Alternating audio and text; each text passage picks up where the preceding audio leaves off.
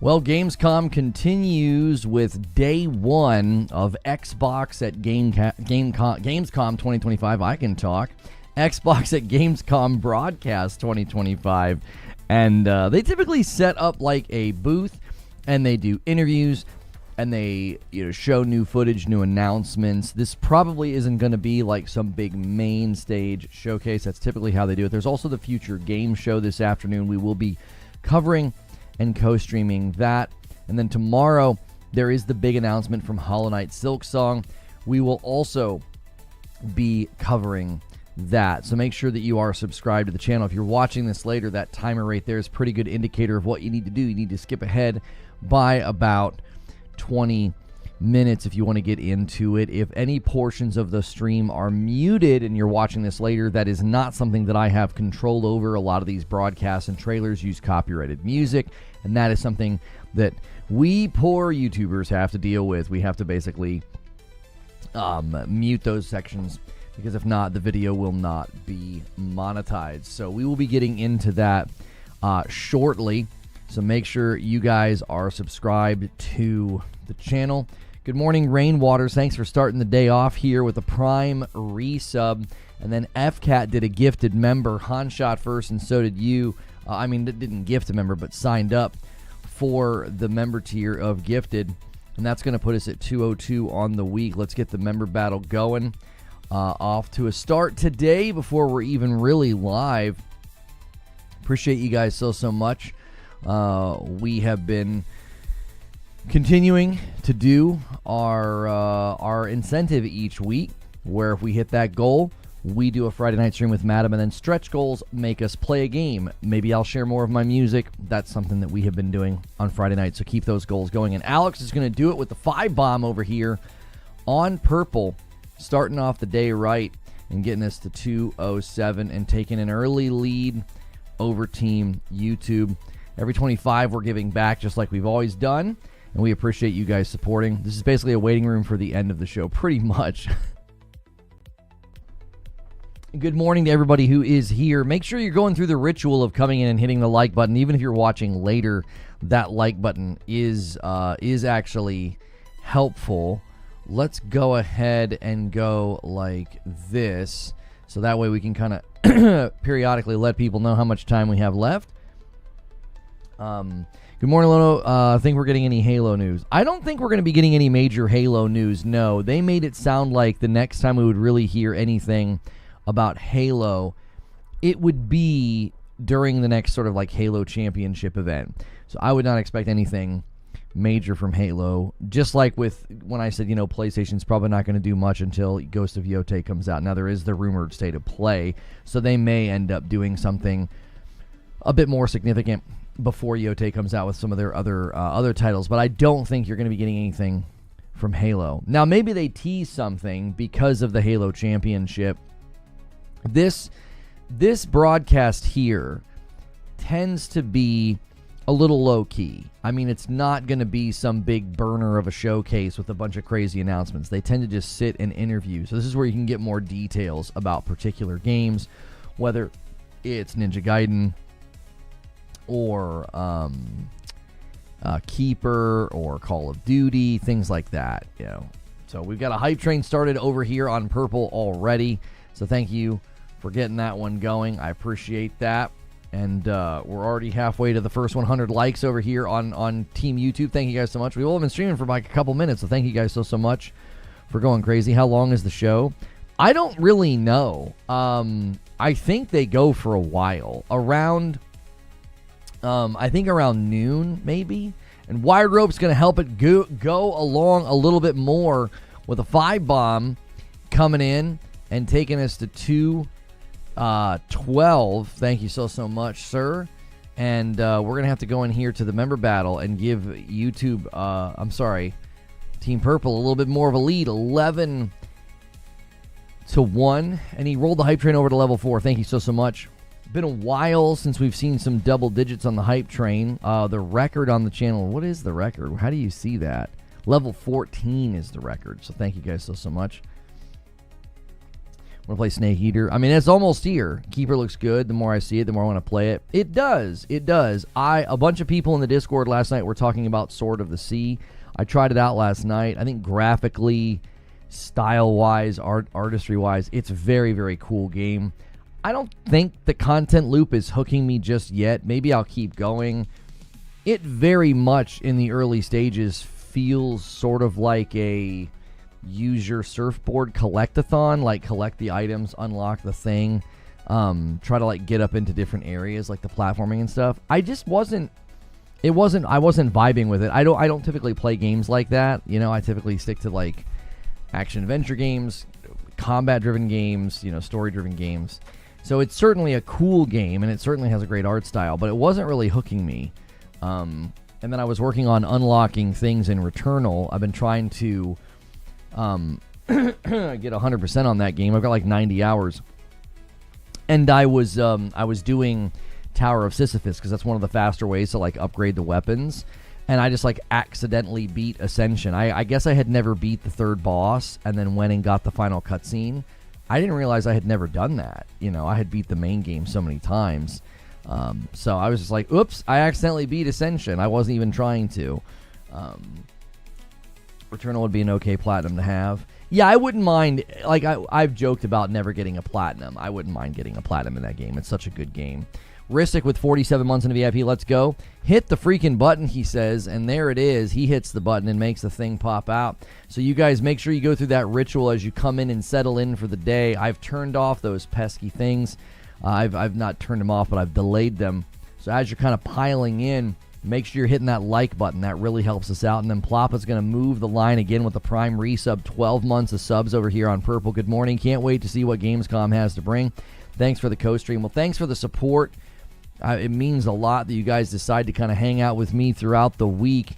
And I've been saying this a lot lately. If I help you through your week, consider supporting directly. That is how we do this full time, is through direct support from the viewers. So consider clicking join, using your Prime. Any of those things help. We really appreciate it. Do you think, with how bad Windows currently is and Linux community slowly growing, do you think Microsoft will lose their grip on forced programs that collect your information? I don't really have an opinion on that. I'm not educated enough on what you're even talking about. That's not a world I live in, so I don't really have a response to your question. There's a lot of RNG to get Returnal's plat. Yes, yeah, there certainly is, because, you know, as you're trying to get certain things, if they don't drop, then you gotta, you know, kind of start over. Tower of Sisyphus, I think, does help with that, because you could certainly get, you know, a pretty lengthy run of the base game in and not get particular weapons or perks to show up, which means then you can't level them. You know, I was having pretty good luck with that last night. I was even seeing perks show up that I've never seen before. So I'd like to get all the weapons leveled so that, like, when I play through the base game, if a weapon drops, I'm not like, oh, I hate this weapon. I could be like, oh, well, it actually has some pretty good combinations, you know, worth using. Like full auto on one of them, I forget what it's called. It's kind of crazy. It's like da da da da da da da, and it's like shooting like rockets. That one's pretty good. And we've been slowly going back through and muting the stuff from yesterday, the Gamescom Live. A bunch of stuff has been muted, needing to be muted. Now the good news is YouTube has gotten really fast at doing this, so I'm no longer muting huge sections like I used to. That was one of the fastest ways to kind of remonetize a video. I don't have to do that anymore, I don't think. So I'm only going to mute those particular sections and see if that doesn't make the rewatch a little more enjoyable. And Stone Spire is setting up the 10-bomb dunker. I know what he's doing. He's like, let's have a strong start to the day, boys. 10 members, and I'll owe some platform a member. Hype train coming to an end on Purple, but this is still anybody's snag. It'll be the first 10 bomb of the day, and the hype train ends at level 4 over here, but that's okay. Appreciate you guys doing that early. Once stream L's is a key. I want Steam L. Oh, you meant to say OS, I think. Once Steam OS is a key turn, as Windows, Microsoft will definitely make some moves. Yeah, I don't know if you guys saw the leaked prices of the ROG Ally X were seemingly accurate. We've got Bill I believe it was Bill that did this one. I think he tweeted this. Here we go. This is pretty reliable here. He says, pricing alert. Here are the final prices of the Xbox handheld consoles in USD. ROG Ally $550. ROG Ally X is $900. So there you go. That seems like what we expected for those devices, so not surprising. And Jatoak with 47 months and a member plus, thank you so much. Hilo No Returnal is such a good game. Sorrows can't drop soon enough. The greatest thing about Returnal that they've done too, not the greatest thing, but one of the exciting things they did with Returnal is the Tower of Sisyphus. Noberto comes in with 11 months of subscriptions. Thank you so much for doing that and keeping your support going. I'm pretty sure on both places. Pretty sure Noberto is one of the many double dippers. We appreciate it so much. What's the difference to the handheld now and the pricing for the ROG? I mean, they're basically the same. I mean, the ability to predict those. Hang on, I didn't add you to the member count, Jatoak. Sorry, you got me thinking about Returnal. I just love Tower of Sisyphus because it just gives you such a great sampling of the game. I absolutely love it. I definitely need some 3D headphones before Resident Evil 9 comes out. This game looks awesome. Yeah, they've released some new footage. PlayStation's got a blog with all of it.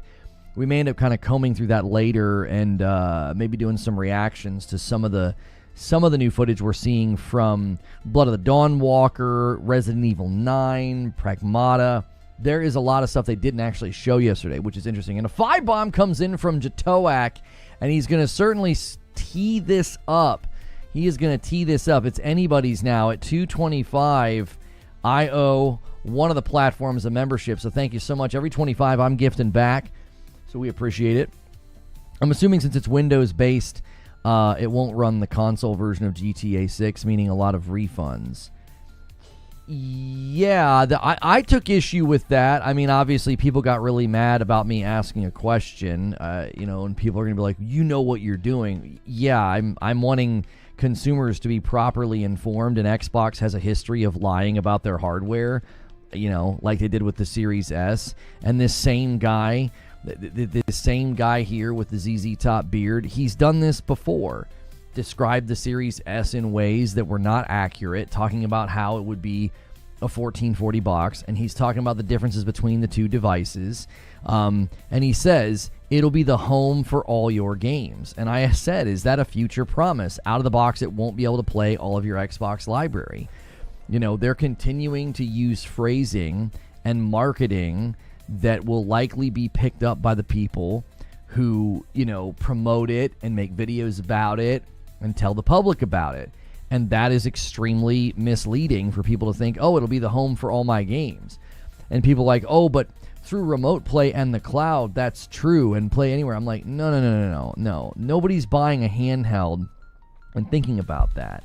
And you could tell that the other guy in that interview sensed that. After he said that, the other guy starts going on and on about how people really, underestimate remote play. And it's like, but you're not selling a remote play device. You're selling an almost $600 to $900 device that won't be able to play all their games. And again, the funny thing is I asked that question. I'm like, is this a future promise? Are they committed to letting folks play every game they own native, right? If they are committed to that, then make it clear, hey, we're committed to backwards compatibility. This thing will be updated later, or we're going to update the interface, or we're going to update your library, we're going to update Play Anywhere, whatever. These generic statements about, Sarah Bond saying it'll be able to play games all across your library, or him saying this will be the home for all your games. The idea that people want to turn that into console warring, when I'm like, I would just like it if the consumer was properly informed, since many people felt misled about the Xbox Series S, and we're doing it again. We're just letting Xbox use phrasing, use terminology, and market something in a way where people are very much getting a different impression or a false impression about what the device will be capable of. Jez said it's native. What's native? What you need to expound on that. I mean, there are games that you can play native, yes, but not all of your games. Saying it'll be the home for all your games is just dishonest. It's not an accurate statement at all. Every time that guy with the beard talks, we need to always take what he says with a serious grain. That's what I'm saying. It needs to be stated every time this topic comes up. Every time this topic comes up, especially because today, for this, the ROG Ally X is a part of the broadcast. It needs to be stated every time this conversation comes up. They were so dishonest in how they marketed the Xbox Series S. They privated their own video. You can't let that disappear in the history of gaming coverage. That is a pretty serious thing. You can shout and seethe and mauled about 8K on the box all you want. That doesn't matter. That they both companies did that because the devices were 8K capable. That is not how either device was marketed. Neither company needs criticism over the 8K thing because they both did it. When you set a video to private because the way you talked about a device was so completely overstated to the point of being considered, I think, misleading. We're in the same boat now. You're talking about a device in a way that is intentionally giving people a false impression. And I think that's worth highlighting every time it happens. There's no way they'll be able to play all the people's games, says Lone Wolf. No way they can get all those licenses. Like, yeah, how could it ever be the home for all your games? You're never going to get all these companies to agree to play anywhere or remote play or cloud play or any of that. Like, I guess you could say, oh, but through remote play it's true. And it's like, yeah, but that is not at all what people are buying the device for. Paris was showing Silksong and Balatro on it, two non-demanding games. And I think that's exactly how people should think about the device. That's what it's for. It's for those types of games. You're not going to be buying this and playing like super demanding games. It's also not going to be able to be the home for all of your games. It's not. Savage Sharkbite with 49 months. Thank you so much. And listen, anybody that wants to distort what I'm saying and saying that I'm angry or coping or seething over this device would do nothing for me. It would do nothing for me. I don't need it. I'm not traveling like I used to where I would be able to play games on it. I didn't buy a Steam Deck or a Lenovo Go or a ROG Ally up to this point. I have not purchased these devices because I wouldn't use them. My PlayStation Portal, even now, is being used less just because I'm in a season of life where I'm not traveling and the kiddos are both playing games by themselves, so it's easier for me to just play in here, right? Because playing on the couch, I end up getting pulled into helping them with stuff like left and right, and it's like, nope, figure it out on your own. You can figure this out. Like, they're becoming more independent in their gaming, so I'm even using my Portal less than I was. Now, once I start traveling again, once I start taking trips again, the Portal will come out. All I'm saying to people is this thing should be properly categorized, properly marketed, so that people know what they're buying. Like, it's insane to me. We're at a point in time where a commitment to truth is seen as a problem. Like, that's seen as a problem. You should accurately talk about it. You shouldn't tell people that it'll be the home of all your games. You shouldn't tell people it'll be able to play games all across your library, because that phrasing gives people a wrong impression. Calling it an Xbox that'll be the home of all your games, calling it an Xbox that'll be able to play games all across your library is very carefully constructed marketing to leave people with an impression about the device that is simply not accurate. And whenever we got into discussions about the PS5 Pro, I remember being the same. It was like, talk about what the device can actually do instead of getting all upset about the price. You notice I'm not fixating on the price of the ROG Ally X. I said, yeah, it's basically where we expected it to land. It's in the same price threshold as other devices like it. I'm not railing on the price. I'm not saying it's a scam. I'm not saying it's overpriced. Why? Because that's not important. What's important is that the consumer is properly informed about what the device can do, so that if they buy it, there is proper value proposition, value transmission. That is all I care about. I don't care how many devices it sells. I don't care the price. Consumers need to know what they're buying. Lone Wolf says, I'm buying the thing and I agree with you. They need to market it correctly. Right, you're at the point, Lone Wolf, where you would be, a more informed consumer, and it's like you're buying it with full knowledge of its capabilities. He was playing Atomfall. That's more demanding than the two games. Yeah, I'm sure it'll be able to play certain games reasonably well, probably at 30 FPS, which is another reason I stay away from these devices. I just have zero desire to, to interact with that. You can buy a dock for $30 with HDMI 2.0 and connect it to your TV. You'll get better resolution and frame rate. I did this and it pushed me to buy a gaming PC. Wait, the sentence in the middle doesn't make any sense. You don't get better resolution and frame rate just by plugging something in with a dock, homie. That's not how that works. Guys, 20 seconds. Let's get 100 likes before the show starts. We got 20 seconds to when this starts. Oh, and by the way, here, I'll move the member count so you guys can see. It's kind of getting lost in my shirt. The milestone is still up for grabs. You guys keep getting it super close to the milestone, and then just like, we let it hang. We let it hang. Let's try and hit that, and then I'll owe you guys some members. Looks like they're going to be opening up here with a trailer. It didn't say Peggy 18. Peggy 18 a lot. Okay.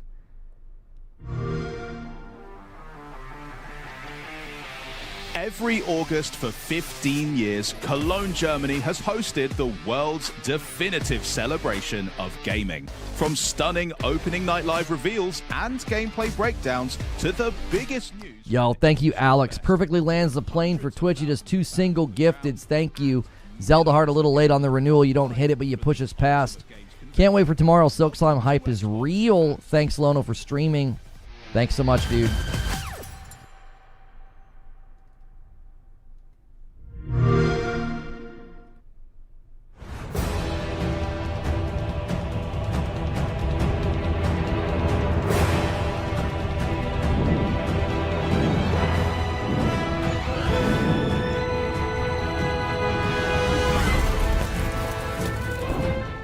A war to end all wars. A war whose victor shall rule Norzelia in her glorious entirety. Roland! Lord Wolfwater! There is no saving me. The future of Glenbrook lies in your hands now. You're damned right it will. I'll restore this kingdom to its rightful glory. I care only that you and the legacy of House Wolford are safe and secure. As long as I keep walking, there will always be hope. You are responsible for more than just your own life now. This battle is but the first step on the path Lord Serenoa has laid before us. Let us take this first step together and rejoice. Nothing. You are free of sin. Now behold my power. To victory! Not another step. A battle to prove which of us is more fit to rule Norzelia. A new future is before us, but first, we must carve our way through to it. Hello Xbox fans and welcome to Gamescom. You just saw a trailer for Triangle Strategy from Square Enix, which you can actually play today. And that is just the tip of the iceberg because this is a huge year for Gamescom. We've got tons of great reveals, in-depth interviews, and first look gameplay presentations. I'm Benny from the Xbox On team, and we're gonna make sure that you're getting wall-to-wall coverage all event long so you don't miss out on a single thing. But first, let's head inside and catch up. Thank you, Joker Quinn, for the single gifted from Opening Night Live. Thanks so much, Benny. Charlie and Bex here, and I am thrilled to be in Cologne, Germany for Gamescom 2025, holding down the Xbox booth at the biggest gaming convention in the world. There is a ton of amazing stuff packed in the next 2 days, and we finally get to see gameplay for some of the year's most anticipated titles and catch a glimpse of gaming's future in the form of fresh reveals and some surprise drops. I mean, just today, Charlie, we've got a full demo of Dying Like the Beast, tons of new info on Keeper from Double Fine, a custom controller giveaway, what's next for World of Warcraft and Call of Duty, and a brand new adventure starring a certain... Yeah, Chris, I know it can play games native, and I know it can play some games at 60. That is not even remotely what we were talking about. But first up, let's go hands-on with the ROG Xbox Ally and the Ally X, the very first Xbox handhelds, and explore the wide world of Xbox Play Anywhere. Now, Xbox Play Anywhere, you can buy a game once specs and access it across PC and Xbox consoles, including the Xbox Ally and Ally X. Even better, your progress travels with you, so you can bring all your saves, your add-ons, your friends, and all those delicious achievements along. So whether you're online on the convention floor waiting to play your favorite game, posted up here at the Xbox booth with your beloved Xbox On team, visiting our battle-ready neighbours at a very impressive Call of Duty Black Ops 7 booth, chilling with the Warcraft team over on the World Warcraft Midnight booth, hanging with Asus at the ROG Ally all the way over in Hall 8, or looking at the latest tech offerings from Samsung this year at Gamescom Anywhere, kind of truly is the best place to play. But right now what we're going to do, Bex, is quickly recap what Xbox revealed last night at the opening night live celebrations. Are you ready? Let's get into it. I mean, we got a brand new and very The girl on the left with the blonde hair, she did the Xbox On interview with Phil Spencer way back. And good for her. It looks like she's lost a ton of weight. So has Phil. Like, a bunch of these folks are seemingly on, like, living healthier lives, man. I would not be able to do that traveling. I always put on weight whenever I would travel. massive new Indiana Jones and the Great Circle expansion, continuing Indy's investigation of the Ancient Order of Giants. Ancient Rome's biggest secret awakens September 4th. Excited for that one. After decades of supporting the Hayabusa clan, Raven Clan is finally taking center stage in Ninja Gaiden 4, which we saw an awesome new trailer for as well. And according to Team Ninja Bag, somebody forgot this, they have a secret ulterior... Yeah, I suppose that's how they could be losing the weight, for sure. I hope they're doing it in healthy ways and not doing it in a way that's hurting themselves. A truly immersive look at Call of Duty Black Ops 7, releasing November 14th. Yes. The new game's got twisted environments, a campaign that supports 4-player co-op, zombies, Dead Ops Arcade,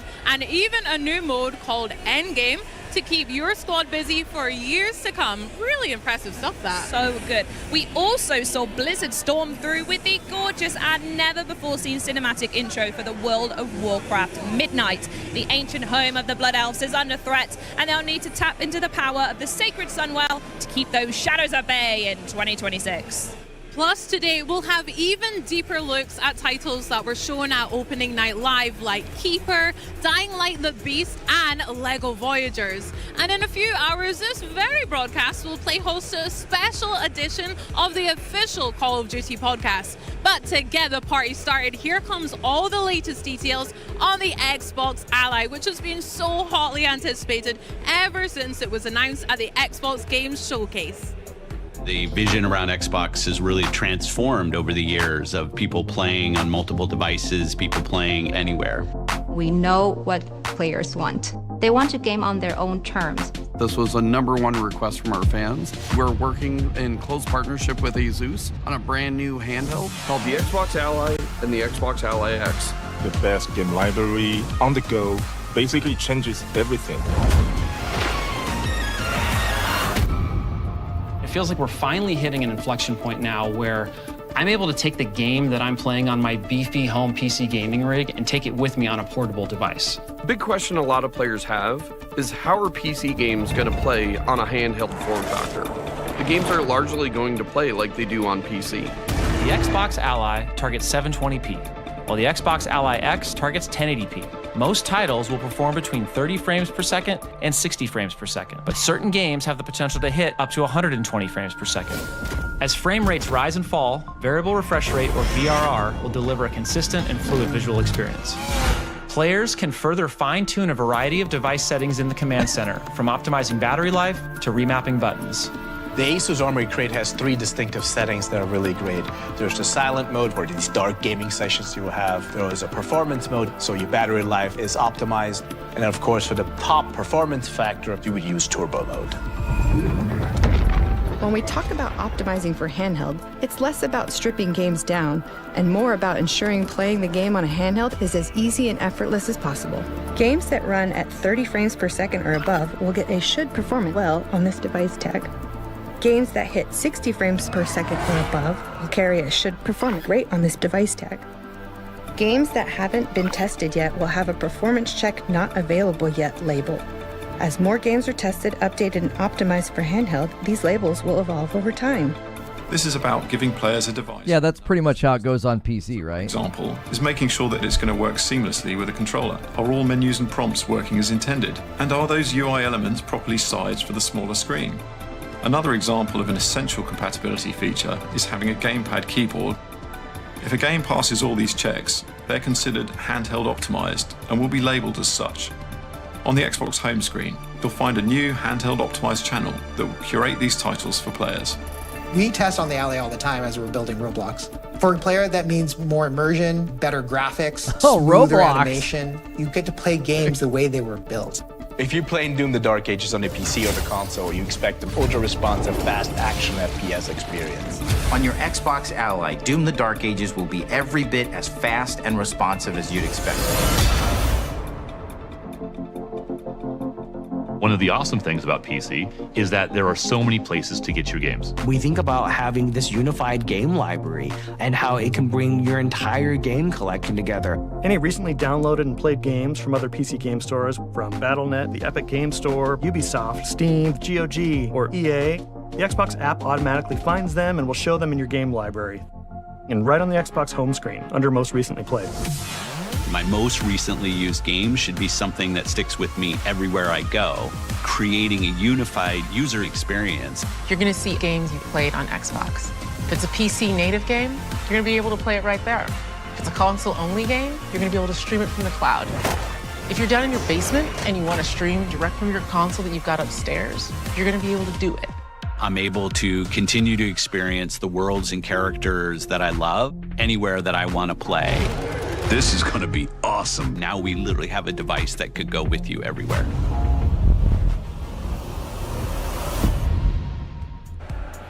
Hey there, everyone. I'm Henry, and today I'm joined by Dom. So you also can't cloud stream everything. Like Sarabon once again made it. They keep saying stuff that is absolutely selling a false image of this device. Like the fact that homie that misled everybody about the Series S said this is basically going to be like playing on a PC, and it's like, no, that's not at all what it's going to be like. When you have to turn around and say 720 to 1080 and 30 to 60, that's not what people get on their PCs. What are we even doing here? Why is Xbox making a hand? People on PCs push for more than that, typically at least 60 FPS, and then maybe 1080, but most people are pushing for 1440 now. The center, wherever and however you want to play. And we saw this wave of innovation happening in the handheld space from brands like Asus, and we knew that we could fuel that with so much more energy from Xbox. So when we started talking to Asus, it became apparent, like, they didn't say it was as good as PC. No, we'll go back and look at what he said, homie. He said that it's basically the same as playing on your PC. That's not the image you should be selling people here. Yeah, you got a beefy PC, this is going to be just like that. Like, what? The Xbox Ally really brings together that power of Xbox with the full freedom of Windows. That means that you can play your PC games natively from across storefronts. You can play your Xbox Play Anywhere games natively, and you can stream your console games as well. And really, this is just the beginning. Like, we have such a huge roadmap of improvements that we're going to continue building, continue delivering for our players. We're always listening to feedback, but I'm really excited for this first step. As a device, it's got a really quite unique look about it. Gabe, can you tell us a bit about the hardware design of the Ally? Absolutely. The design of the ROG Xbox Ally features natural ergonomics, comfort, and user familiarity. These solid contoured grips familiar with that Xbox controller we all know and love. And so design starts with your hands, right? We think about our opposable thumbs and the really nimble fingertips that we have. These are the tools that we use to write, to pick things up, and definitely to play. And so when you think about the devices as they are in their current generation... Thank you for the super chat, Glassdoor. Wired gave Ally a 6 out of 10. Windows is still an issue. Yeah, Creature's got the quote right there. Sarah Bond says, if it's a console game, you can stream it from the cloud. That's not even true. You cannot cloud stream every single game in your library. They've got to go through all the EULA adjustments, and a lot of companies are not doing that. They don't want their game streamed from the cloud. You're never going to have your entire library cloud streaming. Like, that's been a huge issue for all companies, because you have to get these third-party developers to agree to the terms, and a lot of them aren't going to. Same thing with Play Anywhere. They're not going to agree to Play Anywhere because it means you only have to buy the game once. Like, what publisher is going to agree to that? They're continuing to sell an idea here that is just completely and utterly smoke and mirrors. Like, this device is not going to be able to do what people are thinking it's going to be able to do. It's not going to be this console that can play all of your games. She never said all. So because they don't say the word all, she says if it's a console game, you can stream it from the cloud. And you're like, oh, she didn't say all. Good golly. The game and immersive inside and in terms of all the things that you would be familiar with on your Xbox controller today. And so you'll get all those game-centric cues coming through on your device. It's so like fully fledged and very well optimized for gaming, which is why I need to. Can a stream GTA 6 Day 1? Thank you for the $5 super chat, Siriu. I don't know. That would be up to Take-Two and Rockstar. Asus, Xbox, and Windows. And so we really thought about like what makes playing on Xbox so unique, and how can we bring those elements together with what makes Windows 11 so great for PC gaming. And that really led to, from my perspective, 3 big features. The first one is the Xbox full screen experience. The Xbox full screen experience is extremely tailored for the handheld device, for controller navigation, and right from the moment you turn on the Xbox Ally or the Xbox Ally X, you launch directly into this Xbox full screen experience. But what's even more interesting about what's happening here is not just the experience itself, but what's not happening. So we've collaborated really deeply with Windows to defer a bunch of processes that aren't required for gaming. So that means your desktop, the taskbar, all of these things aren't loaded when you boot into the full screen experience, giving all that memory back to your games. The second feature is the aggregated library. So because this is Windows, we know that our players have...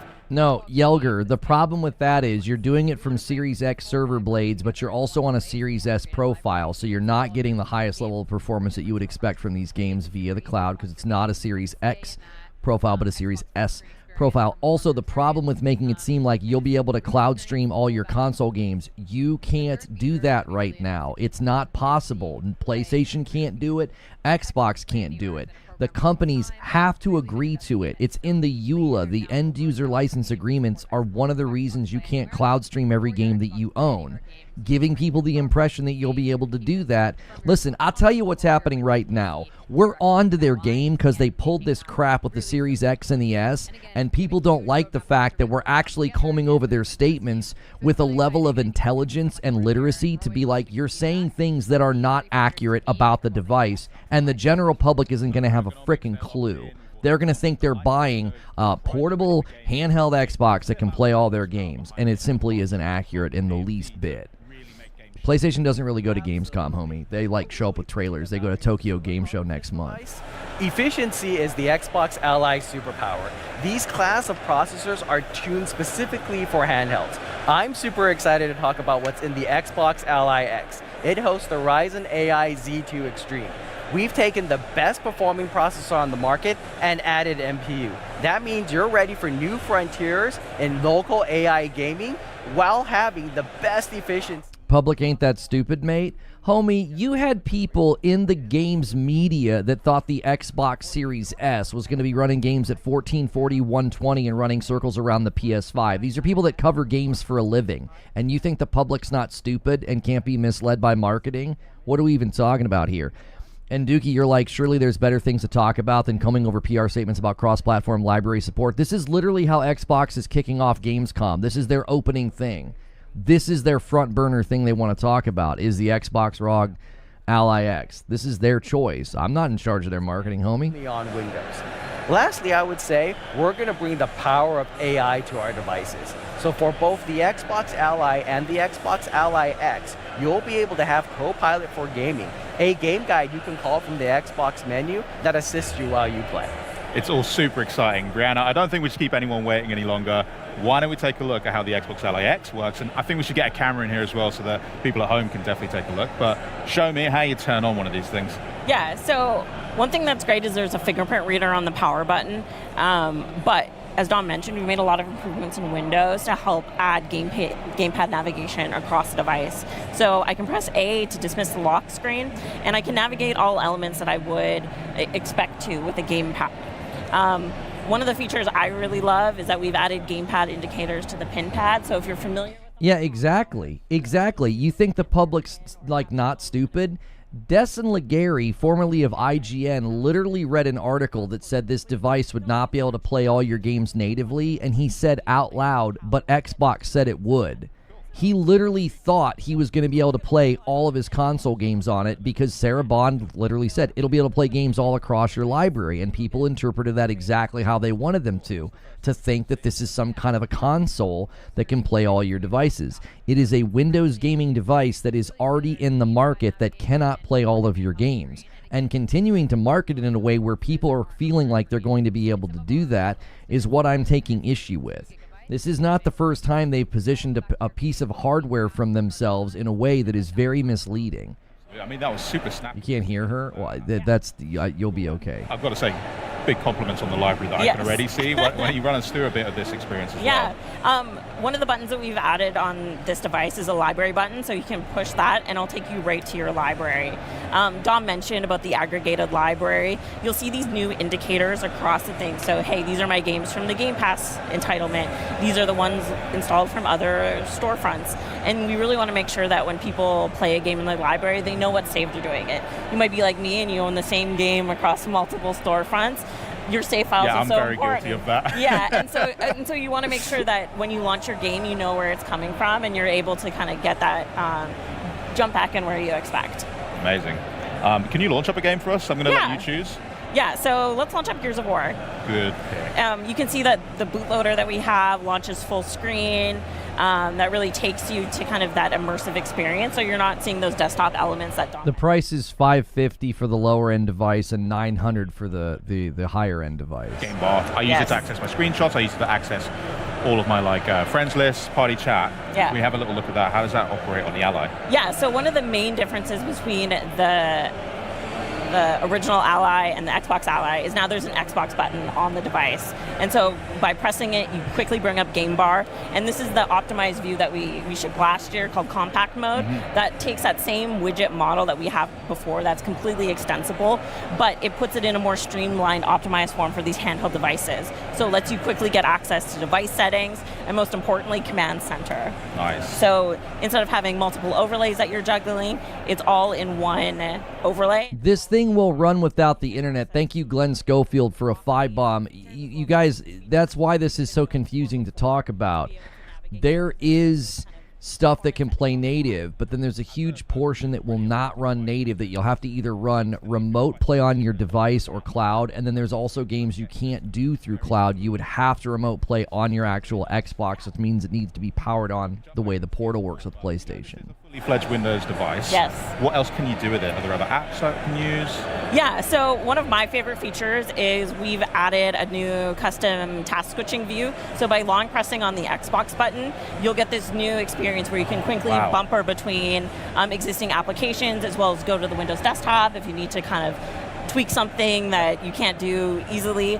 And it really kind of makes it feel fast and fluid. And so if you're using Discord or getting a little hint and edge, you can quickly bumper between them and then go back to your game really smoothly. So snappy. I absolutely love it. Dom, is there anything else you'd like to add as well to what we're seeing here? Yeah, I mean, this is really our Xbox experience reimagined for handheld gaming, built in collaboration with Asus, Windows, Xbox, and allows you to have that full immersion and effortless play.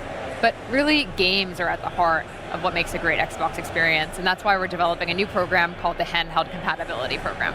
And this will help you really easily understand what games play well on your device across things like text size, controller navigation. And so we're really excited to announce this program and work very closely with our developer partners on it as well to help you have the best possible gaming experience on your Xbox Ally. That's so awesome. So all of that, and I hear that you've also brought a little video for us to check out. Should we just load that up now? Let's do it. Yeah, they conveniently didn't load up Gears and play it. They just showed you the dashboard and how it...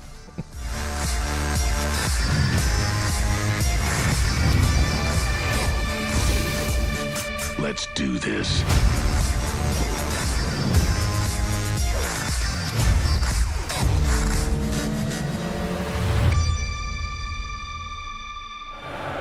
So, now that you've seen what the Xbox Ally and the Xbox Ally X can do, I bet you want to know when you can get your own one, huh? Well, Brianna, if I ask really nicely, is there anything you could tell us on that front? Yeah, I'm excited to share that the Xbox Ally and the Xbox Ally X will be available worldwide October 16th. Oh, that's so soon. All right, well, you heard it here first. The Xbox Ally comes out on October 16th. Thank you for that, Brianna, and to all of our guests here as well for stopping by today. But coming up next, stick around for the latest on Rogue, Prince of Persia, and so much more as Xbox at Gamescom 2025 continues. I think this game looks great. They did a whole art overhaul, and they did a 1.0, so hopefully we get a release date, because they just recently did, I think they just recently did a 1.0 on Steam. It's a Prince of Persia Rogue. I think people really misunderstand my criticisms. I don't care about the device. I don't care if you get it or don't get it. I'm not trying to dissuade anybody. I've always said from the very beginning, I want people to understand what the device can do. The fact of the matter is, I've had people in my comments. We had the video of Des and Legary. We've got plenty of evidence on Twitter of people that completely have misunderstood what the device is capable of. I had people in my comments saying, you're a liar, it'll be able to play all my games natively. They are literally convinced that I'm some anti-Xbox liar because I'm simply telling them the truth about the device. Like, that's how effective Xbox's marketing has been. You have to see that. This is just like the Series S video getting privated all over again. You have people that are complicit in the plot to make the public think this device is something that it is not. I did not mean to make that rhyme, but I did. And that's my issue. People are quite literally using their platforms, their voices, their interviews, their YouTube channels, their Twitter platforms, whatever, to make people think things about the device that are not true. That's my issue. That's been my issue since the beginning. If you tell people what the thing can actually do and you're accurate and clear, that doesn't make for good videos or tweets. Oh, available today. Nice. I've been waiting for that one.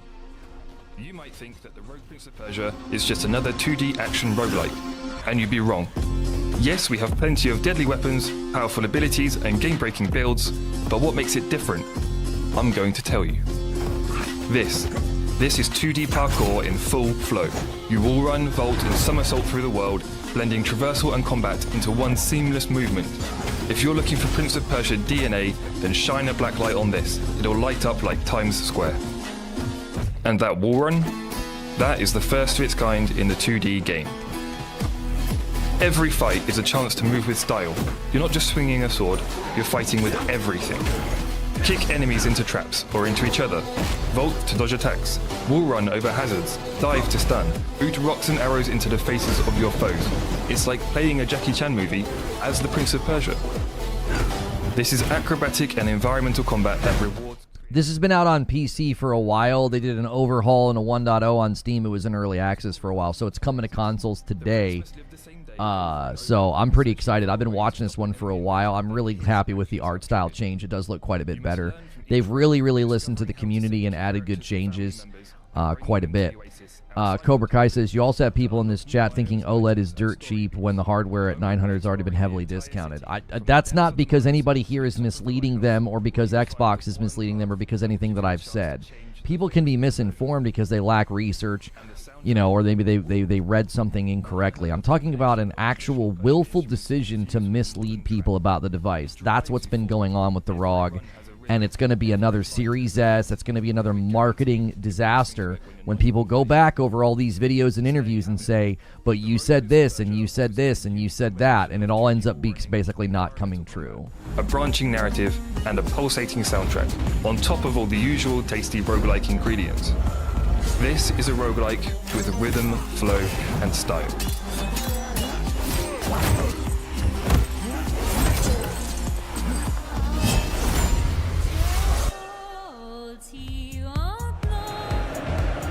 The Prince of Persia is going rogue, known for those smooth acrobatic wall runs and intense boss fights set against an inspired vibrant Persian-inspired landscape. It's clear why it's the most anticipated action platformer roguelite of the year. And here to tell us more from Evil Empire Artistic Director Dylan Erlings and Marketing Manager Matthew Houghton. Gentlemen, welcome. Now, first thing, thanks so much for joining us. He's ready for the cosplay party early. Was that, from what we saw in the back of that trailer, did I see what I think I saw? I think so, yeah. Which one of you would like to reveal it if anyone missed it? Basically, the game is out now on Game Pass right now. You can go play it as you want. Right, amazing. And also, like, for those that don't know as well, this game reinvents a classic franchise. And in the past, you've worked on games like Dead Cells, The Evil Empire, and fantastic DLC like Castlevania. How has it been taking a beloved franchise like Prince of Persia and kind of bringing a new genre to the mix? But it's kind of like, it's tough and great at the same time. Okay, so keep in mind, Prince of Persia, the Rogue Prince of Persia, when it was on Steam in its earliest stages, it had a pretty low score. Right now, its total review score is an 87. Recent review scores, 97. They have really brought this game far from player feedback. To really focus on, like, we knew we wanted acrobatic combat, we wanted a wall run, we wanted this like real Persian-inspired vibes. So that helped to kind of like keep us on the right path while integrating our like 2D action knowledge to make something which we think is unique. Yeah, it looks absolutely gorgeous. And you've been having the game on early access recently, but for those that haven't been able to play early access, what can people expect when they hop on to Rogue Prince of Persia? So yeah, basically you can expect 2D action roguelike with kind of acrobatic combat mixed with a wall run, which we think is unique in a 2D game.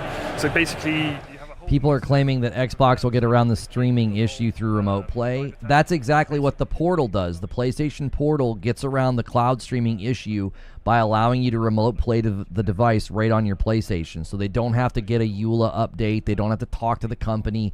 I'm playing the device on my PlayStation, right? They're also slowly adding games to cloud. That's always going to be an issue with cloud. You have to get the companies to agree to allow the game to be cloud streamed. That's also going to be an issue that Xbox continues to face with Play Anywhere.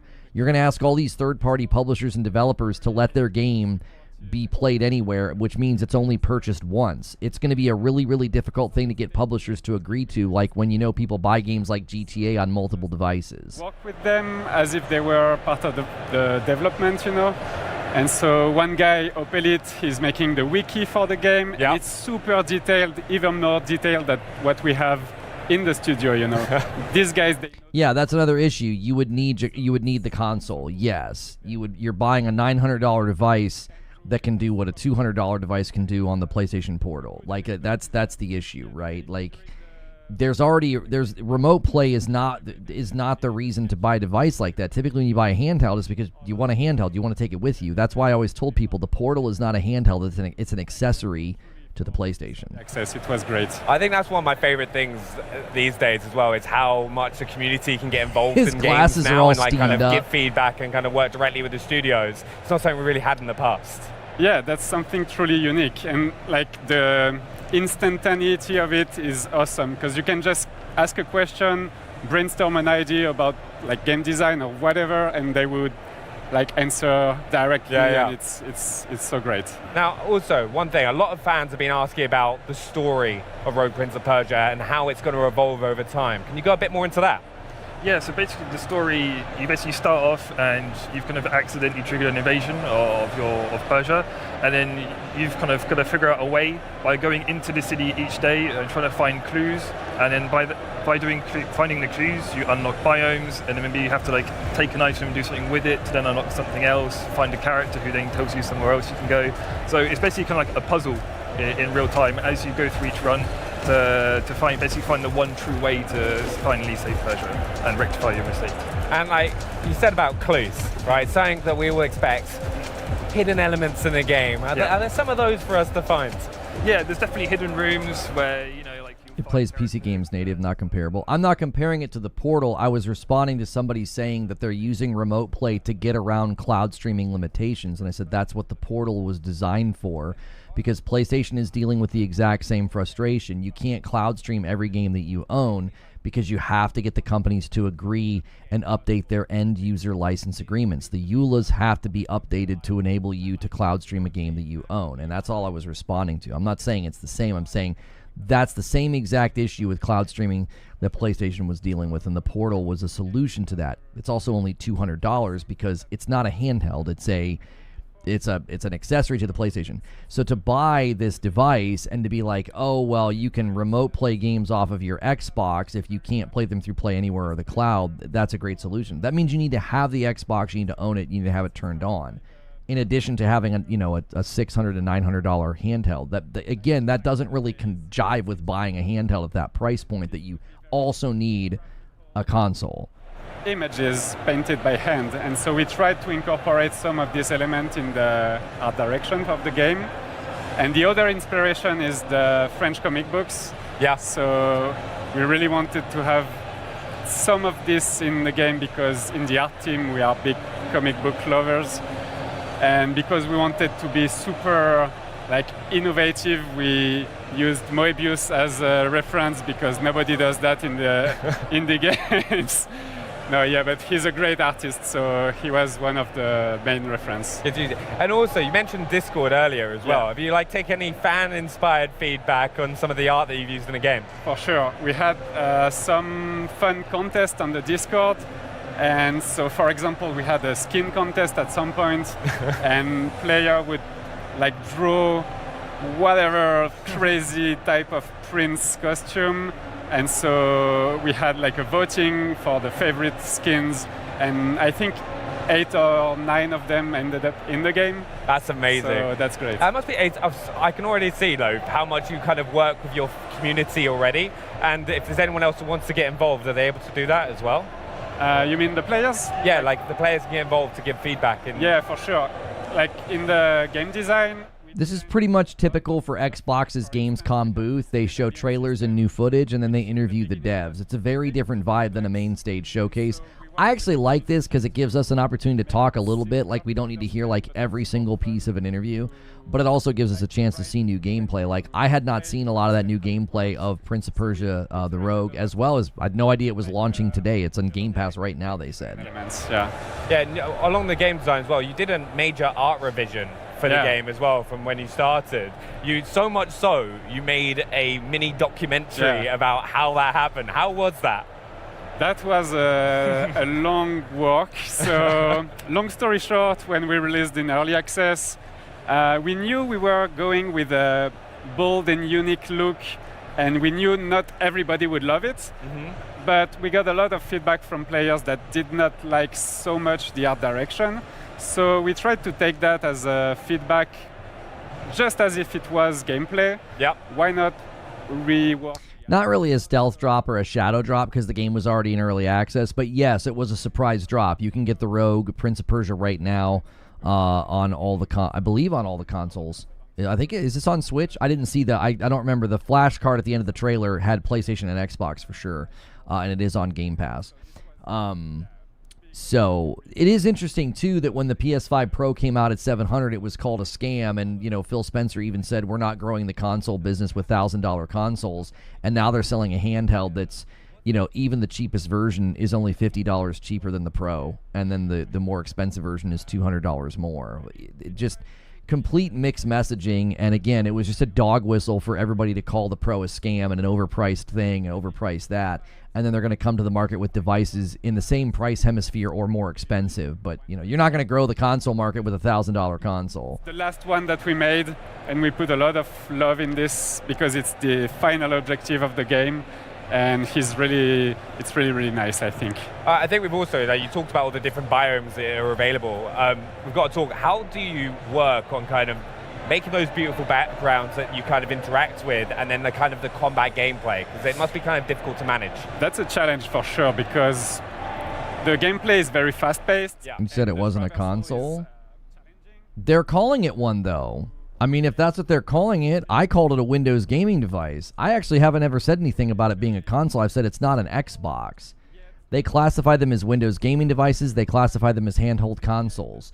They call them both. I don't care if you call it a console. I've just said it's not an Xbox because an Xbox can play all your Xbox games. Like if you buy a Series S or an X, that's what you can do with it. You can play your Xbox games. Gameplay and background that tells a story, yeah.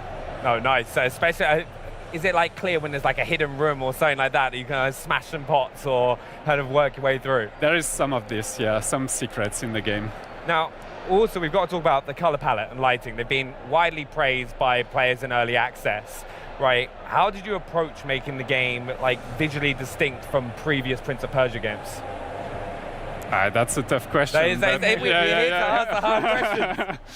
I mean, I talked about the inspirations already. Console's the smallest market. Now it's mobile PC and then consoles and market sizes. They're also very different markets, so those comparisons are always pretty pointless because the mobile gaming market is not anything close to the actual PC or even console gaming market. Huge portions of mobile's numbers are, moms playing Candy Crush and Chinese MMOs. So, like, obviously, those are completely separate markets, and comparing them is always a bit of I think, a mistake because it's not the same consumer base. It's like saying, well, there are more children's movies and generate more movie than like NC-17 movies or R-rated movies every year. It doesn't mean there's not a market for those things just because one market's larger than the other. I mean, a lot of the times your target audience is going to determine the ceiling on how much you can sell and how many consumers you can sell to. That doesn't mean that your market is suddenly not there.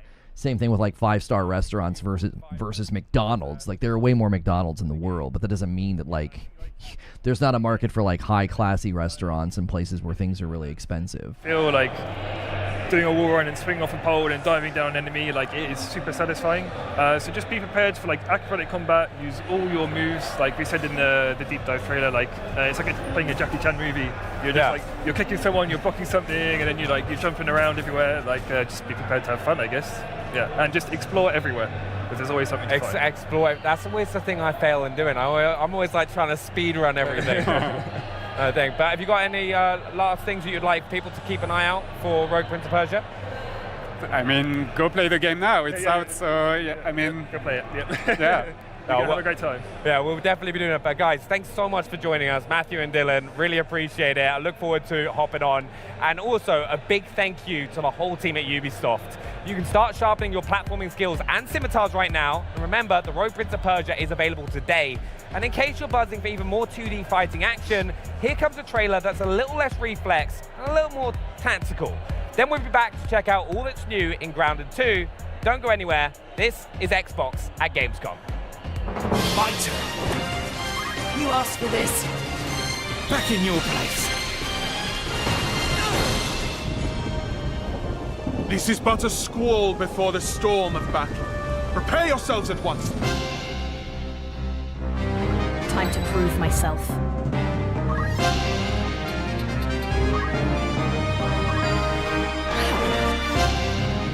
How about you? Leave that to me.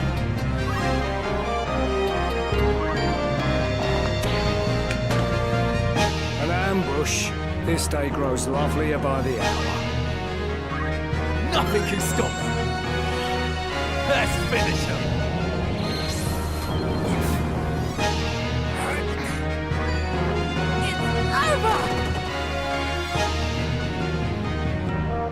On my honor. A good choice. This will suffice. Feel my wrath. Embrace inevitable end. Judgment blade! Bring sinners to account. Voyager!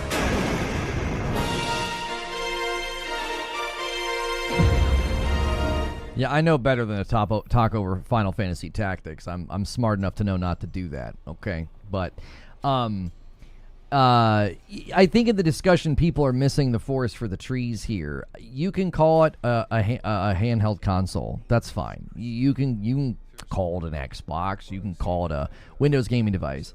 From the beginning of these discussions to the discussions when we finally have them and we're all dead and dying and remembering these days, I'm going to say the same thing I've always said. Properly market it, properly communicate what the device can do.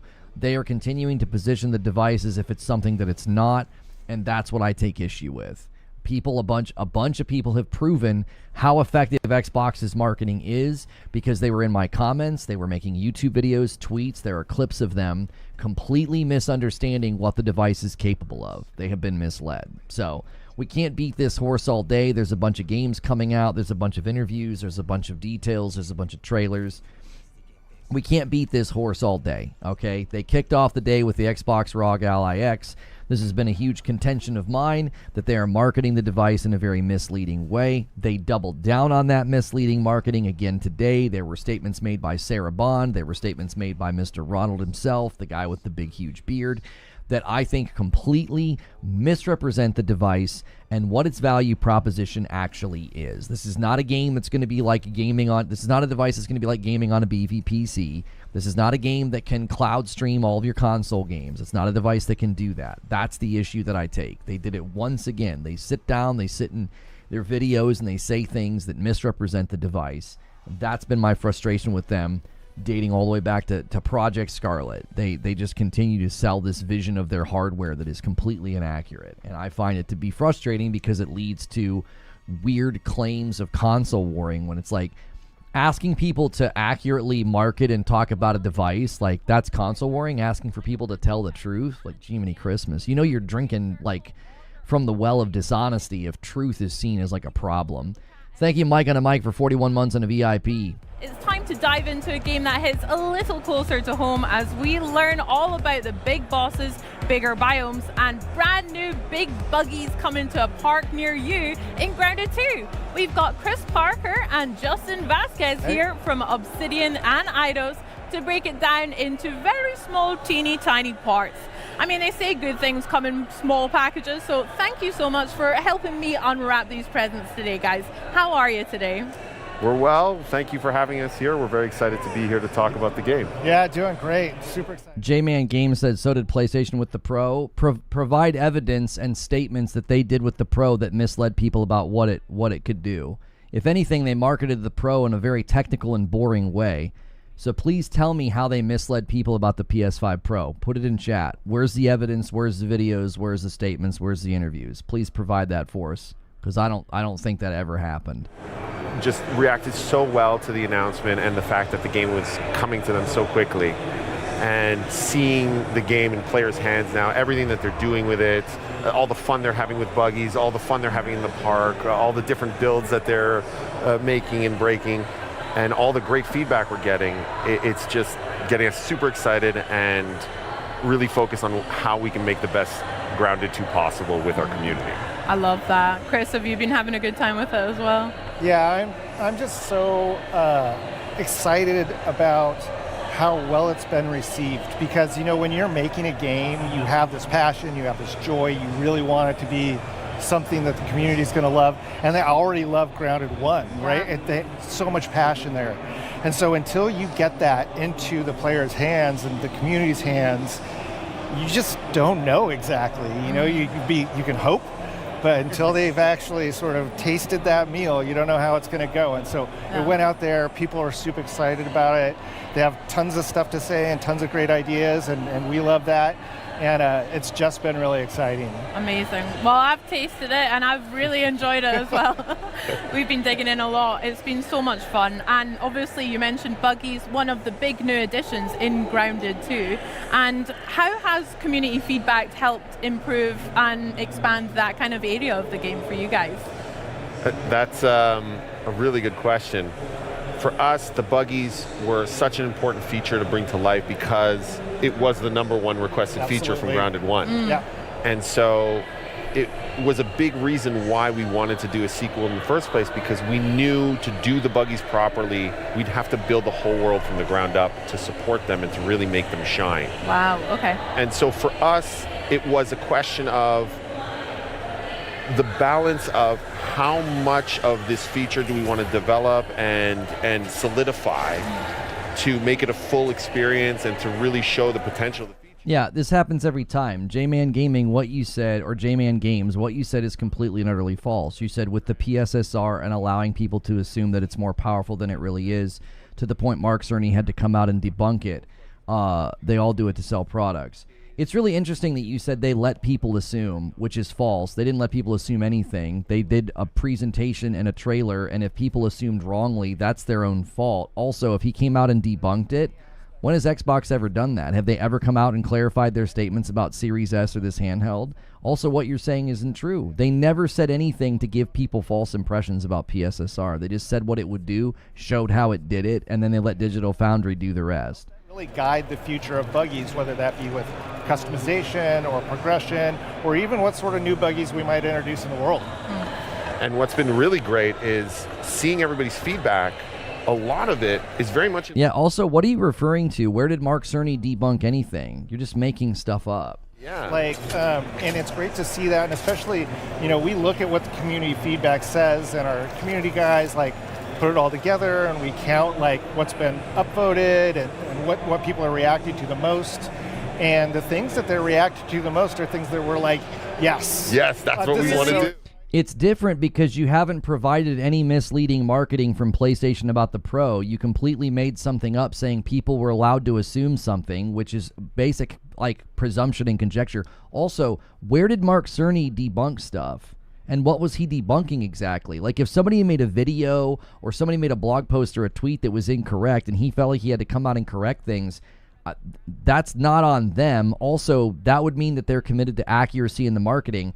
I'm talking about statements from Xbox about the ROG Ally X that are simply not true and don't represent the device accurately. And you're like, well, both sides do it.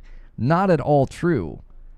He came out about teraflops. That has nothing to do with PSSR. He didn't say anything about PSSR that was not accurate or misleading. He didn't. Everybody goes and makes their buggy real quick together, and then whoever names their buggy Stinky first is the one that wins, basically. I always call my aunt Antonio Banteras because you get the double ant pun there. Double ant pun. And also crazy. Just because I like to think of my red ant as this charming, roguish ally that I'm going on. I'm not saying you're hating. You said something that's not true, and when you're being asked to substantiate it, you're like, oh, I guess I'll have to go find the video. Yeah, you mean you'd actually have to go find evidence for the claim that you're making? I can pull up videos right now of Series S marketing. I can pull up videos right now of ROG Ally X marketing. I can pull up statements made just today that don't properly represent the device. Where is this evidence that you have that the PlayStation 5 Pro was marketed in a way that was misleading? You made a claim, and when you're asked for evidence, you're bristling at the idea. It's not difficult to show how the ROG Ally X is being marketed in a way that's misleading. It's not difficult. You just go to the frickin' videos from today. It's not difficult at all. Homie, all you got to do is provide what you're talking about. I watched basically everything there was to watch about the PS5 Pro. What did they say about PSSR that you think is misleading? Where? What are you talking about? I watched Digital Foundry interviews. I watched Digital Foundry breakdowns. I watched the marketing. People criticize the PS5 Pro marketing for not being hype enough. It was basically designed for nerds. That was one of the criticisms, was the announcement was actually boring. He came out about teraflops and people thinking it would be more powerful. Bud. PSSR, they do not ever explain it. It is upscaling from a very low resolution. Yeah, you just explained it. That's how it works. Good job. That does not rely on hardware. His talk about teraflops had nothing to do with PS5 Pro marketing. It was about the general conversation about teraflops. He also talked about how native resolution and resolution is not really what they should be focusing on. They should be focusing on image quality in the discussion with Digital Foundry. I don't even think you understand the conversation that you're having right now. Is that love for both RPG mechanics and progression and player choice? And so this felt like a natural extension of us working. Lono gets cringe defending Sony. I'm not defending Sony. I've been critical of Sony. I was even critical of the PS5 Pro announcement video and thought it was made too technical and too nerdy and it wasn't made for the general public. I'm not defending them. I'm refuting falsehood. See, what you guys always misunderstand is when you say something that's not true and you get checked on it, you want to turn it into a console war because that's the only thing you can do. Instead of being like, oh, I said something that was untrue or uninformed, you're like, well, he's defending Sony. No. The man said something that wasn't true, and I'm asking for receipts. It's like, if PlayStation was misleading about something, I would hammer them on that. I hammered them on that with the Horizon Forbidden West upgrade fee that they were going to try and charge people after saying that it wasn't going to cost any money. I was critical of how they advertised the Pro. I didn't think they did a good job. I thought it was kind of boring. I'm not defending them. He said something that isn't true, and I'm like, okay, where do you think they misled people about the Pro? I watched everything they had about the Pro.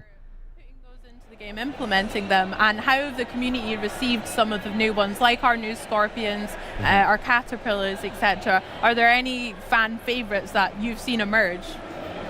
I don't know about favorites, but I mean, I think all of them have been really well received, but like for different reasons, of course. So like, we've got a ton of feedback from folks who are like, man, the caterpillars are so sweet and they're beautiful, and I have to kill them. Why have you done that? Why have you ruined my life and blackened my soul with this?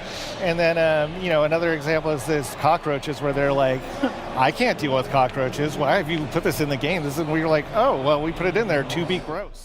No use arguing, Lono. I'm okay to disagree. Not a big deal. Let's enjoy gaming. No, you're not. You're not disagreeing. You made a statement that's not true, and you can't support it with evidence. That's what has happened. This is not an agree to disagree thing.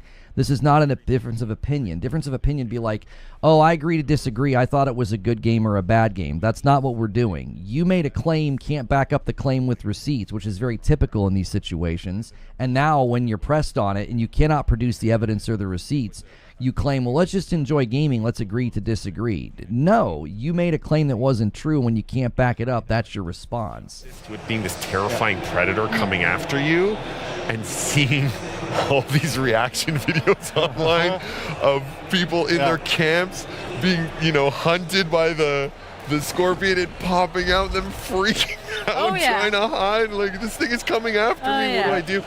It's so rewarding.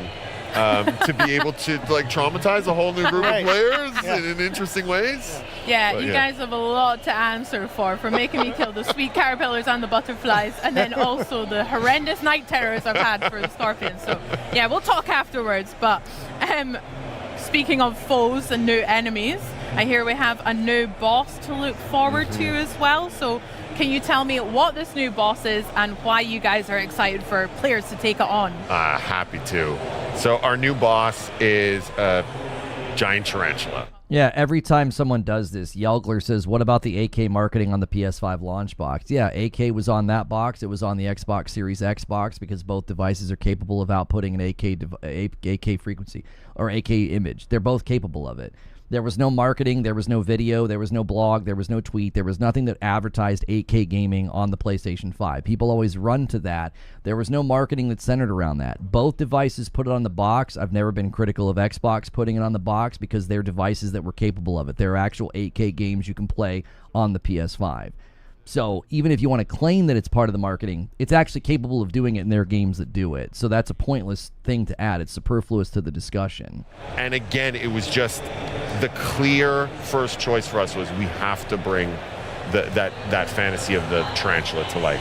That's where Axel was. Why did Sony remove it then? Probably because of people like you. I mean, it is, I don't even know if you can tell from the footage we just showed it looks how huge. Immensely huge this is. So the character in that footage is riding around on its own orb weaver spider, and the orb weaver looks teeny tiny compared to the tarantula because it's about like 3 times bigger than a wolf spider, which is one of the largest creatures in Grounded 1. And I think it's about 16 times bigger than the player, so it's pretty massive. It's massive. It's absolutely huge, and we think players will have a lot of fun with it. It's got its own arena. It's got its own sort of recipe and things that you've got to do in order to summon it and bring it in. But we think it's a pretty exciting boss. Yeah, it looks huge and terrifying for sure. How did you guys land on the name Axel? That's so cute, for one. I'm guessing it's a pet tarantula as well that someone just found. Oh no. So one of the best things about our franchise is it's set in the 90s. This one's set in 1992 and 1992, and so there's all this nostalgia around that era that means a lot to all of us. And Axel is actually Paul says the PlayStation 5 can render up to 8K, but it was never able to output the signal, so it was removed. Yeah, what about movies and stuff? What are you talking about? Again, I don't know why they removed it. It's you know what a red herring is? A red herring is when you bring up something that's completely unrelated to distract from the issue. Microsoft could walk out here and say, the Xbox ROG Ally X can wash dishes for you and have an AI video that lies to you, and I would point out that that's really dishonest, and you'd be like, yeah, but there's 8K on the PS5 launch box, though. Like, it has nothing to do with the conversation. If you want to be critical of things that PlayStation has done, then save that for when they're actually doing something. Invoking it during an Xbox event, when Xbox once again marketed a piece of hardware in a misleading way, is quite literally admission that you know what they're doing when you're trying to invoke some other thing that PlayStation did that both companies did with the launch versions of their hardware, having 8K on the box. And it was nothing that either company focused on. Neither of them fixated on 8K. It is a red herring if I've ever seen one, and it's always invoked by people who can't just admit the fact that Xbox is a company with marketing that cannot be trusted. They've been doing this since Project Scarlet, and they're doing it again now. The difference is, I'm not sitting here like I sat here at E3 2019 drinking it in and thinking that all their promises are going to come true. Now we're being more scrutinous in looking at the statements they're making, and the Xbox fans don't like it, and you want to call it console warring. It's like, no, holding a company to not improperly or inaccurately promote their devices is not console warring. It isn't. You just don't like it because you want them to be able to walk out, strut their stuff like a peacock with feathers made of tinfoil, and when somebody points out that it's not real, you want to get upset. Like Jiminy Christmas. You know, hey, if you want to take it on alone, go for it. Become the stuff of YouTube and Twitch legend. But if you want to, you know, try to survive, bring your Orb Weaver buggy. It will come in handy immensely. The fight was designed with that in mind. And we had a lot of fun figuring out, okay, what makes fighting a giant creature on another giant creature a fun and unique experience. So we really hope that the players will get a kick out of the grounded style massive boss fight, but now on their own, you know, impressive buggy mounts. Nice. I can't wait to try it myself and die multiple times, no doubt. Very good. And Parker, you mentioned that there's some, you know, obviously our favorite thing about Grounded is getting the loot. My favorite thing is going and analyzing everything, breaking it down. Can you tell us a little bit about the spoils that we can expect from the tarantula? Aren't you supposed to talk about Yote? Why watch this? What do you mean talk about Yote? They did a little thing yesterday. They didn't show much other than announce Legends. As you would expect, massive bow that you can craft. It's sort of ridiculously large, but that's what makes it sort of charming, is that like you made it out of the biggest creature that's been in the yard so far, so it is ridiculously large. You can make yourself a new fancy chest to adorn your base that holds a little bit more stuff, as I recall correctly. Correct. And is, of course, again, fashioned out of axle pieces. You can even make yourself a cool little throne. There's all kinds of stuff you can do. So, that's the one that I'm most in love with, and I can't wait to see how the community reacts to that, because it is a significantly impressive throne for a significantly impressive boss. Yeah, big Spider King throne. That sounds great. I can't wait to see it. I hope it's fuzzy as well. Yep. The colors on it look so sick. I mean, I'm imagining your guys' offices are kind of just, do you just have tarantulas kind of like lying around, or any bugs and stuff? Like, that would be terrifying. Our art director makes these massive, mood boards whenever we have a new insect. It's just like a wall of terrors. And we're like, okay, which of these is the most interesting terror to bring to life? And so when we were working on Axel, it was just all of these different tarantulas, and we're looking at them going, I didn't even know tarantulas came in those colors. Yeah. Your dreams must be haunted, but no. Also, on top of the new boss and the new tarantula, I hear we've got a new biome on the horizon as well for winter. Could you tell me a little bit about what we can expect to explore there? Absolutely. For our winter update, we're going to be introducing our first new biome in the park. It's our garden biome. And what's really exciting about it is that the park allows us to explore areas that are really a good mix of... Okay, so Prince of Persia Rogue is coming to Switch 2 and Switch later this year. Okay, so it's Xbox and PlayStation today. All right, and it is on Game Pass. So if you guys are wanting to play that game, it is not on Switch or Switch 2 yet. And so we get to see, our pumpkin patch or a vegetable garden or a greenhouse. These all feel very organic and very wild and very grounded, but have this new layer to it of, no, this was carefully cultivated by humans to be laid out in a specific way. And so that gives us the opportunity to do things from a level design and experience design wise that couldn't be done in Grounded 1, can only be done because of the park. Chris, did you want to... Yeah, no, 100%. You pretty much nailed everything there. I'm just super excited about running around amongst giant pumpkins. The greenhouse gives us the opportunity to make a very humid environment, which is something that we have not had before. I think we have with the vegetable garden, we're doing some interesting things there that almost turn it into sort of like a hedge maze experience.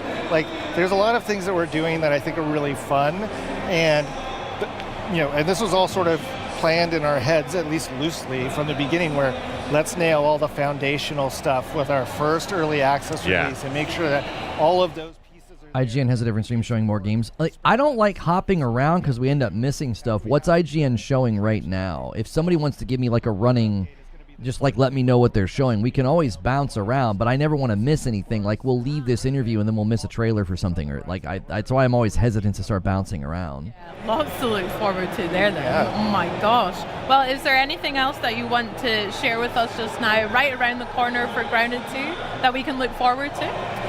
Well, I think there's two things. If you look at a roadmap, you can see that with the garden biome, we'll be introducing our first new buggy, which is the Ladybug. Yeah. So we're very excited about that. We think she's going to bring something unique and fun to the players. And, in general, Missing what talking? Well, like, there's no way to know how long these segments last, Hotshot. So, like, they'll stop talking and instantly roll, like, a brand new trailer or brand new gameplay. Like, we would have missed the Prince of Persia Rogue thing if we would have been, like, watching something else. Yeah, that's right. We need a Gamescom Red Zone. Like, right now, we have a very one vid's probably ahead of the other. Of all the things that we think would be super exciting, that would be great to add. All right, let me try and pull it up in another window with it muted and see if I can just do that. Community. Yeah. And so, our roadmap is our sharing. This is what we think right now. We want you to come now share with us what you think would be cool and exciting and great for Grounded 2. I love that. Yeah. I mean, I'm really more roadmaps. Hey, the team at Grounded's done good work. I would take their roadmaps as a sign of good commitment. They've done good stuff. What do you think you would have for a real life buggy? A Red Soldier and the Orb Weaver, or the new Ladybird? I would definitely take the Red Ant Soldier. The reason why is at least right now, it can kind of do everything, which is fantastic. It can harvest. Okay, so it looks like IGN is doing. It looks like they're doing two different streams. So they have a Gamescom Studio stream where they're doing like interviews and different game showcases and stuff. So let me just scroll through here and see if there's anything of note that we've missed. It looks like they sat down and did a discussion with the guys about Black Ops 7. They did something on the ROG Ally. They did something on what is this? Swords of Legends, it looks like. And then they just came out of like a panel interview, it seems, about, or they were doing something about Borderlands, it seemed like. They're really bouncing around. They're doing the same thing, though. They're just sort of like showing a game trailer and then interviewing the devs. So I don't think we're really missing that much. Thank you, Graybush, for renewing your Member Plus. This wild creature around the backyard, and so being able to bring that to life in the park, it not gonna lie, it's super satisfying. Oh, that's so nice. Can't wait for the community to get that dream come true. I bet. Oh, well, I mean, we've spoken a lot about community, and it just feels like so clear you guys are so synced up with them. You're listening to them. This is not a bigger segment than the ROG Ally X segment. That segment was pretty long. All these segments are generally landing in the 10 to 15 minute range, it seems like. Is there a main stage? There will not be a main stage thing today, no. How can people watching at home kind of get involved with that, the feedback process too? Yeah, I mean, we're up on pretty much every social media platform out there. The primary one is Discord. The Grounded game is up on Discord, and we have a great community up there. That's also one of the places where it's easiest for people to go look at what does everybody else in the community say, and go ahead and upvote ideas and discuss those ideas in great detail. And then we have a great community group of folks at Obsidian that go through everything. They respond to every single customer comment and note and whatever. We try and make sure that people know that we are actually listening to them. We are already weekly getting together.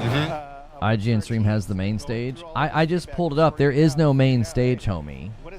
I literally just pulled up IGN's channel. What are you talking about? They have two streams. They have this exact same stream that we are watching, and then they have Gamescom Studio Day 1 live stream. There is no main stage. They're doing interviews walking around and stuff. Unless you're seeing a stream I'm not seeing. Those are the only 2 IGN streams I see right now. Because the community is on Grounded and Grounded 2 is just so supportive and so great. And, it's because I think, we try to interact with them constantly. We try to listen to them. I appreciate that, Gray Bush. Thank you. And I think they appreciate that and are loved. And it's really something special. It's pretty cool. Absolutely. That was something everyone at the team at Eidos Montreal saw right away, that the story of the success of Grounded was that this community wasn't just rooting for the game, they were rooting for the team as well. And the team wasn't just trying to make this game in a bubble, they really wanted to collaborate with this community. And it's that healthy bond between them, that interdependence between them, that resulted in an amazing game. And so of course we want to replicate that success. Of course we want to replicate that feeling for the community. And of course we want to allow that to put us in a position to create the best version of Grounded 2 possible. That's beautiful. That's so fun. Well, I have some ideas that I'll have to tell you afterwards off stage, but can't wait I'm to hear. Write them down yet, and be sure to join that Discord as well to chat more Grounded. But honestly, Parker, Justin, thank you so much. I've had just a blast talking about Grounded 2, and I can't wait for all the new updates that we've got as well.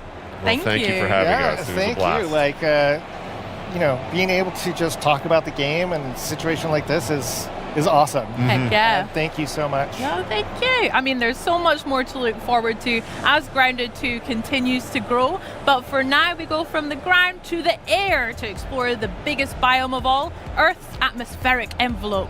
There's new places to go and new ways to get there, so let's set a course for Microsoft Flight Simulator 2024. But on the way, we'll have a brief stopover on Star Sand Island.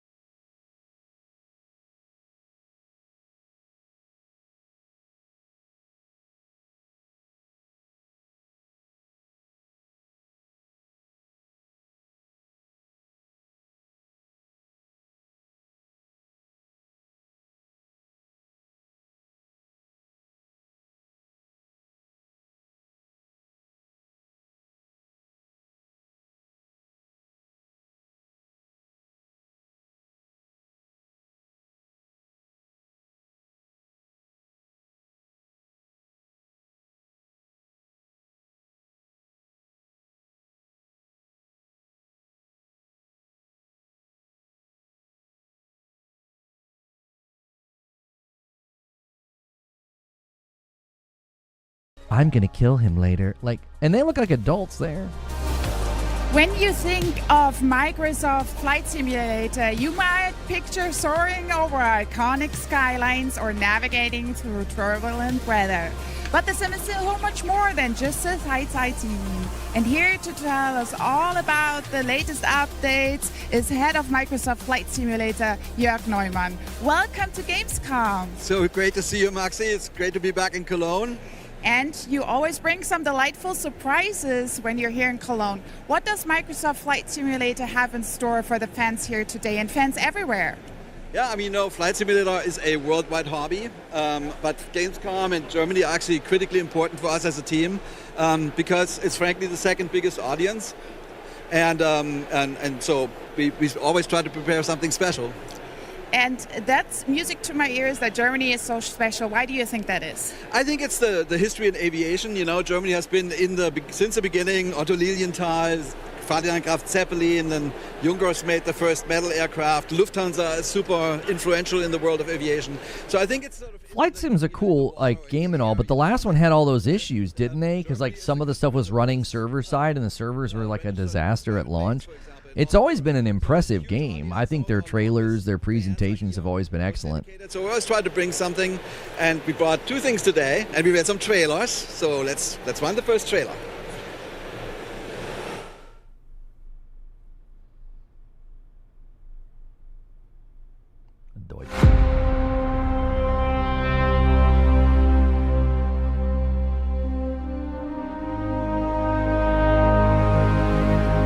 $2 super chat. Lona's very attractive, no homo. Feel free to tell me I'm attractive and say it in a homo way. That's cool too. Welcome to Flight Simulator 25. All 24 flight sims before now are not the same, because in this game you can fly over stuff and more stuff. Even little villages where the people are impoverished. You can look at them below from your basically what we call an air yacht. And now you can do tricks with a Red Bull plane as well. Crop dusting cities, sniper rifles sticking out the side.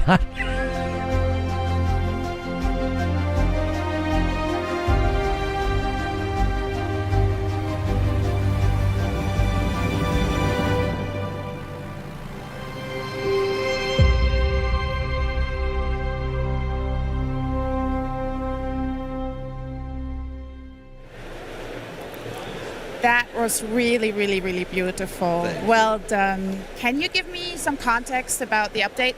Yeah, I mean, one of the big dreams of flight simulation has always been to fly highly realistic planes over beautiful, detailed landscapes. And in Microsoft Flight Simulator 2024, we actually got further than ever before. Our aircraft are very detailed. And what you just saw shows you how detailed we can get with the countryside. So what we do is we fly planes really low over the ground, like so over the country or over the cities. And we take millions of pictures and LiDAR. And out of that, we construct three-dimensional cities. The resolution is 3 centimeters. And because Germany is so important, like we already had 25 cities. We had Hamburg and Berlin, of course, Munich, Cologne.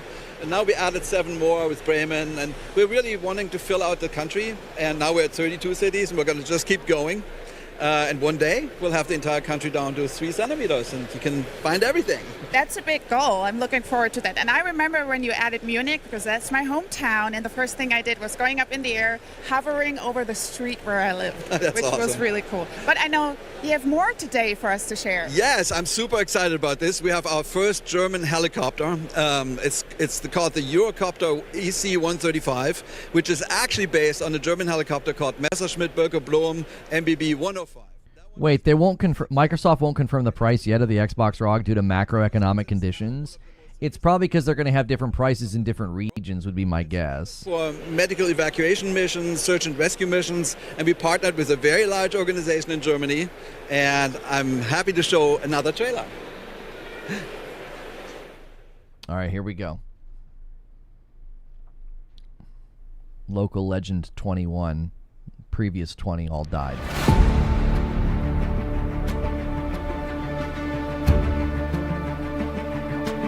Have you ever wondered? Pilot, we have an urgent report of an injured tourist at Neuschwanstein Castle. Cleared for takeoff, helipad 1. Let's go.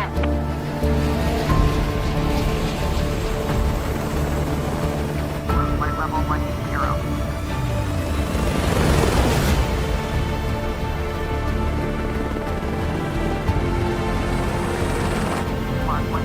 Yeah, he passed out at the cookout. He ate too many brats. I'm sorry.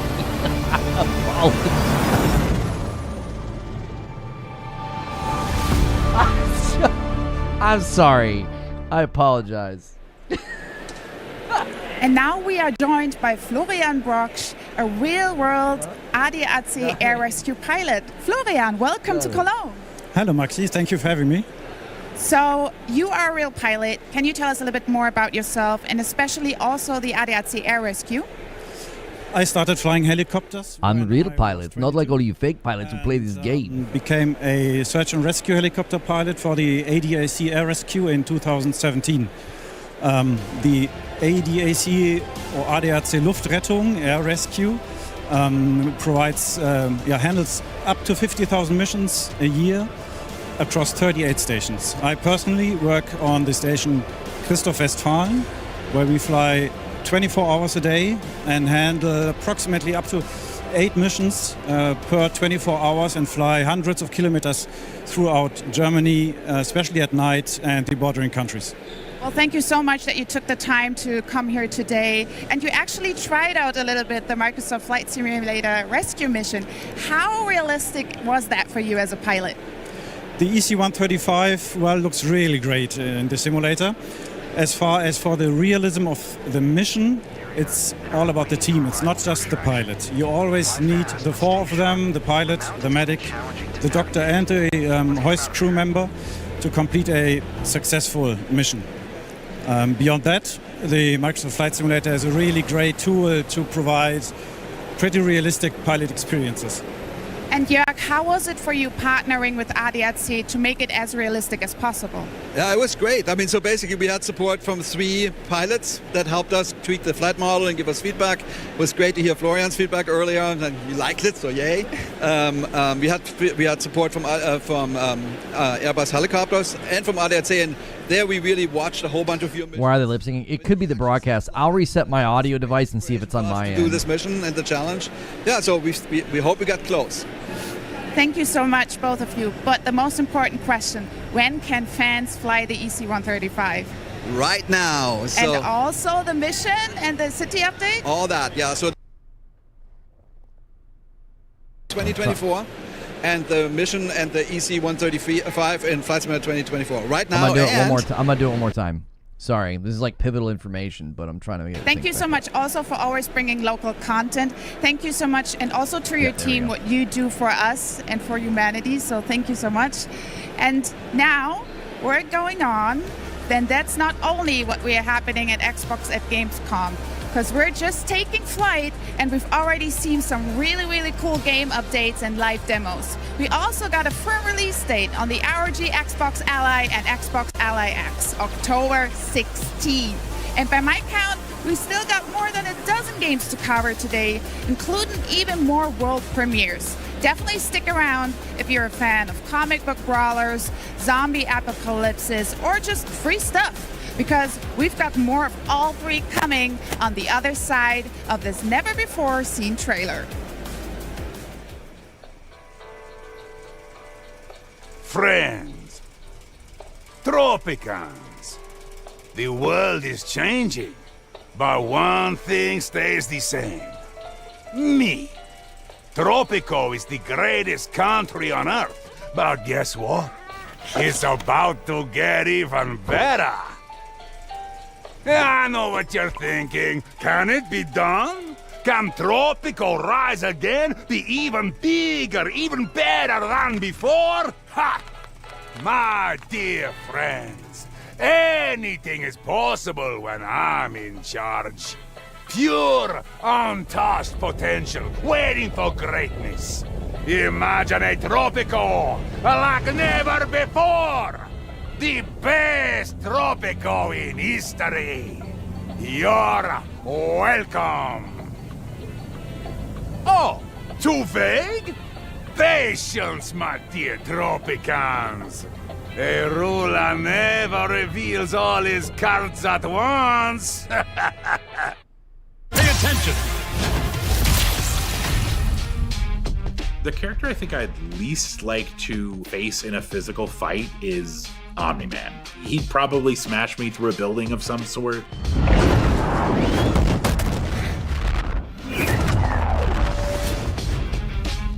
Omni-Man is such a powerful character, even compared to other Viltrumites. We just wanted to capture his brutality. His brutal fight style is very evident. There's no frills in his gameplay. He doesn't have wasted motion. He doesn't quip unnecessarily. It just conveys the strength of all the years that he has spent fighting as a Viltrumite. What we wanted to do was give him techniques, give him moves that are powerful, that deal lots of damage. It should feel like a bit of an uphill battle to fight this guy. I think we just wanted Omni-Man to be really strong and badass and fun to play.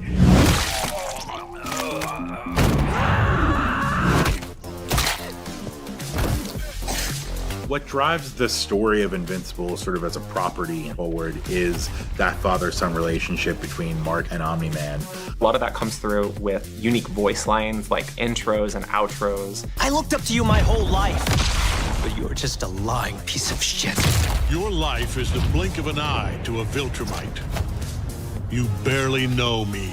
It's that father-son dynamic where they still love and care for each other, but they are at odds with their morality. I also love his moment where he's considering killing his only son and reconsiders and flies away. You've got those two sides of Omni-Man where he's just brutal, a mind of steel, and this superhuman side of him. His brutal style of fighting is so evident in all his gameplay movesets. Omni-Man is one of our balanced characters. So he actually has an anti-air. He's got like this uppercut style move. He's got a projectile, like where he claps his hands and a big wave comes out. That's called the Thum, and then like when you boost it, it's called the Kuthum. We're pulling from when he fights Cecil. We have this move where he like comes flying from above and he slams your head into the floor repeatedly. I love the way he just crushes. And it just feels really, really good. Especially when you boost it. He does the overhead and he follows it up with like a series of just smashes where he just blasts them into the ground. It feels very Omni-Man. It's just satisfying. There's this one move where he does this like trio of hits and he says, "Not even trying yet." Probably isn't trying, and that's terrifying. We're pulling directly from the show as well, from when he's beating Mark, ping-ponging him around the sky. On his Super 2, he says very confidently, "Pay attention! Learn something?" I think that really sells Omni-Man, who he is. Definitely check out his ultimate. It's so good. It's called the Destroyer of Worlds. And there's a sequence during the Flaxen fight where he takes the opposing general to this homeworld and just utterly destroys it. So he sees him holding the general's body, blasting through a series of buildings. But there was also another beat that happened at the end of that sequence where it shows him holding this mountain over their scientists. It's that whole sequence all smashed together, and it's fucking epic. Listen to me! You don't seem to understand.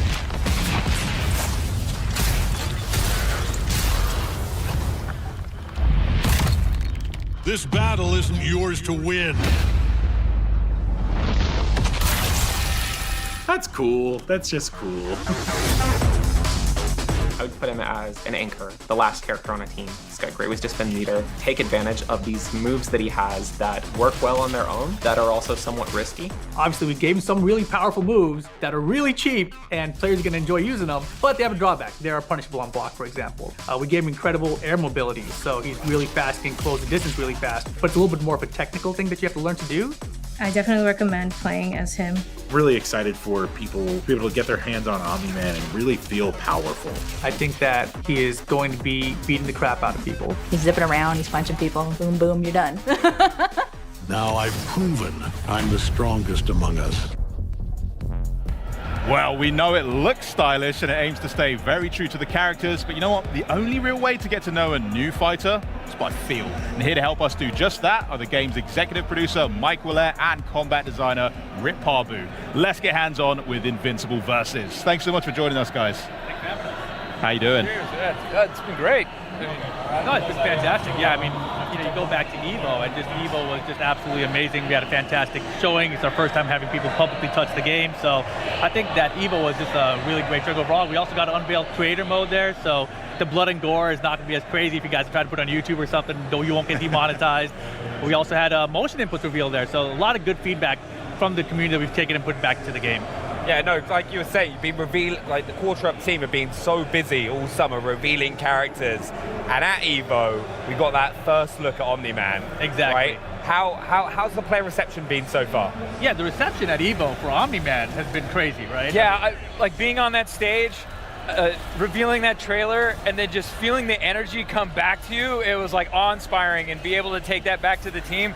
Everyone's super pumped up, so we're jacked to show everybody more. Hell yeah. I mean, as someone who's like super into the comics, read them all, been watching the show, like we're both really excited to get some fresh gameplay, and we've obviously got Omni-Man as well, so if you feel ready to it, we'd like to see some of that gameplay. But before we do that, is there anything else we should know about him before we try to beat him up? Yes, the absolutely worst kept secret ever, but I'm going to reveal it officially now. J.K. Simmons has returned as Omni-Man. Oh, let's go. It's an amazing costume. Kind of makes me want to have some yellow M&Ms, you know? Yeah. I'm in the mood for that. Well, shall we play? Show me what you've got, devs. Oh, yes. First level voice line. That's amazing. Sounds like the scariest challenge I've ever heard. Yeah, I don't know if you send me the whole heaven, lickety split. All right, so we've got the lineups here. It's what's a little bit different about Invincible Versus is that it's a triple tag team fighter. So can you break down why is it important to sort of pick so many different characters within your setup? So a tag battle fighting game, so your kit basically is represented by 3 different characters, and characters have a variety of different styles, so you construct the kit to your style of play. It's like, I want to play like a long range game, or I want to play something more intimate and really bully people into a corner. There's something for everybody, and then there's like your fan favorites, and then there's like some more obscure characters that you don't know much about, but might have really cool tools and some awesome gameplay that you want to dive into, like say like Thula or Bulletproof. Yeah, the other thing, of course, you know, you go back to the IP, there's a lot of teams already built in there, right? You've got Team Teen, you've got Guardians of the Globe, you've got the Viltrumite, so it kind of lends itself to a team format, I think. Nice. Well, let's see some gameplay then. So let's walk everybody through like special moves, like really represent his kit. Okay. Yeah, so this right here, this is his ground pound. This is an overhead attack. If you boost it, it's gonna be multiple hits, and if you're fast enough, you can actually pick it up for a combo, which is gonna be pretty hard for me right now, I think. I'll try one more time. Yeah. Oh, you got it. There you go. All right. Wow. Are you going to take that? Come on. Yeah, why not? First try. Oh, I gotta get him off me with an assist. So this is the ground pound, right? This overhead, really fast attack, really hard to stop, also available from the air. He also has this projectile right here. This is called a Zoom. There you go. Yeah, fresh character for you. If we go over to the corner and I boost this version of it, it's actually going to, I have no boost meter. Give me like 5 seconds. Tag out. Show him how fast the boost meter returns. Yeah, you can see up there the yellow bar in the middle there. You can see it regen really quick now. Nice. So when you tag out, that's how you accentuate your recovery for that boost meter. So right now, the boosted Zoom right here, that actually can give a wall splash so I can get a combo if I was better at the game. There you go. There we go. You're doing great. I'm doing fantastic so far. You're winning as far as I'm concerned. Yeah, so that was like 2 of his special. We got one more though. It's the rising uppercut. This here is a traditional like DP kind of input that you would expect from fighting game, right? It's got some invincibility on it. If you boost this one, it's got multiple hits and armor. Sorry, I had to perfectly tag out. There. Your reactions are fantastic. That was right on the nose. So fast at this game. It's reflexes. All right, go. Show him now. Rising uppercut. And you can do another uppercut afterwards. Yes. Why not? Yes. One thing I'm noticing as well is that on screen there's lots of like really easy cues to understand. It's like there's like character, there's like yellow flashes, blue flashes. Can you tell us a bit of what those are? So Omni-Man is really fantastic because he's a character that is a balanced character that can apply tons of pressure and super brutal in what he does. So he has the mobility of a character like Invincible.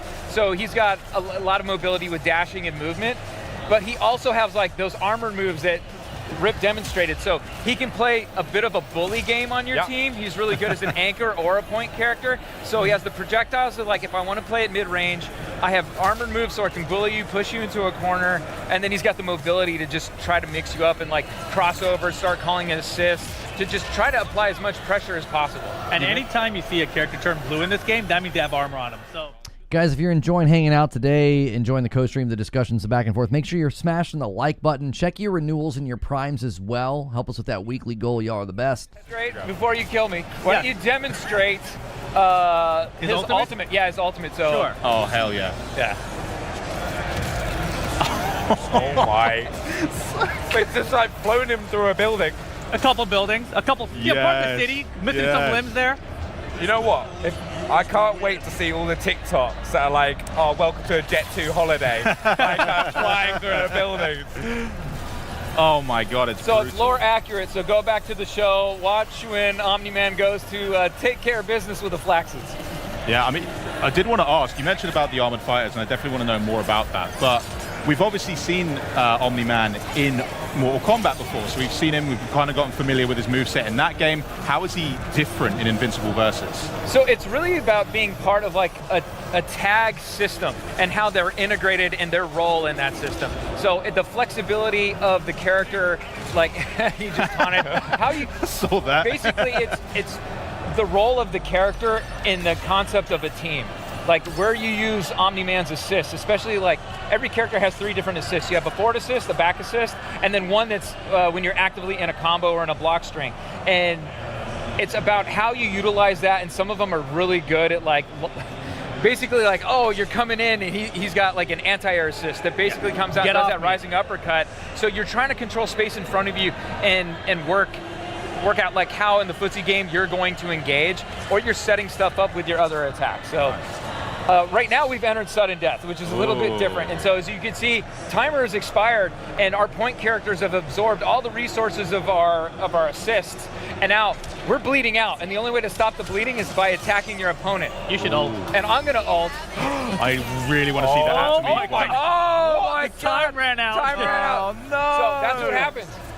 I missed, but he was super low in health. Time expired, he lost his head. Got you. I was about to say that. System. I was like, I was just expecting him just to kind of fall over. Our times ran out. No, his head exploded. That is brutal. All right, so we've got the team makeup here. Are you guys making specific decisions on who you're picking for like a good balanced team, or can you sort of weigh it a bit heavier one way if that's more your preference? So like if you look at my team, I've got Omni-Man, I've got Battle Beast, and I've got Rex, right? So Omni-Man and Battle Beast, they're both armored characters that can kind of just push through the opponent's attacks. Cool. But I've also got Rex in there so I can play some keep away, some projectiles, just keep people away from me. Well, let's see if it works out as a good strategy. Yeah. And what you'll probably see as we start playing too, our tag system uses an active tag system. And we basically let you tag off of almost any encounter, whether it's a defensive move like Heroic Strike, like perform right here, Rip. And I can tag off of that, go to a full combo. Oh, it's so slick. And then off of a throw. Yes, off of throws, off of hits, off of blocks, anything you can basically tag off of. So whilst talking about like team composition with this thing, how does like an armored character like Omni-Man like contribute to his team? Like what's like is that anchor, is that role? How's it gonna work? A lot of times what you're gonna do is for certain characters you're gonna want to bait out moves, or I'm gonna use Omni-Man's let's see, he's available. I'm gonna use some of his like projectiles to work my way in with a character. Or if I think you're jumping in on me, I use Tulits there. That was pretty slick, though. You see, I have Omni-Man who can come in, kind of like control this space in front of me with like a DP, and really make it tough for someone to like have their approach. Yeah, so I can like be zoning with this projectile right here, and if he tries to jump in, I've got this Omni-Man assist to keep me back there. So he's a really good assist character as well. So sick. So a combination between like kind of range attacks and then kind of those assists is key. Yeah, really cool. I did notice straight away though, you're right about his dashing. That seems like really rapid, especially like the down dash, because it seems like most other characters, they just fall. Yes. He's got much more control, right? Exactly. He's got like a triangle jump, that's what we call that. So it's like he can actually go down forward and he can travel really far. Like characters have different types of dash in the game. Madam versus Stream with fighting games?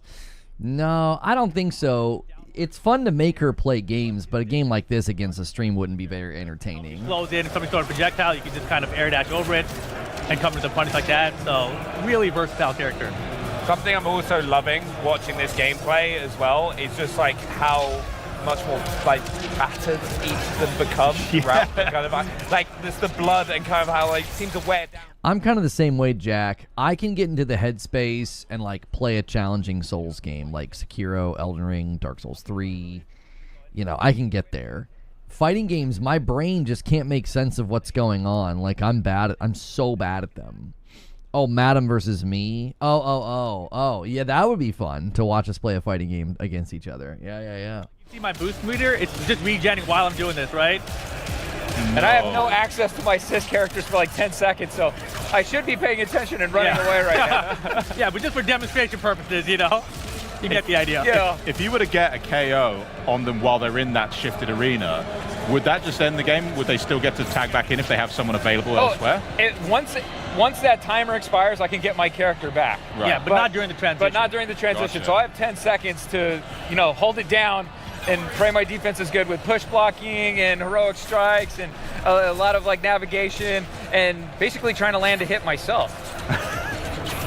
I want to see some of these more. These and then he caught me with it. Oh yes. I had to fan favorite. This is fan favorite. Rex is such a great character. Oh my. Peggy 18. Oh yeah. Peggy 18. I think they got that now.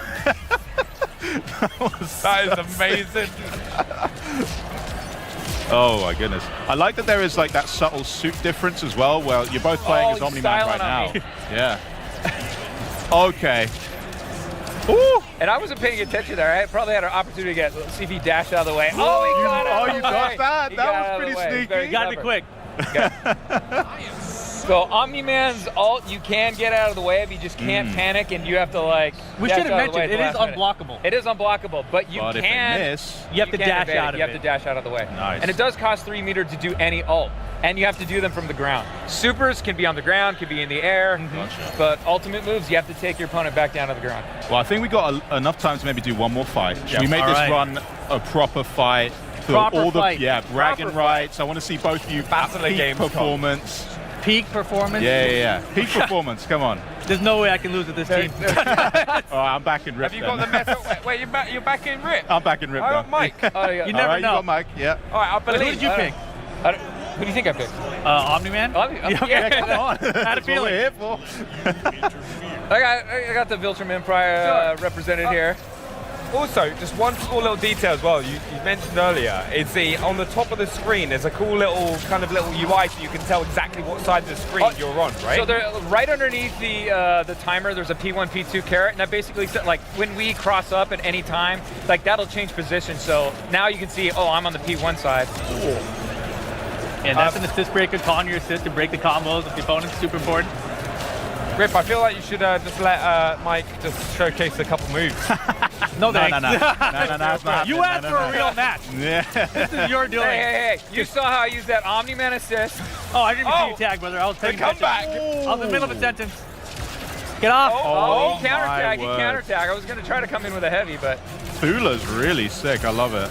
No. I really want to see Battle Beast Ultimate, but at the same time I don't because he's on Rip's team. What'd you hit? Come on. Come on. Oh, we're good. We're good. Oh, what am I doing? So tense. Dang it. Come on, Mike. Jumped right into it. Well, see, I'm in bad shape right now because I'm all out of moves. And while I was talking, I wasn't paying attention. I should have done a counter. Yeah, now I'm going to tag back in to get you back in. Swap out, right? If you get a Wow. chance. Oh, yes, you got a chance. Oh my word. Goodness. I got a push block. Huge blocking. I don't have anybody else. I got it in. Oh my God. Yes, Omni-Man. Scumbag. I dropped it though. Sorry, I got scared. So sick. Please. Oh, this is... Okay. All right. Oh man, this is tense. This is actually really, really close. I love this. Where's I have no meter? Oh! You gotta hold that. You gotta hold that. Oh, it's over, surely. No, we're good. No. Nope, I break those. Just hanging in there. That was actually so close. Where? Why? Oh no. Dude, you're like beating the snot out of me. Get off me. Oh, we had those. We had those. Come on. Okay, I might lose with this team, I think. Get off, dude. All right. Purposely make it this close. I know This is crazy. That's a punish. Oh, no, that's surely. That's... Great blocks. Hang in there. Oh, nope. I really want to see Battle Beast ult. Come on, Mark. We're starting to tighten up. We're starting to tighten up. Come on. Oh, he can pick up from there. Yeah. And I have nothing to break. Let's see if he's going to go for it. He did. Damn. He did. He got greedy. Oh, Get in here. Get out. No. No. Oh God. Oh my God. That was pretty good. That was pretty disastrous for me. Did he just take out 2 characters in one? Yes, I did. Yeah, his break. Oh, that's dead. Done. Yeah, his tag break fell short, and she got both. Evo right here. You saw it I'm never live. going back to Evo. Can't show my face. It's over.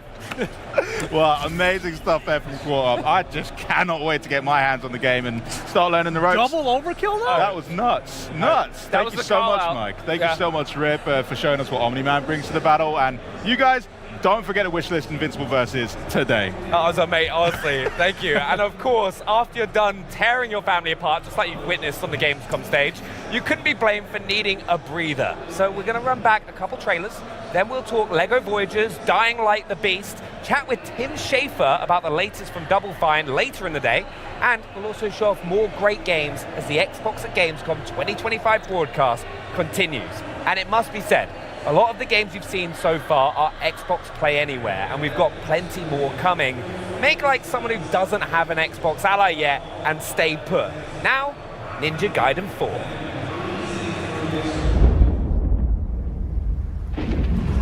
Since ancient times, the Hayabusa and Raven ninja clans have fought to keep peace, with the Hayabusa clan in the spotlight.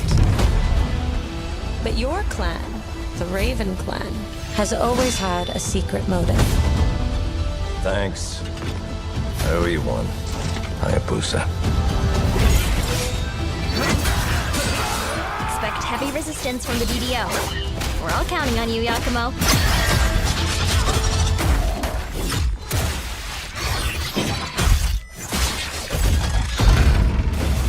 Yakumo, just focus on the hostiles for now. Understood. Stop this madness. Stay away from the Dark Dragon Seal. Go back home to your little raven nest.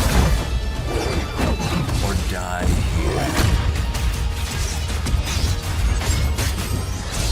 If you truly think you have what it takes to slay the Dark Dragon, prove it. The very fiend that resurrected the Dark Dragon years ago. Even a mortal such as yourself has heard of me? I'm sure. Die, insect.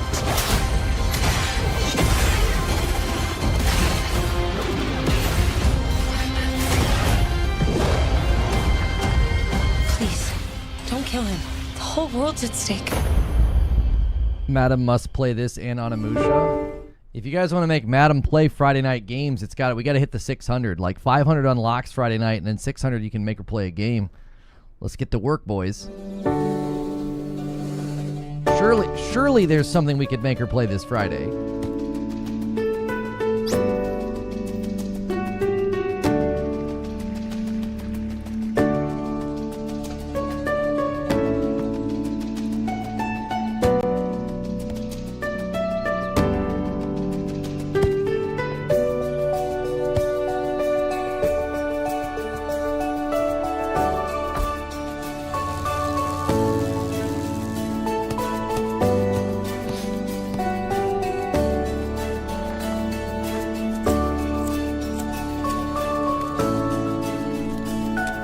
There's been a couple of Ninja Gaiden previews that have said that the camera is significantly better, and that was a concern for some of the previews going in, so that's encouraging to hear. So now that you're good and chilled out, get excited again immediately because we've got a sweet giveaway to get to.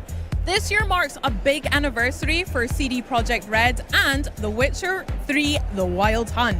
So to celebrate, we're giving away 4 very cool controllers. If you're watching on Twitch, follow the directions you see on screen to enter for your chance to win. And you too can become a monster slayer. I didn't try out Ninja Gaiden Ragebound. How did it do? That was pretty recent, wasn't it? Let me check and see how its scores are. I didn't check that one out. I did enjoy the Shinobi Art of Vengeance demo a lot. Standard controller. The giveaway closes at the end of the show and winners will be contacted on Twitch. But these wonderful controllers aren't the only way to celebrate 10 years of The Witcher 3. The Witcher in Concert kicks off its grand world tour with an incredible immersive performance of live music and memories tonight here at Gamescom. And fans Players can now buy tickets for dozens of stops around the globe at thewitcher.com. Yeah, Ninja Gaiden Ragebound came out end of July. It's got a 93% on Steam and a 92% on PlayStation. Action ninja platformer. Been busy reinventing itself for, I don't know, the last decade or so, and guess what? It isn't done yet. LEGO Voyagers looks to be an all-new concept. Yeah, her name's It's Carly, though. Yeah. She did that Phil Spencer interview way back. Creativity and even giving space. So let's snap in and learn a whole lot more from my gracious guests, creative director Carsten Lund, design lead Jonas Haugesson, and tech lead Kasper Honningston-Lichtenberg. Thank you so much for joining me, guys. It's lovely to meet you and talk about LEGO Voyagers. But Carsten, I'm going to come to you first. I want to know a little bit about yourselves, your studio, and how Little Brick ticks. Yeah, Lightbrick is a small independent studio based in Copenhagen, Denmark. Yep. And we've dedicated our creative lives to exploring the Lego brick in many different ways.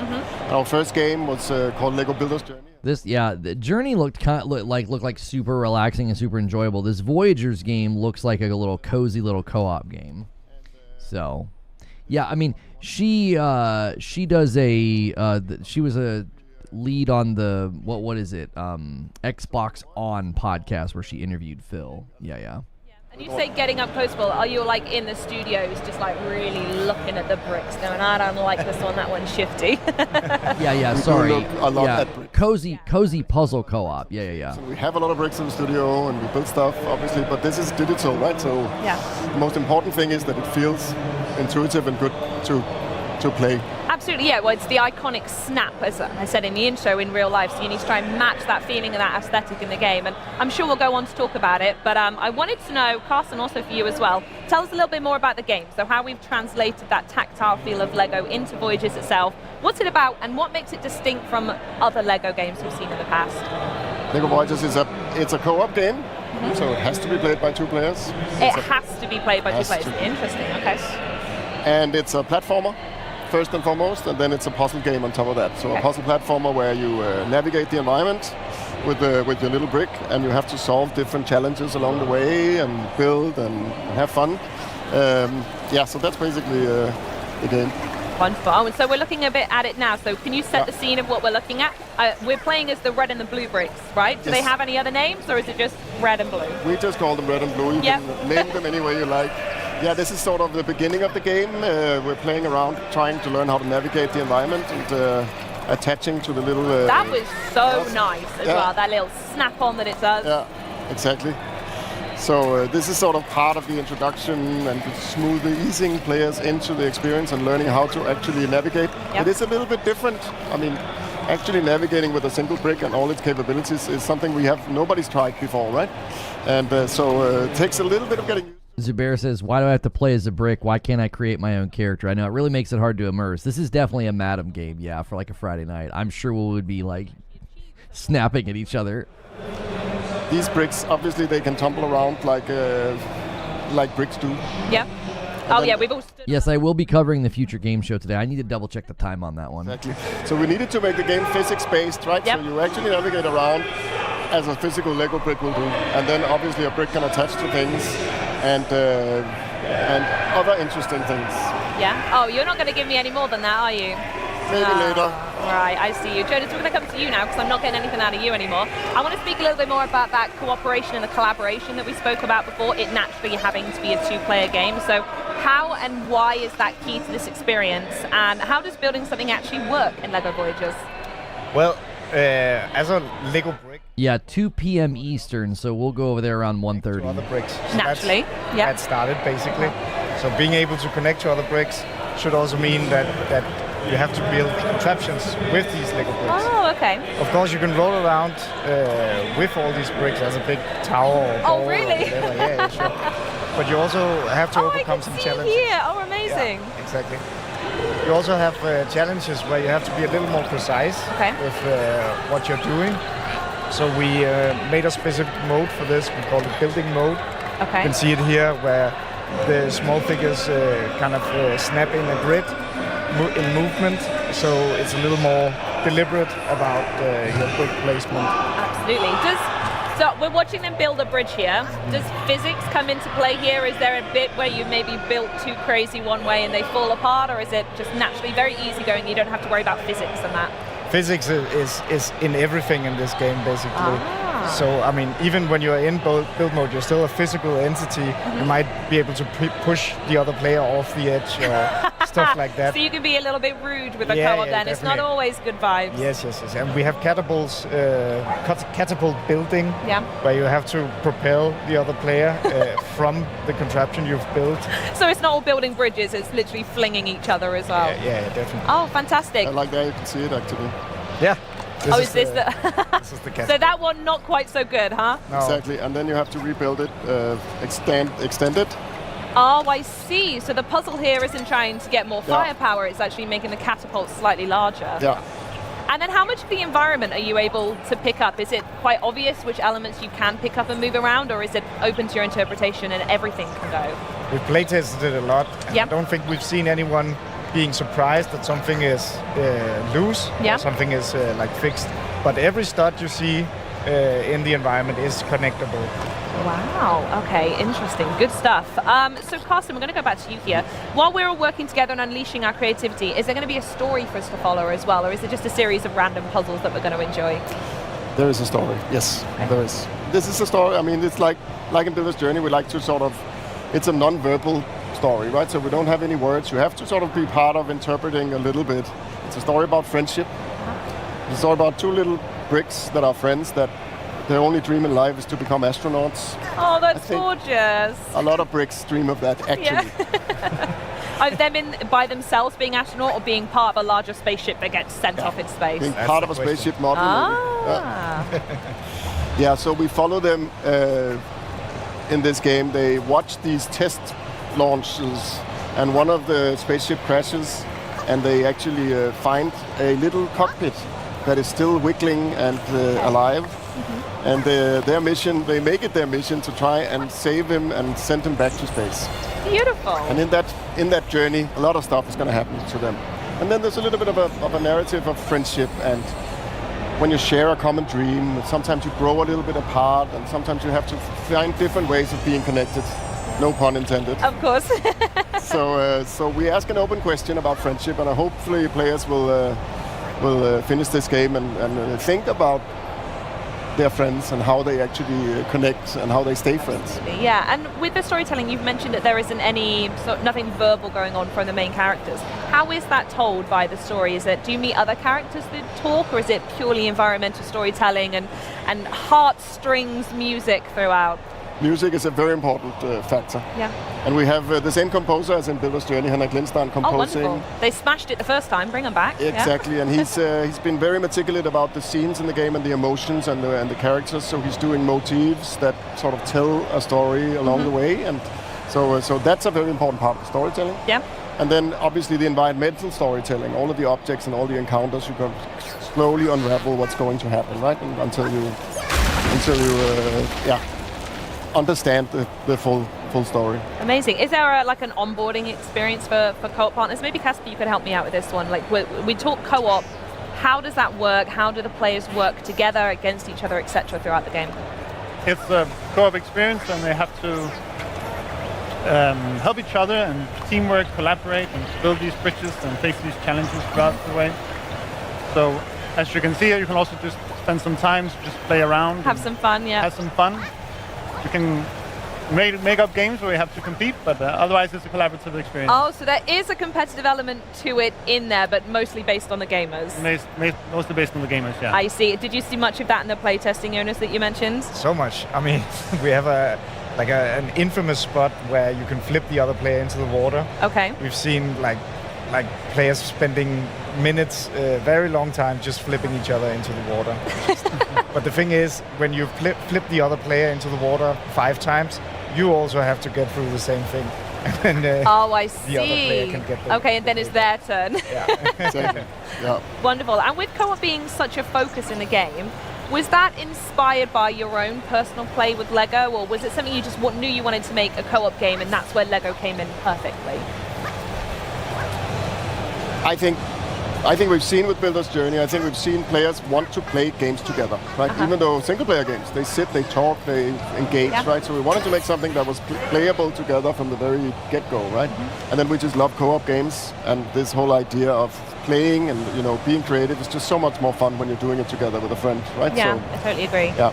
And it's nice we're seeing more couch co-op games come through in recent years as well. There's been some very successful, highly applauded one recently. So it's lovely to see that story keep going. So Carsten, question for you. This all looks really lovely, naturally. So the question you probably knew was going to be coming from me, which is, when are we actually going to get our hands on the game? Very soon. Very, very soon. I think if you're here on Gamescom, you can just go to booth 8, the Lego stand, and try a demo of the game. Just over there, in case anyone's watching, wondering where the map is, it's through that door. But if you are not here, you will have to wait to September 15th, which is not very long. Not that far at all. Yeah. It's a couple of weeks, really. Exactly. That's when the game will be out. So. Beautiful. Is there anywhere else we can look to find more information on LEGO Voyagers before it comes out? I don't know if you've got any more news on the way you need to talk about before it launches. I think there's a website, legovoyagers.com, and that'll direct you everywhere and find, Perfect. Well, thank you so much for joining me, Lightbrick team. You're all a wonderful bunch, and this game looks absolutely stunning. And folks home, don't forget to wishlist LEGO Voyagers today, so you'll be ready when it drops, as you said, September 15th.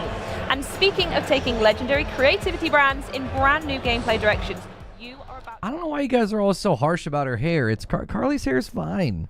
She's a really good interviewer too. Like, being on that side of the desk is not easy, and I always think she does a great job.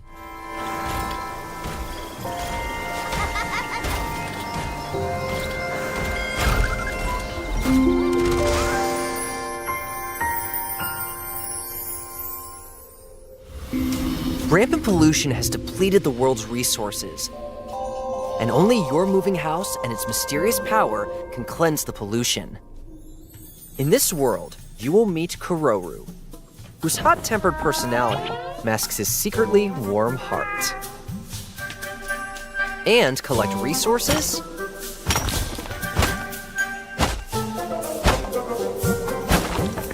craft items for survival, gather oddlings. You don't understand this game's agenda? What game are you talking about? You'll face danger on every step of your journey, and riddles to test your wits. But in Boomwalker, your companions have your back. Kettle Kid, a fiery pot of purification, and the moving house that you travel the world with. Don't forget the oddlings that help you on your adventure.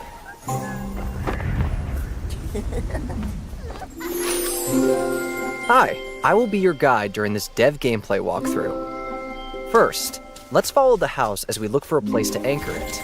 If you stick close to the moving house, you won't take any damage, and the forest will begin to be purified. Seems like this is the best place to anchor the house. If you activate the anchoring device, you can purify the surrounding area.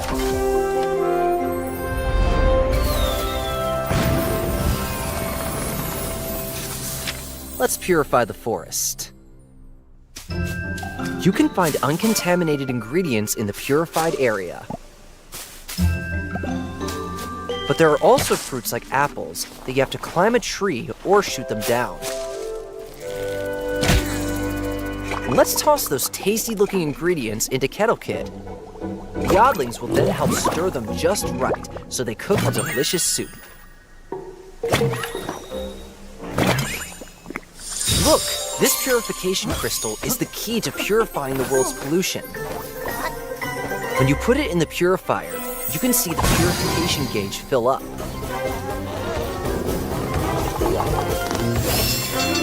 The purification gauge is now full. Let's operate the purifier. Oddling statue. There's something new up ahead in that glowing area. Oh, it's an oddling statue. Look here. Don't the colors of the orb and the pedestal seem to match? Oh, one of the orbs is missing. Maybe it's on top of that mushroom. Hey, this commentator's just a backseat gamer, apparently. Wow!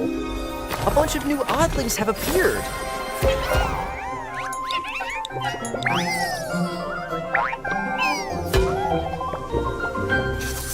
Invader Pelicani cleanup. Let's take our new friends home. Wait, what's happening? Oh no, it's Pelicani! That wicked creature eats anything!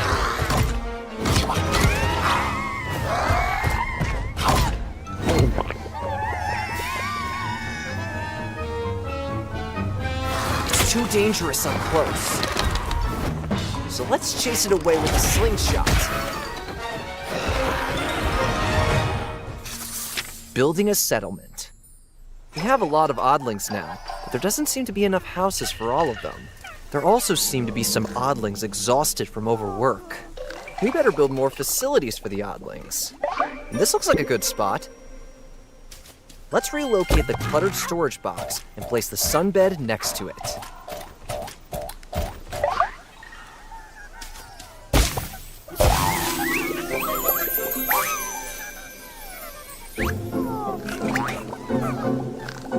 We filled enough purification gauges to restore the entire mushroom forest we explored. This was just a taste of the amazing world of Bloomwalker. We look forward to seeing you create your own story.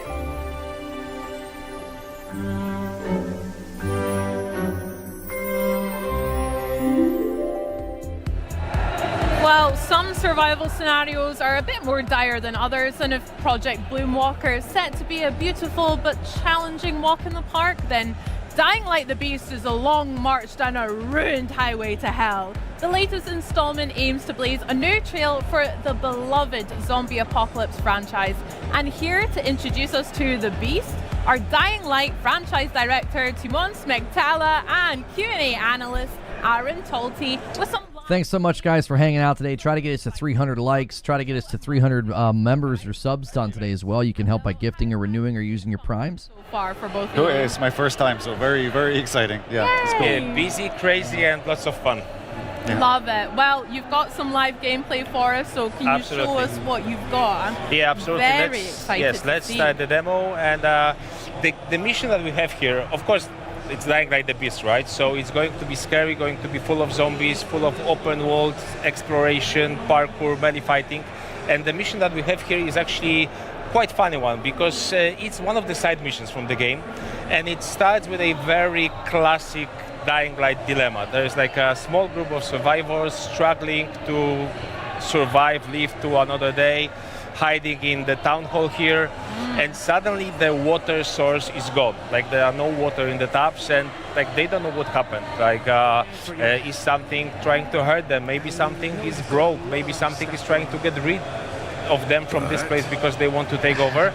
So it's kind of like a classic Dying Light problem, but then there are some twists, there are some turns, there's some mystery to uncover.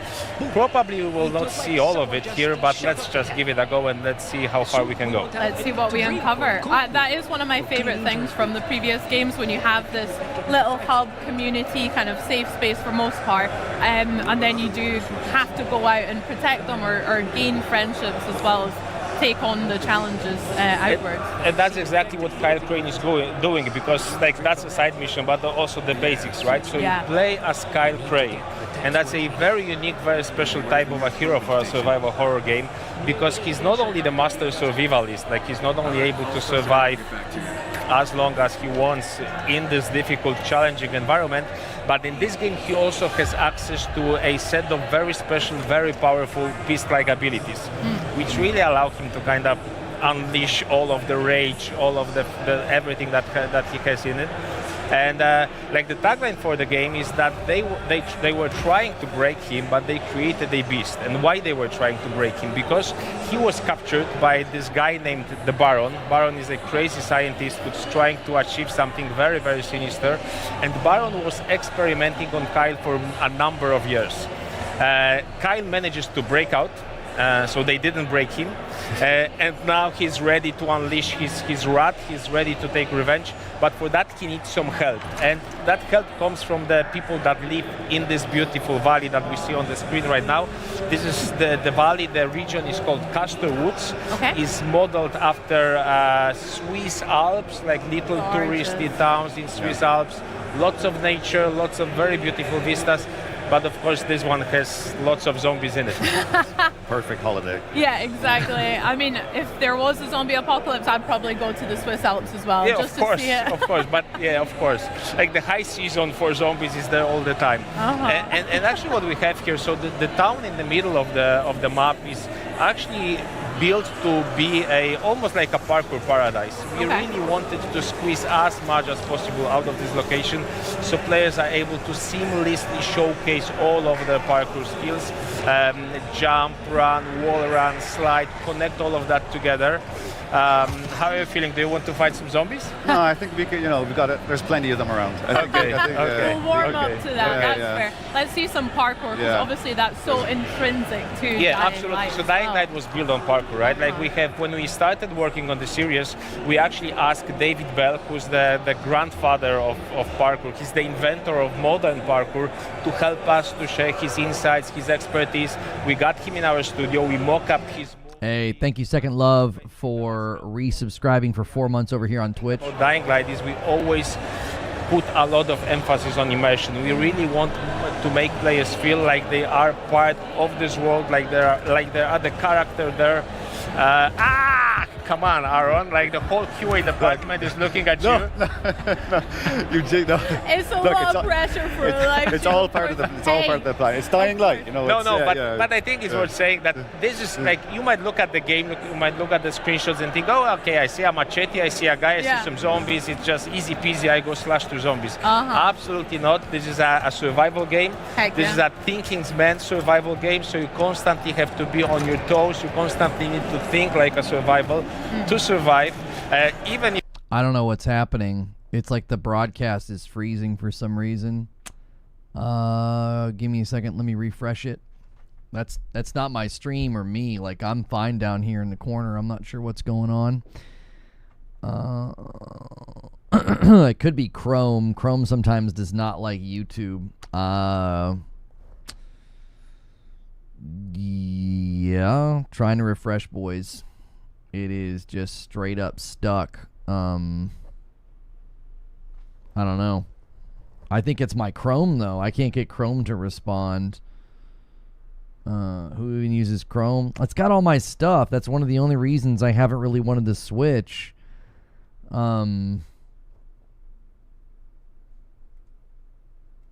Even if you are as a good player as Aaron, you have to constantly look at. You have to look at every step that you take. It happens to the best of us. And I can understand why Aaron is nervous. Like, before coming here, we had a conversation that actually the whole QA team, from which Aaron is, they were aware that he'll be playing, so they are watching right now, putting extra pressure on the guy. I kept it quiet, and it was. But don't worry. Aaron, you're doing amazing. Thank you. And by the way, if I just using the opportunity, let's just wave to our QA guys, because they are really putting a lot of work into this.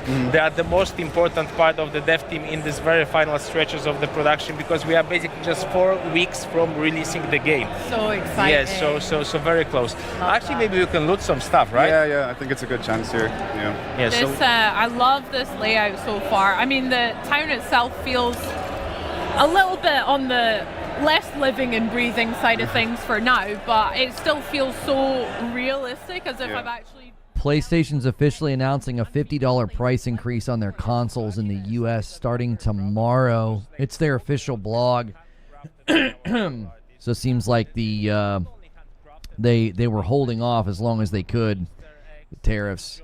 I'm not sure if it's going to affect other regions. This is just a US announcement. They have even scanned some of the items that they have in their homes, in their houses, and kind of brought them into like the virtual versions here in the game.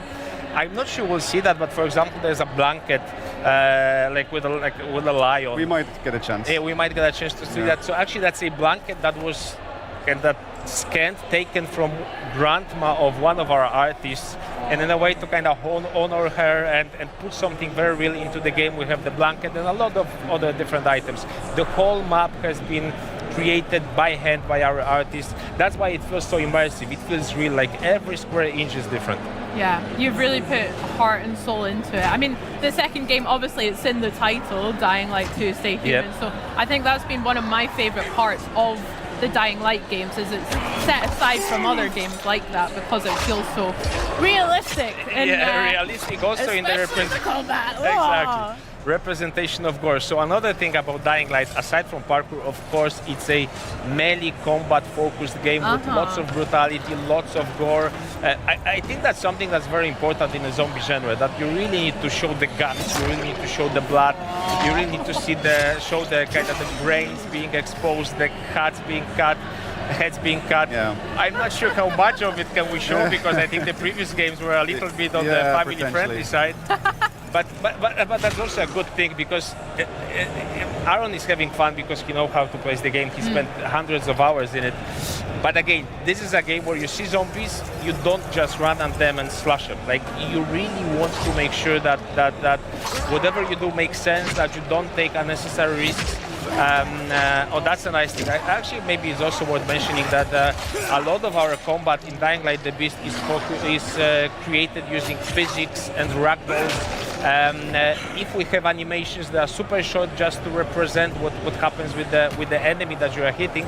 So like you will encounter hundreds of zombies here, but every fight with a zombie is different because the reaction is always different. Sometimes he hits an obstacle, sometimes he hits another zombie. There's lots of those cool emergent moments. Yeah. You were speaking about some of the melee weapons that we've used already, like we've had machetes and all sorts. What sort of weapons can we find in the world of Dying Light? There's more than 100 melee weapons and of course the classic stuff for the genre. So I don't know, gas pipes, crowbars, machetes, hammers, axes, wrenches, things that you can basically find all around you. But also if you dig deep enough, and that's a very important aspect of Dying Light the Beast, that there are lots of secrets that you can actually uncover if you dig deep enough. You can find weapons like medieval swords, very unusual creations of the survivors. So really a lot of very fancy looking and fancy working and effective weapons that are really a lot of fun to play. I like the sound of a medieval sword. That sounds pretty badass, to be fair.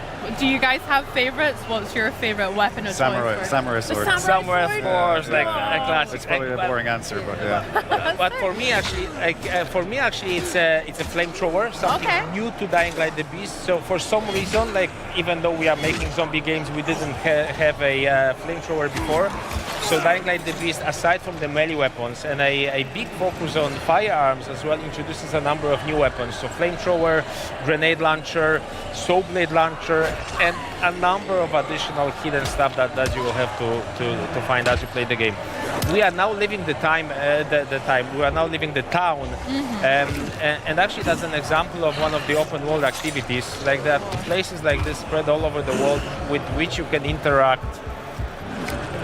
If you manage to survive, Aaron. It just came out of nowhere. Your fault is survival horror. I'm demonstrating exactly what we want, right? Yeah, that's true. So, like military combos like this, if you manage to kill all of the infected here, or if you manage to outsmart them, because that's also an option. You can, for example, use a decoy, draw them to away from this place, and then try to loot it. That's a very good place to find some ammo for your firearms. And as I said, firearms have really received a lot of love from us as developers in Dying Light the Beast. Okay. He's a bit too big for now, I think, this guy, right? This one, maybe, let's not risk it. You already died once, They're playing with fire. Like the guys back at home are making bets, like, will he die again? Oh. So firearms, there's a little bit more of a focus on? Yes, absolutely. Maybe we could actually use the rifle. What do you think? It will get messy because the thing about firearms is they make a lot of noise. Got you. So as soon as you start shooting, there's a chance that the virals, the fast-moving zombies will come. Actually, I think there's one guy over there. Let's go inside. Yeah, let's try to hide. We'll see if that works. Safer inside. Oh my. Yeah, gosh. but relatively. A little bit. Like it's never safe in the world of Dying Light. Like what I like to say is that it's actually one of the most dense open worlds out there because basically every part of the map. Yeah, I mean you're probably right. I don't really have the zombie game genre. It doesn't pull me in anymore. Like you're trying to get somewhere, you make decisions where you want to go. Combat the same, you get surrounded, suddenly there's a group coming from one direction, group from the other. constantly something is happening. Like you are never bored. It's very intense, very dense experience. Yeah, that sounds really cool. A lot to explore and discover, and hate every kind of trip outside of the safe zone is probably not going to be exactly the same as before. Yeah, so Dying Light was built out of emergent moments, and we actually we did fight with some of the guys with the tanks, for example, right? But actually we didn't trigger them, so maybe if there's an opportunity, but like, actually that's a nice thing. Or maybe we can keep the... I think there's, some better opportunities. Okay, so what happens right now is that because Aaron was fighting a lot with like quite intense, he managed to charge his beast mode, right? Okay. So now he can unleash it. So maybe we can actually see that here, like how effective he is with fighting those zombies. They throws them all around, like he has those like cool finishers. It doesn't need any weapons anymore. Oh my goodness, he ripped his arm right off. Flipping it. Cat, like nothing is left like unturned and uncrushed and unsmashed. Who's laughing now? No one left unsmashed. No. That sounded like you are saying it to the QA guys. Like, who's laughing now? Like, I'm here on the Xbox and I'm playing this awesome game. I can't confirm it. Oh, zombies don't need brains. It's fine. Yeah, some of the new visual designs for our enemies. So of course, like, you can see the game is really beautiful to look at. Even the zombies. Like, if you are into zombies, it's good to make a pause or go into photo mode and try to see how detailed the models are, especially when you do some damage to them. We have... Yeah, I'm the same way, Zubair. The first person melee, I've tried it in so many different games, and I've never been a big fan of it, you know? It just always feels a little awkward. You can really leave a lot of scars, wounds, like broken places on... Yeah, let's try to... that's nice, quite brutal. I saw earlier like when that. you just left someone crawling because you cut his leg off, so that was quite mean for that poor zombie, I feel, as well. A nice flame. Also, as you can see, there's a lot of versatility, yes, like, emotions. There's a lot of varied ways how you can solve combat situations. That's also something that we were always thinking about when we were working on Dying Light games. We want to give players freedom where they go anywhere, climb anything, freedom how they fight. Actually, we're leaving the mission area, so that of course in the full game you're not leaving mission area, so the freedom is open and you can go everywhere you want. Thank you so much, DJ May, for 24 months of subs on Twitch, man. Welcome back. We are about, what is that? We're 13 subs and members away from the next milestone. Thank you guys so much. Also show the FPP, right? Because you can drive from that perspective, like keep the immersion. So it is like, it's nice to roam through zombies, blast through zombies with your vehicle, giving you a little bit of those Carmageddon vibes, but again, like a little reminder, this is a survival game, right? So like you need to think about how damaged your vehicle is, and the gas. We're about to run out of gas. Exactly, doesn't have gas. So I think we are slowly running out of gas. So got to find a gas station. Exactly. I'm not sure they're still working. You know? Oh, man. So with our new vehicles and things, is there different areas that we can explore around the world then? No, so actually we decided to choose this one because it fits the environment most, right? So Aaron, when you get up, maybe let's just have a nice look around the place. So taking the view, I love that. Yeah, take the view, and we'll talk about vehicles. So we have chosen those off-road pickups because this is they fit the environment most. This is Dying Light, the Beast. beast. See that much of it yet, but the whole world is actually quite varied. We have the town in the middle, we have an industrial park, we have swamps, we have mountains with hiking trails, we have farm fields, so a lot of very uneven terrain. So off-road pickups seem to be most fitted to this kind of environment. So yes, you are driving that vehicle. There might be some things hidden, but I'm not spoiling that too much. But then you're also able to customize the visuals of the vehicle a little. So there's still quite. Oh, I think that's the blanket that I was. This was the. So this is actually the real blanket that you can find in one of our level artists' grandmother's. Actually, at one of the playtests, some guy met me. He said the same thing. Like he recognized the blanket. So it's a very iconic. That's so wholesome. So there we go. That's a challenge for I everyone don't know. playing Are it. we ready to go into the night part? Because we Hey. might do that. But I'm ready if you guys are. a word of warning, because like Dying Light generally. Let's maybe look at some Vista before us. Okay, let's go to the night. So what Come on, happens I'm is scared. that Dying Light basically is a game of two halves. The day part that we have just experienced, if you are a good player, you are in control. You know what to do, like you know how to behave. You will kind of find your way around in this apocalypse. But the night part is something completely different. What happens is the volatiles, and I will scare you a little, so kind of sit tight. The volatiles, like the scary monsters, the apex predators, the kings of the night, they are coming out, they are roaming the whole place. And with those guys, you don't fight with them. Like when you see them, you try to run away as quickly as possible. Okay, maybe at the end of the game, where your beast mode is fully charged, when you have unlocked all of the skills for the character, because there's like a big skill tree of various beast skills that you unlock. If you are kind of fully formed beast mode Kyle Crane, you can fight with them, but without that, it's really, really scary. So maybe we can actually try to sneak upon those guys a little, so we see them from close. We'll go sneaky beaky. You can see where they are if you use the survivor sense. So that's like a special senses of Kyle Crane where we can see the threats and be aware of the threats around him. Onto me. But it seems the volatiles are everywhere. Maybe actually what we could do, that's scary. There's so many. Yeah. So yeah, this new kind of sensor to see the volatiles around and other zombies. All of the threats, but I think actually, so the chase has started. They are onto us, and now like it will get super, super difficult because the guys, like the regular biters, the regular zombies, they're just zombies, They're right? fine, So you can avoid them, you can jump over them basically. With volatiles, they're chasing you, they're right behind you. It's actually good to look behind you from time to time. They're basically better at parkour than you are, so they can really We've seen grab that you. for sure, yeah. Oh my gosh, so you have to try and outrun them for now until we've built up our beast Until he dies, I think. I don't fancy my odds very much. But we'll try. So what you can see at the top of the screen, the red bar shows you the intensity of the chase. So we are basically in the middle of how intense it can be. What happens when it gets full level? You're gone basically. Like it's time to restart the game. Yes. Yeah, they're still onto me. Oh, great.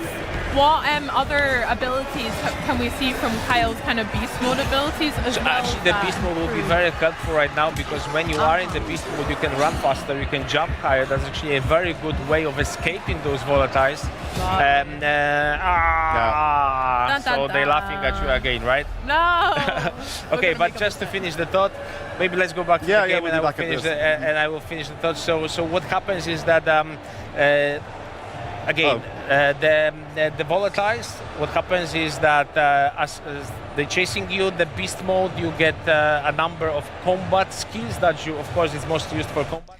Yeah, I've just never found that to be that compelling or exciting. Just like running, and then like he died or whatever. And it's like, I don't know. I think the whole like being afraid of zombies and its dark and scary thing, I just think it really, really loses its luster really quickly. I just it doesn't. I don't know. It doesn't seem to be that that exciting or scary anymore. Like I remember the first time I played the first Dying Light, like it was like, oh man, this is crazy and intense. But it eventually I just feel like it just gets old very quickly. I don't know. Not be able to do when you are in the human form of Kyle Crane. And again, that opens a new kind of way of exploring the map and a new way of interacting with the world. Love it. Do you have a favorite biome from the game that you like? You were speaking about kind of swamp areas. Do you like the pretty cities or the hills as well? I like we have a really nice storm weather. From yesterday, the thing I liked the most, Puppet, was the Batman Lego game. I think it looks great. It's very atmospheric, very nice. The weather is like I would say the weather is very nice, but it's not like literally true because the weather tends to be very rainy and stormy from time to time and very gloomy. But it's nice because we have really spent a lot of technical resources on making sure it really looks very, very real. So it rains and you feel like it's raining and that you are there. there. So, and my favorite biome, I would say, is the farm fields. Okay. So, but not when it's raining, because when it's raining, it's actually not that good. What I like is farm fields in full sun. Like you see, like how yellow the grain is. It's really very beautiful to look at. Love that. Well, can you tell me a little bit about, I'm really excited to dive into more of the survival kind of element, but what should players watching at home be excited for Dying Light? What about the story and more about the game that you want people to be excited about? I think it's the best Dying Light game that we have ever created. So for the fans, I think it's sold already. But if you have not played Dying Light before, if you have not heard about Dying Light before, absolutely don't be afraid. Be afraid of the volatiles, but don't be afraid. Yeah, the PlayStation price goes up $50 in US tomorrow, and yes, they did indicate that they were going to try to keep prices down as long as they could. They signaled that they were going to hold off, so when everybody else was raising their prices, when Xbox raised their prices, PlayStation held, and they had stock to help protect. They were hoping that that would get them through. They were considering manufacturing in the US to be able to not have that price increase hit the US, but the tariffs were kind of inevitable. So they held as long as they could. It sadly is not what they wanted to do. Internally, they did not want to raise prices. They were actually surprised that the PS5 was holding with the PS4 without doing a price drop. So a price increase is certainly not what they wanted to do midway through the gen.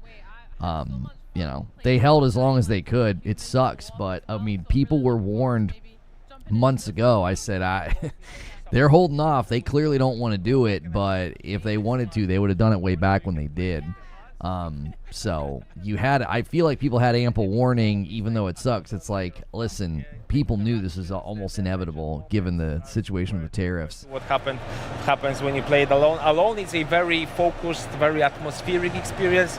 In co-op, it's just all-out fun. Your friends, and lots of zombies around. Love it. Well, do you know what? I'm going to come straight over to your guys' booth here at Gamescom and maybe give it a whirl, please. Yeah, everything's going up by 50. Standard PS5 digital, base PS5 with the disc drive, and the Pro, they're all going up by $50. So, and again, I don't think they wanted to. They indicated in multiple ways they did not want to raise the price. They held off as long as they could. If they just wanted to raise the price from sheer greed, they would have done it at the exact same time as Xbox because, and especially with the Switch coming to market, a lot of debate about pricing there and $80 Mario Kart and this, that, and the third. That would have been the perfect time to increase the price. I think they genuinely were hoping they could hold off and not do it. They stocked to try to avoid it. They literally tried to stock in America especially to avoid it. And sadly, when the device was selling well and they were moving units fairly quickly, you're going to run out pretty quickly. The digital's not going up 70. No, they're all going up by 50. I looked at the official blog post. It's a $50 price increase across the board, all three. Digital, disc drive, and the Pro.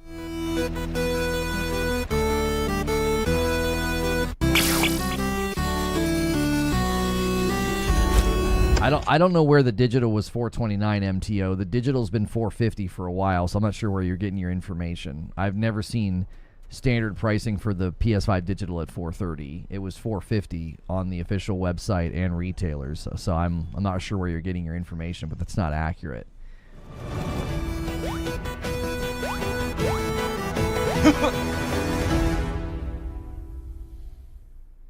Things are peaceful here in Palopori. But beyond the wall, something has begun to stir.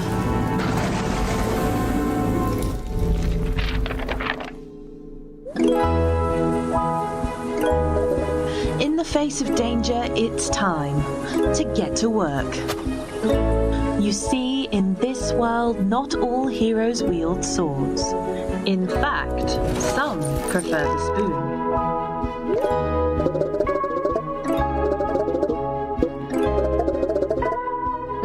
There are some who believe that in order to save the world, you've got to start with a really good meal. And that's exactly what our caretakers need.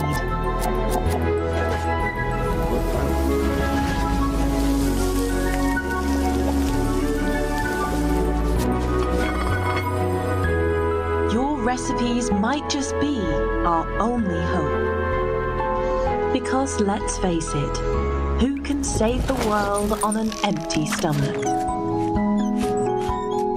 The delicious meals you make will fuel the caretakers, so that they can battle the ravenous monsters threatening your home.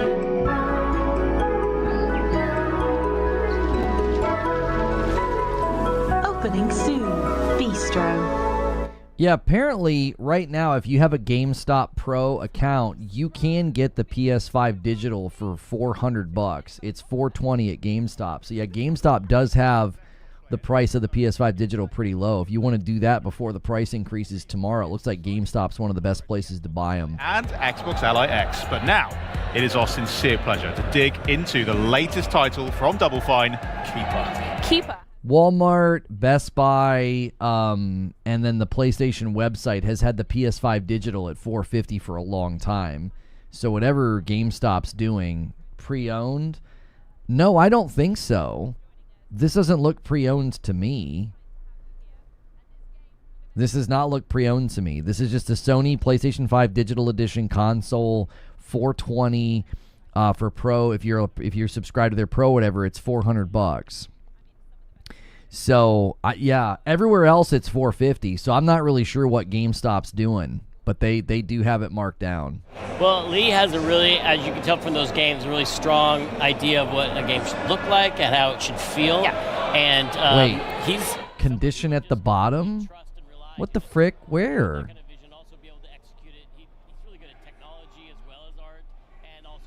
Where does it say it? Am I literally... Oh my gosh, right here. I was looking up here underneath the review. It's hang on. It's down here. Okay, so that's pre-owned and refurbished. Okay, my bad. I didn't see that. I was looking right here. I was like, this is just describing it as a standard. Okay, my bad. That's why it's $420. Ignore that. Way to do it on our stream when we play it, don't you worry. Yeah, I mean, in some ways it does feel like this game is a bit of a new chapter for the studio. Like you said, it is wordless, so nothing to be said there, but it's still atmospheric, still surreal. So what would you say inspired Lee and the team to move in that kind of direction? Well, a couple of things. When we were talking about what his next game should be, we were like, well, what can we do now? Because things have changed for us. We became part of the Xbox family. We have like support and resources we didn't have before. And we're like, what could we not do before? And what's a game that we probably could never get signed with a publisher? Something that would seem just too far out there, but would be a really personal thing for Lee and his, wanting to do something really beautiful and strange, mysterious, and yet still really charming. And also, I think at that time, a lot of things were going on with a global pandemic. I don't know if you heard about that, but we were all locked inside. And the only way Lee found a lot of escape from that was to go on long hikes through nature. He'd go into the mountains and look at the nature around his house and think about... I can see where this is going, yeah. About how the humanity is really threatened. We didn't know what was going to happen. We were kind of scared, and yet nature just kept going and changing and evolving and interacting with each other, and that was really inspiring to him. And he's also a weird guy who has like a lot of interesting tastes. Grew up on like the Dark Crystal and Cronenberg films and surrealist painters, and so put those things together to make something that was chill like nature, but also a little weird. Yeah. And I think you'll see that in the game. Yeah, when you mentioned Cronenberg films, I am now slightly worried for the Seabird, but I'm hoping that you're going to leave that bit out. Well, you're just going to have to... The game's we're not getting anything today on that. It's all about surprise, but it's not a horror game. Yeah. Although it's an interesting...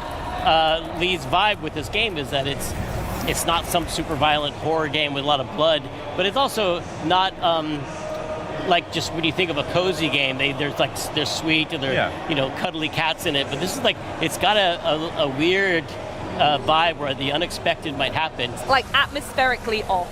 There's something amiss. Yeah, something lets you know that you don't know what's going to happen next. Yeah, for sure. What was it like when you...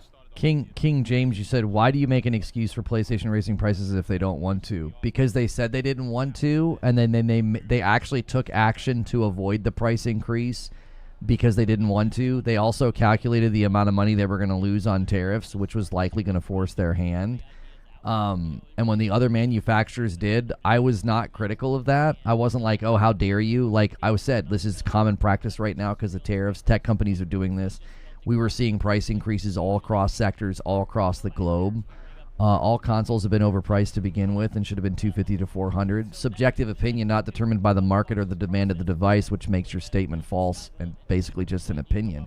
So, I mean, you're really swinging and missing here trying to call me out. A walking lighthouse. Yeah. Oh, absolutely, yeah. And I want to go back to what you're saying a little bit about the surrealists and paints. I want to stick on art for a moment because naturally everything we've seen so far just screams beauty in Lee's deranged way. Screaming beauty is what we call it. Screaming beauty. That's Lee's nickname around the office. Love it.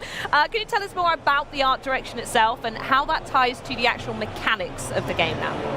Yeah, I mean, the art direction is, very specific vision of Lee's, but it leads to the interactions that you have in the game it is an adventure game that has puzzles, but they're light puzzles because it's really much more of an atmospheric experience, not supposed to get stuck on a puzzle. You can't die and you can't fail in the game, but you use the light that the lighthouse has to interact with the world and cause changes to happen.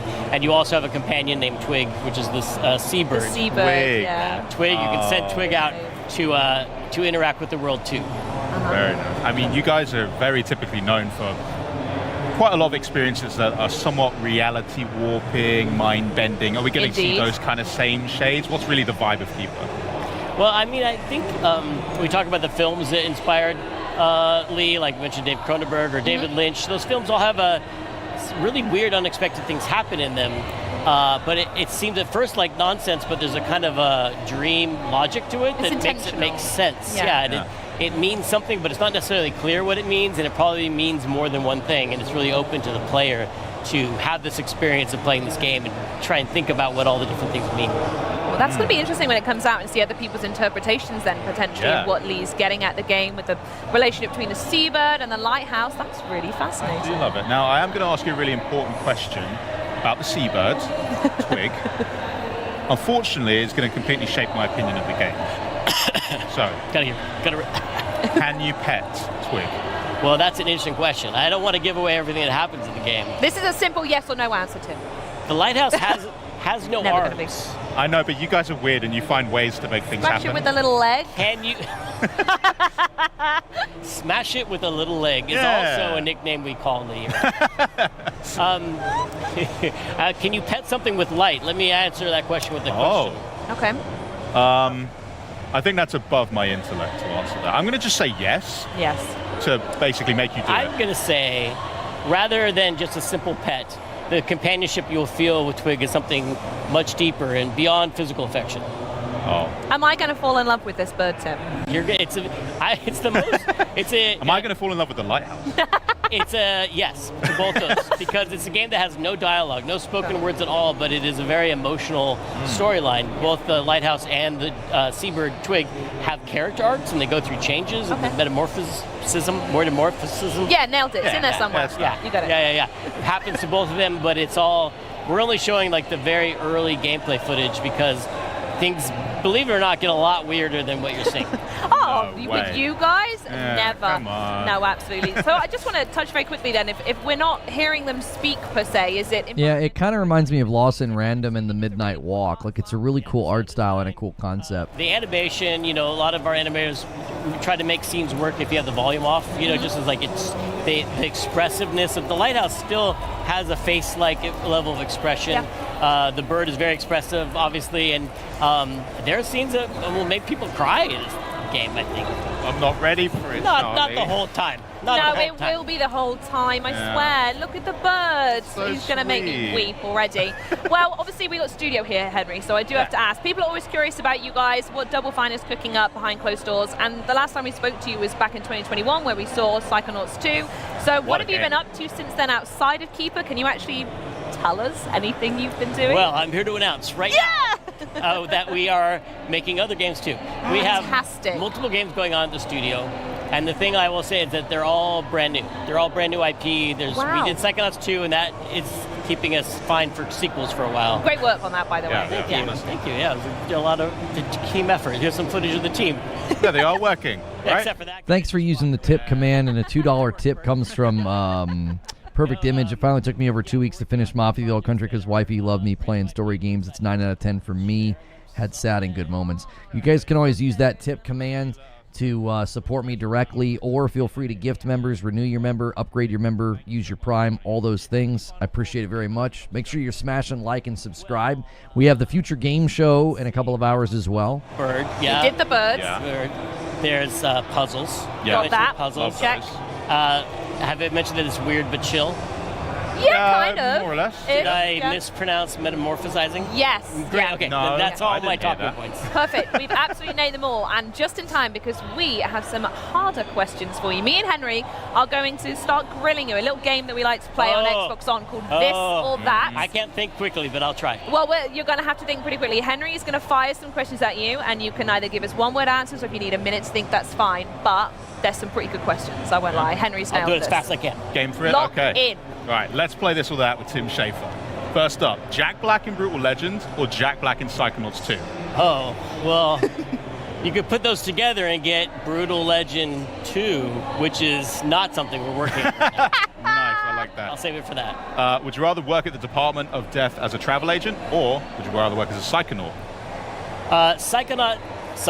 It has a lot more personal career growth possibilities. They have badges, whereas Manny had kind of a dead-end job. That's true. Well, seeing as how you'd like to be a Psychonaut, this is a good question. Telekinesis or clairvoyance? Well, you can do so much with telekinesis, but clairvoyance lets you see how people see you, which is terrifying, and I don't want to know it, so I'll go telekinesis. Good pick. Okay, Rad or Raz? Oh, Lee's game Rad. Uh-huh. Post-apocalyptic 80s roguelike action game. Or Raz, who's a human being, but fictional. But, I'll go with Raz because he's on Game Pass. Oh, I like that. Would you rather be a lighthouse or a seabird? Oh. Well, seabirds are cool, but lighthouses get pooped on a lot. And in general in life, what I'm saying is you'd rather be the pooper than the thing that gets pooped on. So I'm going seabird. Unfortunately, I think I agree, and I never thought I'd have to agree on that statement, but cool. Do you prefer talking animals or sentient objects, if they were real? I mean, it depends on the object and the animal. I'd rather know what, like, my cat is thinking than know what my toilet is feeling. Oh. And I'd rather my toilet not have any thoughts at all. Yeah. We're going down a real, theme here, right? This has gone places. I apologize for the gross examples, you guys. I don't know why. We are never doing this game again. Picture of a safe and a rat. I could have gone so with done. Fantasy or sci-fi? Science fiction, sci-fi. I like the music better. Yes, my guy. Okay, would you rather have tentacles or 2 heads? Instead of, well, I'm going to go tentacles because 2 heads is just like another mouth to feed. Yeah, oh, that's true. Okay. Do you prefer boss fights or platforming? I like platforming on the way to a boss fight. You can have a boss fight at the end, but platforming. Okay. Now for the big question. Go. We're in Germany. I have to ask this. Currywurst or strudel? Is that what it looks like? They're little, currywurst and yeah, that's the best ones we could find. One's sweet and one's really goopy, but... Hang on, I'm going to refresh because we're super スクエア behind. エニックスの浜口です。私がシリーズディレクターを務めるファイナルファンタジー7リメイクがいよいよ Xbox プラットフォームに登場します。1作目となるファイナルファンタジー7リメイクインターグレードでは主人公のクラウドとその仲間たちが世界を支配するシンラカンパニーや宿敵セフィロスと戦う姿が描かれます。鋼鉄の都市ミッドガルを舞台に繰り広げられる星を巡る壮大な物語をぜひその手で体験してみてください。さらに本作には忍びの少女ユフィを主人公とする番外編も収録されているので合わせて楽しんでいただけます。本作は Xbox Play Anywhere に対応していますので Xbox シリーズ X&S、Xbox on PC、さらに Xbox Ally でもプレイ可能です。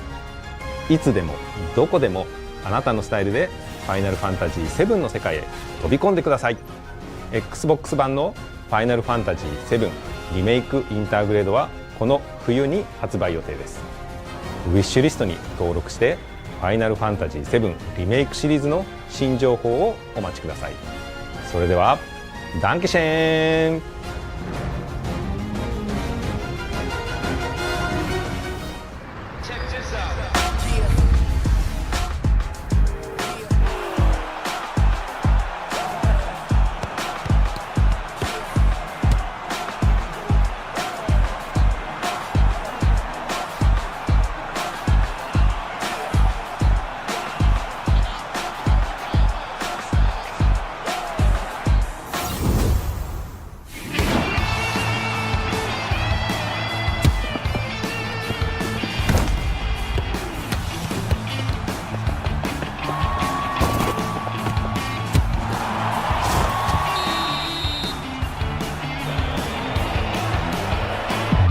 Yeah, they're in Germany, Lightleap. Good to see you. Guten Tag. They're in Cologne.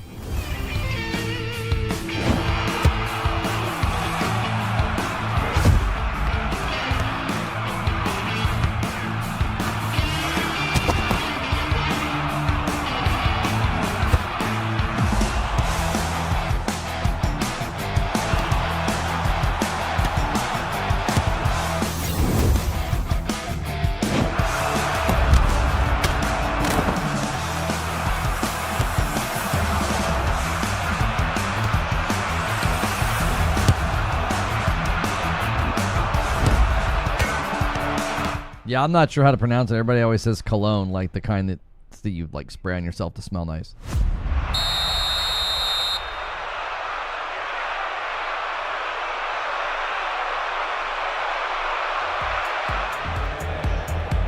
You just saw the world premiere trailer for Freestyle Football 2 here on Xbox at Gamescom. Now you're right on time to learn about all that's new in World of Warcraft. As I talk with World of Warcraft Senior Game Director Ian Hazakostas and Associate Director Paul Cubitt about the exciting updates in store for players. Now, first of all, right, Paul, welcome to the show for the first time. Thank you for having us. I'm glad to be here. Yeah, and Ian, welcome back as well. Like, you were here last year revealing the World Soul Saga with the War Within. Welcome back. Time for Chapter 2. It's a pleasure to be back. Yeah, I can't believe I've seen your booth. I'm going to say it. I think you've probably got one of the best booths at Gamescom. I was walking around earlier and was like blown away by it. I'm biased, but you're not wrong. Yeah, it's super cool. Yeah, it's really, really cool, especially some of the updates, which we're going to be talking throughout this segment about. But you kicked things off last night with Opening Night Live and that cinematic. Could you kind of explain for people that need to know about what that kind of showed, what's happened up to that moment? Sure, I guess a little bit of a story so far for the World Soul Saga. So yeah, gist of the story of War Within. So heroes around Azeroth began hearing these voices, seeing visions, these like dark omens, from messages from the World Soul herself about darkness coming. That led to a surprise attack on the city of Dalaran, the destruction of our beloved city of Dalaran, and the nature of the threat facing us being revealed, this powerful entity known as Xal'atath. So over the course of the World Soul Saga, over the course of the War Within, we've been trying to kind of keep up with her. She's been one step ahead of us along the way. At the culmination of the War Within, as we just discovered, she kind of ascended to a new tier of power and is finally poised to really unleash the power of the Void upon Azeroth. Yep, and that leads us directly into what we saw in the trailer yesterday, which is Xal'atath and her devouring host at the gates of the Sunwell, ready to threaten everything that's dear to us, and our beloved elves, Lorthamar, Liadrin, and the rest of them all mounting a defense along with an intercession from the Sunwell itself. Super exciting stuff. That is the beginning of the expansion, which you saw in the trailer there, and that leads directly into the story. Yeah, I still can't get over last year with the War Within, with the VR experience for the destruction of Dalaran. But that was one of my favorite cities in the old expansions. But we're also returning to some areas that players are going to really know. Can you tell us a little bit about them? Yeah, if Dalaran was one of your favorite cities, it was one of mine too. Wait till you see Silvermoon V2 in Midnight. So we are going to be returning to, among other areas, the old Blood Elven lands, first introduced in Burning Crusade, fully reimagined and expanded now. It's Eversong Woods, the Ghostlands, and of course Silvermoon City. Still, a Horde city at heart with some Horde-only districts, but under these pressing circumstances, they have opened their gates to the Alliance to mount this final stand against Xal'atath's forces. Yep, and that's just the first of the zones that we have. After that, you'll head into Zulaman, city of the Trolls, the Amani Trolls. We first saw Zulaman back in Burning Crusade era as in the form of a raid, but it's been expanded into this enormous zone now. Everything in that zone is big. It's sort of like a primordial Pacific Northwest. Everything's a little wet too. A very, very cool space. We also have Herondar, home of the Heronir. This is, the Heronir we met during the War Within. They're a race who are sort of this enigmatic, elf-like race. We don't know a whole lot about them. We're going to learn a lot more once we go to Herondar and learn that not all of them are as welcoming as the few we've met, Orwena and her crew in the War Within. And lastly, we're going to go into the Void Storm. This is basically Xal'atath's space of operations where she is mounting her attack against Azeroth. We find our way into the Void Storm and take the fight to her and the Devouring Host. super exciting, a bunch of beautiful zones. Yeah, I can't actually wait for Zulaman again. I still have memories of just the endless attempts of trying to get the Imani Warbear with that speed trial. So it's going to be really fun to go back. And of course, go to Silvermoon as an Alliance player. It'll be fun. But with all these new areas, what are some of the activities that people are going to get into when they go there? Well, the first, I think, is you're going to have the campaign, a new campaign that takes you through these zones, and it does so in an interesting way. You'll start by going into the city of Silvermoon and then into Eversong Woods, but after that, players are presented with a choice. Do they want to go to those two of those other zones I mentioned, go straight to Zulaman and learn a little bit more about the Imani trolls, what's going on there? Do they want to go into Herendar and learn about the Herenir? Or do they want to go on a third chapter of the campaign, which is actually a little bit different? It is not tied to any particular zone, but it takes you to some of the older places in the world, places like Light's Hope Chapel, places like Strathholm, a couple other interesting places as well. And in that quest line, you'll be working alongside Eritor, son of Turalian and Ilaria, and helping him sort of interrogate his relationship with the light. Really interesting chapter. After you complete those 3 chapters, those 2 zones in the Eritor chapter, then you move into Voidstorm. This is all in the interest of giving players a choice of which storyline is most interesting to them. And it's all done in a way which also leads you through a couple different delves. You'll play through a couple delves as part of the campaign, and a couple dungeons as well. And culminating with the campaign leading you directly into a couple of our raids. And those are some really interesting dungeons and raids we have put together. Yeah, exactly. I mean, as of course, alongside the zones, full complement of our bread and butter features for group gameplay, delves, dungeons, and you'll note that Paul said raids, plural. So I think we were kind of breaking from recent tradition in Midnight, and our initial season is going to have not 1, not 2, but 3 separate raid zones for a variety of environments, a variety of foes that will kind of unfold themselves over the course of Season 1. I actually love that, because back in Karazhan and stuff like that, where you'd go to Gruul's Lair, it's nice to have that variety hopping in. But for players that are hopping in for the first time, right? Because I think the World Soul Saga has been great at bringing in new players and also returning players. What kind of features have you got for them to hop back in? Yes, so I think we want to make sure that, whether you've played War Within and you're ready for the next chapter, or whether you're coming to World of Warcraft for the very first time or coming back from some long time away, that you can jump back in, understand what's going on, and join the action. And so we have a revamped and reimagined new player and returning player experience. The leveling experience seamlessly incorporates both Dragonflight and War Within content to get you fully caught up to speed. For returning players who may be, a higher level, but not... I don't know about a texture upgrade, though, Sven. I wonder if sometimes the appeal is that, it still looks like World of Warcraft. I think the dilemma they're running into now is, though, they're kind of in the valley of looking like a lot of those, Unreal 5 slop games. I'm not saying that they look like that, but they look in that vein. It's like, oh, wow, that kind of looks like that. So I could see this getting a texture bump, maybe give it a little bit more stylization to feel maybe a little bit more modern, and maybe give it not necessarily a photorealistic look, but something to make it a little bit more, distinct. Yeah, it has that Fortnite Unreal Wayfinder feel, like all those purple games that came out. Probably doesn't help that there's a lot of purple in the game right now too. But yeah, but to me, I think maybe people really like the fact that it still kind of looks and feels like World of Warcraft. And it kind of goes back to your booth as well, right? That has been requested for so long, and we've got to touch now. I was watching it as well, you created a Clash earlier. Player housing. Can you let us know what we're going to experience with that? Absolutely, yeah. We are super excited for people to start stepping into housing. Housing has been a feature which has been in development internally for a long time. We've been sharing little details as we've been developing it over the last year or so. Here at Gamescom, people are finally able to hop in and start, playing with the decor, playing with those systems for the first time. What housing is you can have your own little corner of Azeroth.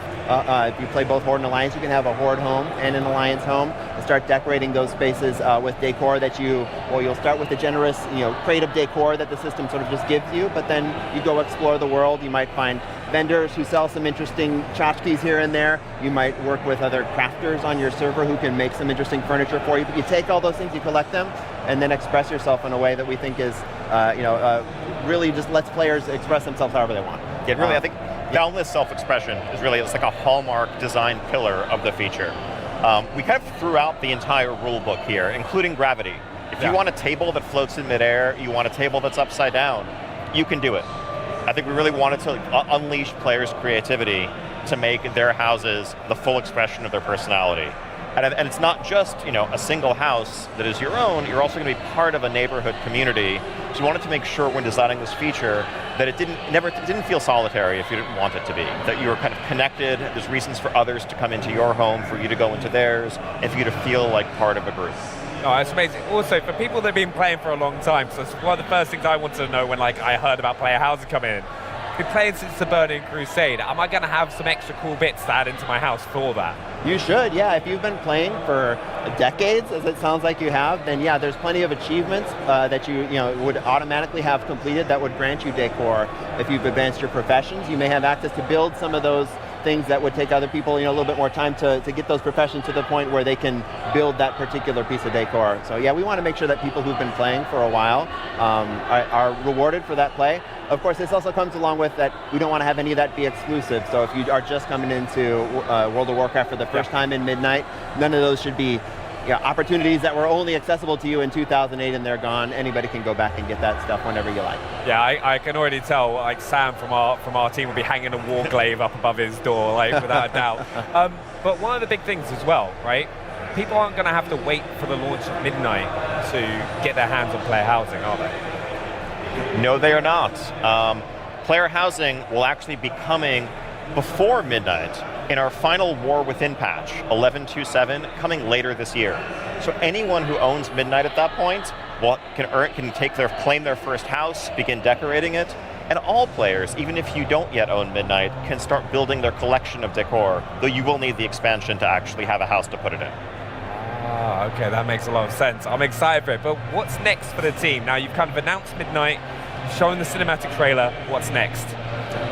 Excited to get back and kind of finish this game. We're going to be talking very soon about our first public alpha tests and then a larger beta to follow. And all of this, getting player feedback, helping polish the game, and building towards a release in early 2026. Yep, and we're going to be here at Gamescom all week as well. Ian and Maria Hamilton will be talking tomorrow about some of the characters and zones within the expansion in a little bit more detail. And then later on in the week, Ian and I will do a big systems download where we talk about a lot of the systems that make up the game. Yeah, I was going to ask about what else can players get involved, viewers get involved in with World of Warcraft, because you've got so much going on. We mentioned the Creator Clash earlier. Are there more shows out today? The streams people can go watch as well afterwards? Yeah, exactly. There's, I think, various live events going on from our stage all week, and then we're going to keep rolling information out. I think this yesterday was the beginning of just letting people know what we've been up to, and we're going to have more and more information and opportunities to engage. We'll have videos, streams, and more just coming all through the fall. Yeah. Honestly, I can't say thank you enough. From coming on the show last year to talking to us Midnight today, Paul, Ian, thank you so much. And also, from tons of new titles coming to Xbox Game Pass, the Final Fantasy VII Remake integrated on Xbox, we've already witnessed so much cool stuff here on day one of Gamescom, and we're not done yet. We're about to get down and dirty with everyone's favorite archaeology professor, but first, let's refresh with a quick power wash break.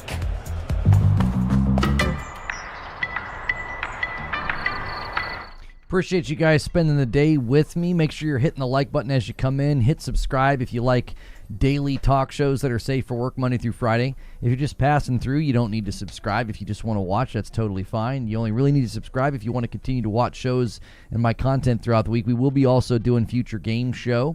I'll schedule that in about 45 minutes. We'll go over to that in about an hour and a half. And then we'll do kind of a similar thing tomorrow. We've got the Silk Song announcement, more Gamescom stuff with Xbox and their interviews that they do.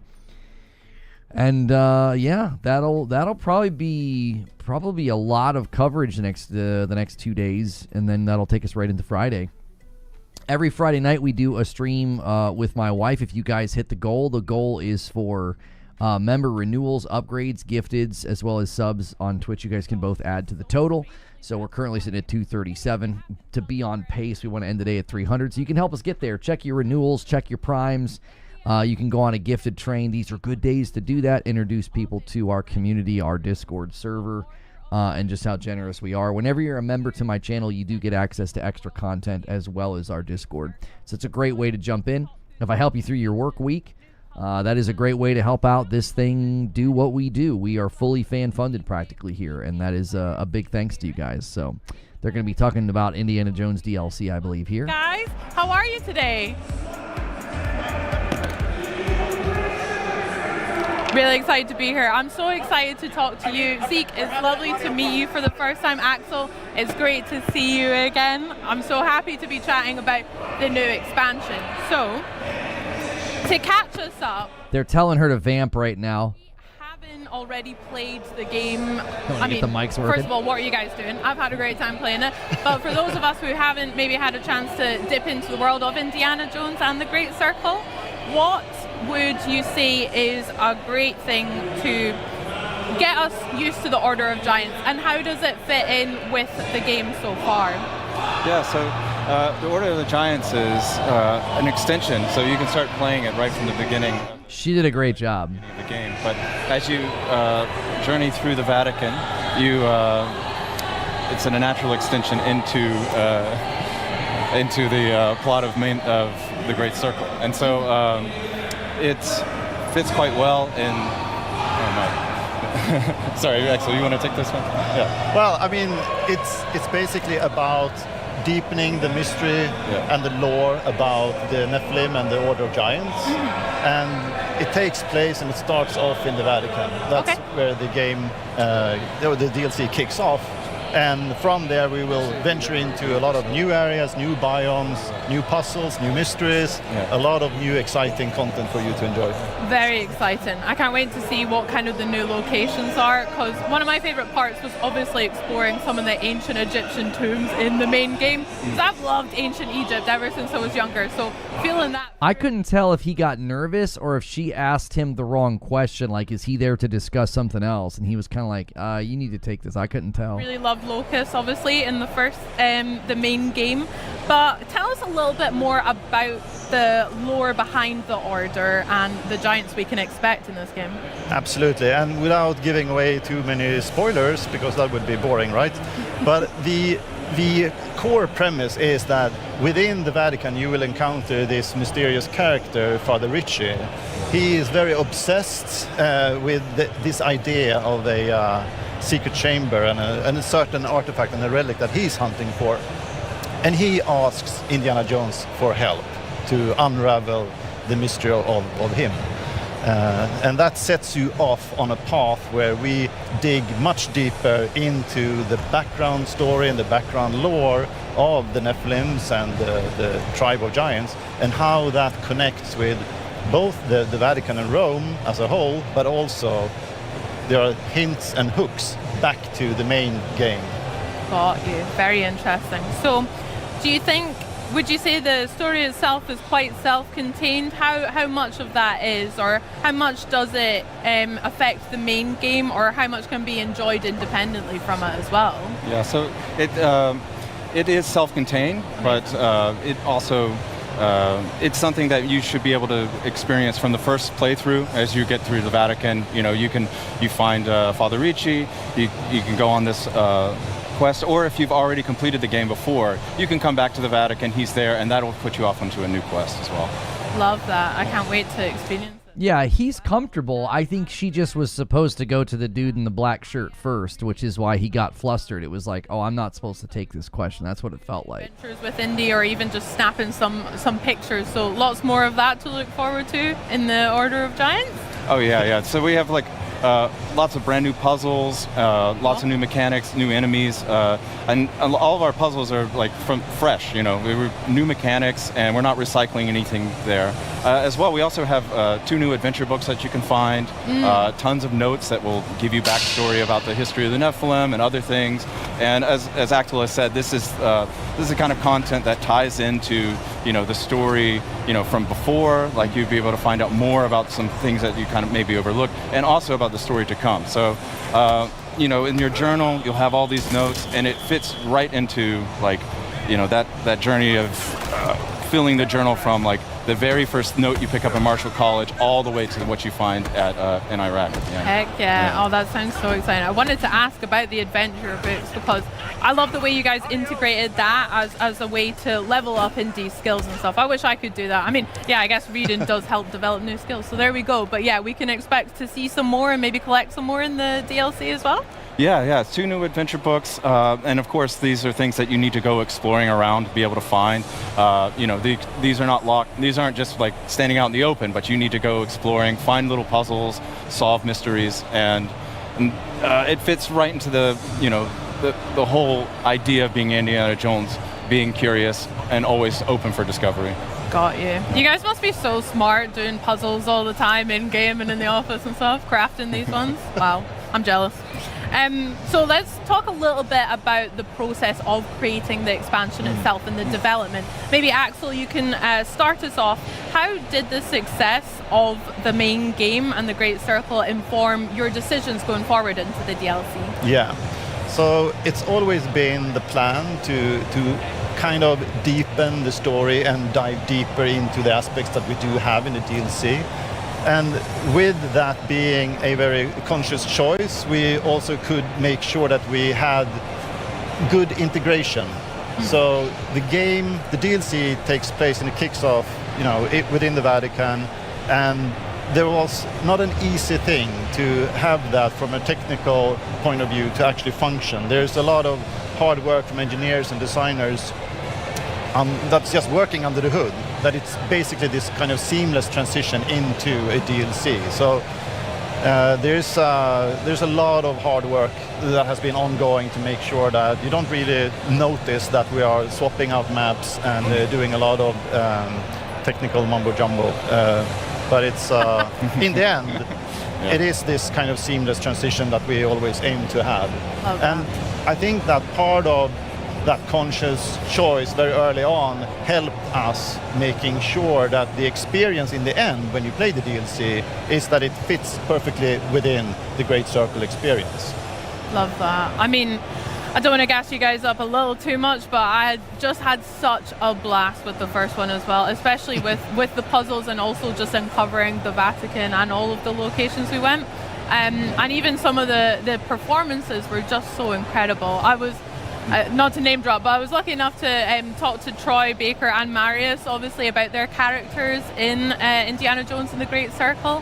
And Troy was saying about how the main point from himself and also from you guys developing it was to really put the player in Indiana's shoes. Yeah. It's not Troy Baker as Indiana, it's yourself. Absolutely. It's the player as Indiana. So that's so cool. And coming on to the players and how they've enjoyed the game, how do you think the community feedback has really helped shape the order? Someone in chat said another Wii-looking game. This game doesn't look like a Wii game. Indiana Jones is one of the better-looking games that we've got from Xbox first-party studios. What are you talking about? To hear from the fans, and one thing that stood out to us after releasing The Great Circle was that the thing that we really wanted to try to convey with this game was things that were appreciated by the fans as well.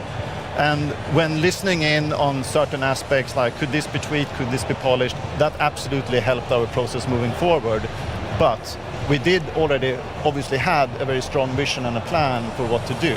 But there are a lot of micro decisions within the DLC and the development of it that is in relation to, listening into the community and the player feedback. It's we had this opportunity to be able to polish some things even further. There are sections within the DLC that is even of higher quality than the main game, given to the fact that we had more time to polish certain aspects. I would say it was a really great place to be in terms of confidence on development side, on design side, like being off the base game and going right into DLC. All of the level designers really had a nice chance to just start making new puzzles from, after years of working on a lot of content that had been started long before. We had a lot of new people join, and so this was their first time to get to take a puzzle from start to finish, and it was just, having the success behind it was, and all the fans saying that they wanted more was just the greatest impetus. It was nice. Yeah, that sounds really refreshing as well, really gearing up. I love that. Well, speaking of developing it, and Zeke, maybe you can give us a little bit of insight behind the curtains and what the team were up to. Was there any like fun fan favorite moments from or experiences that you could share with us from the team about making Order of Giants? I was thinking, I think maybe, getting one of my favorite parts about developing the core game, and I think this plays into the DLC a good bit, was just like we have all this stuff that you're able to use to beat up bad guys. Like it's a shovel, it's a plunger, it's a like shower brush, and this is a sort of thing that like we had early in the game, and just like as we started to develop it, it's like, oh, this is super fun. And at some point we realized like later in development, it's like we need to have more and more and more stuff, but nobody had made that list. One day the associate game director, like Frederick Ljungdahl, stepped forward and he was like, hey, Zeke, I just have this 150 weapons that I would like to suggest. And so I think that carried on through, the base game. And actually, as we started into the DLC, it was just like, what are we going to be able to hit our enemies with now as well? Flip, that's a lot of choice. I mean, India is certainly well equipped there, that's so to say. Yeah. Well, I have to ask, guys, when and how can we access the new update? Yeah, so on September 4th, it's out.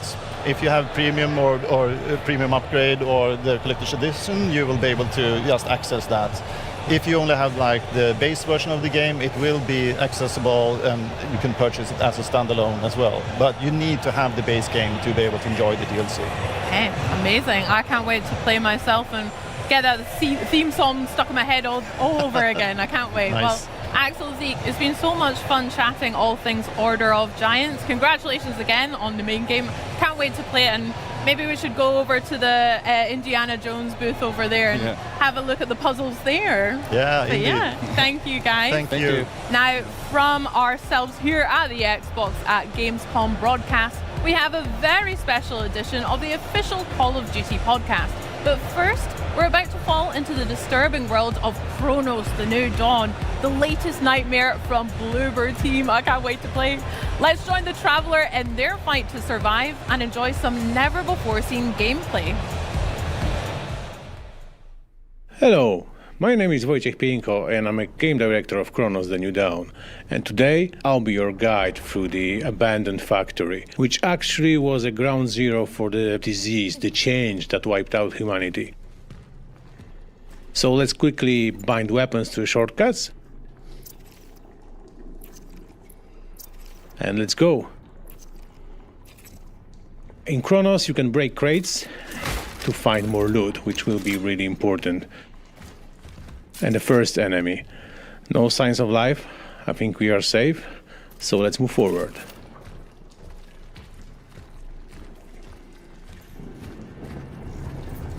And these guys are definitely alive.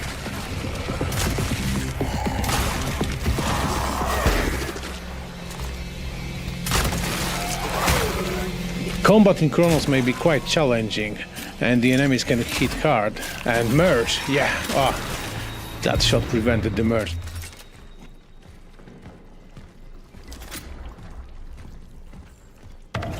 And the biomass can also spawn monsters, so be aware wherever you are. And this guy also wanted to merge, but not on our watch. Let's use the flamethrower to interrupt the merge, stun the enemy, and finish him off with the shotgun. We are calling it the Hammer.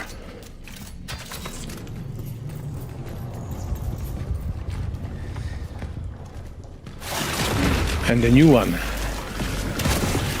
I think this one is, it's the Puker. He has a range attack, so let's get far away and, use a barrel to destroy the enemies. Using environment is also super important. Don't forget that you can also charge your weapons. So please notice that the Traveler sometimes presses the trigger to fire a single bullet, but also sometimes charges it, so the bullet will have more damage, but will also got a piercing ability. Of course, I'm talking right now about the pistol. The shotgun works different. The shotgun increases the spread when you're charging the weapon.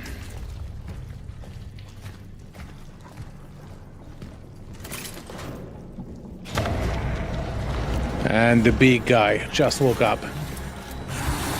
It's discharging, yeah, the weapon has been charged, and we've got hit. Let's switch weapon to the submachine gun. The big guy wants to merge, so yeah, again, using a flamethrower to interrupt the merge. Remember, don't let them merge.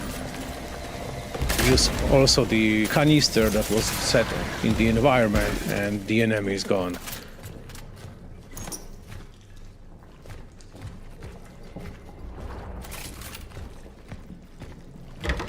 It's worth to exploring the area to find like supply boxes left by the collective and other travelers. So the trick is that the collective is sending only one traveler at a time to not too much with the time flow, since they are of course jumping in time. So the game, starts when your predecessor went off radar, and then you are picking up his mission.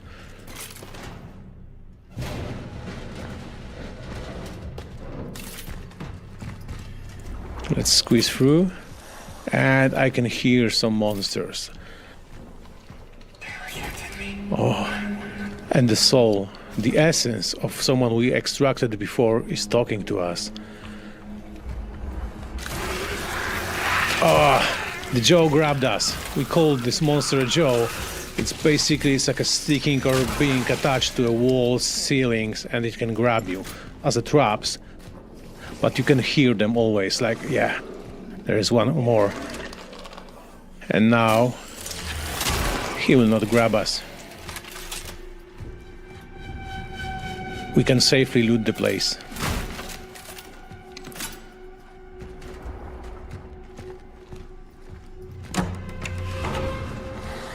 Less biomass, a good sign. Oh no, there is more. And we can hear roars, so more jaws will be here. So let's squeeze in and look for them. Yeah, there's one. Charge shot.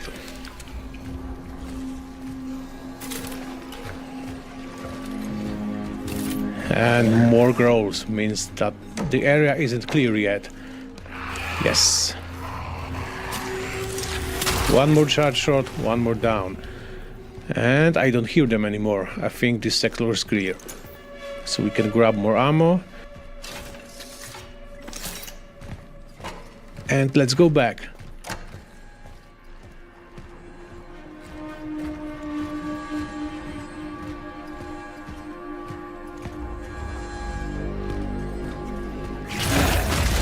Oh, this one has spikes on its body. It means that, yeah, it's more powerful than previous monsters. He hit really hard. Reposition is a key to victory in Chronos. Yeah, you need to act fast. Yeah, charge your weapons like this. That was a juicy shot.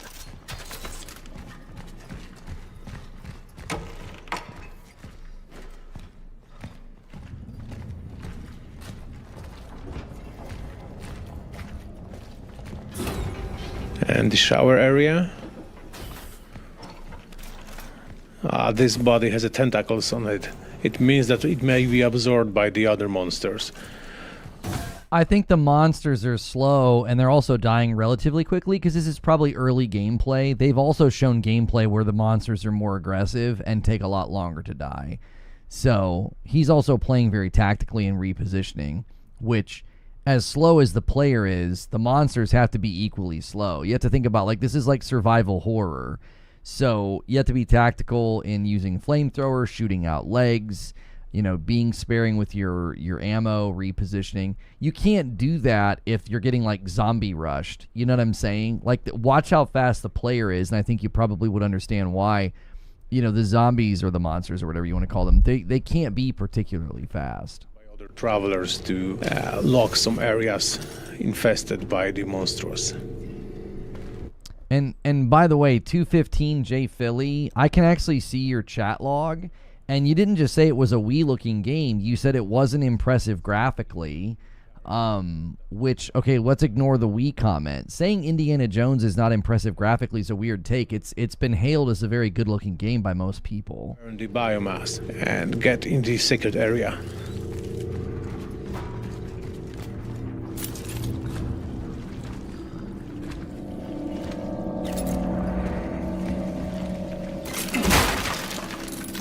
Some shell patch. This is like a health pack. And a lot of loot.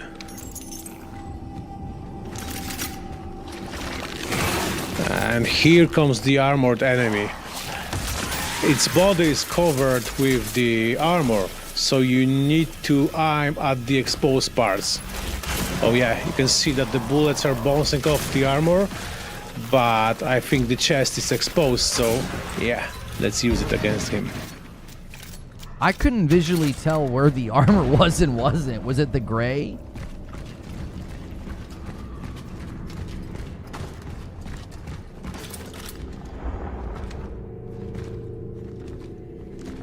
And this stand seems clear.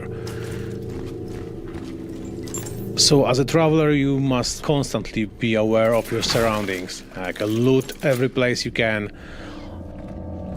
Also, you can craft some ammunition, for example. We need to make a space for more crafting materials. So yeah, torch fuel also will be needed. And now we can grab more metal scraps from the shelf. Use the health patch to heal ourselves, and let's delve into the rest of the factory.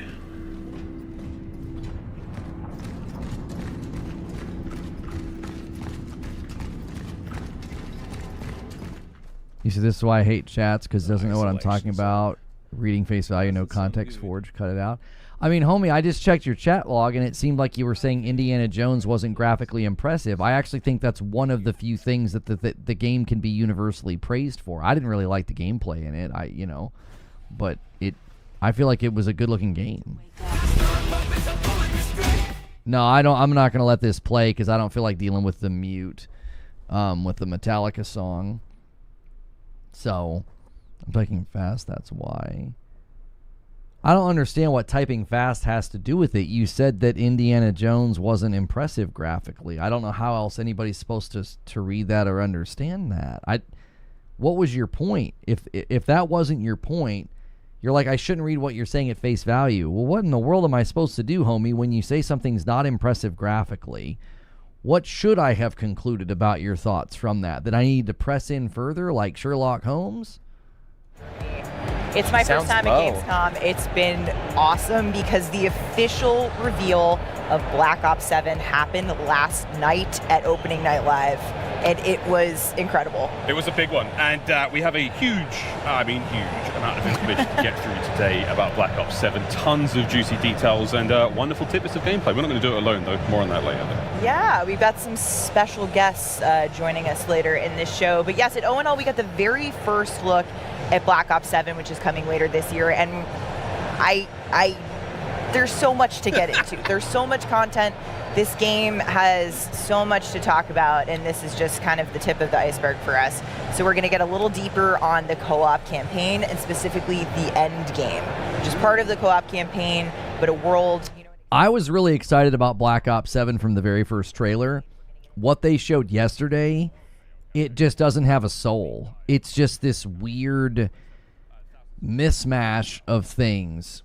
I don't know. It's the Fortnite-ification. It feels like they just injected it with the chaos of Fortnite. Like, oh, the world's upside down and crazy stuff's happening. There's big machetes that aren't real. It's all in your head. And play with your buddies. And there's endgame. I don't know. It did not feel like the evolution of Call of Duty.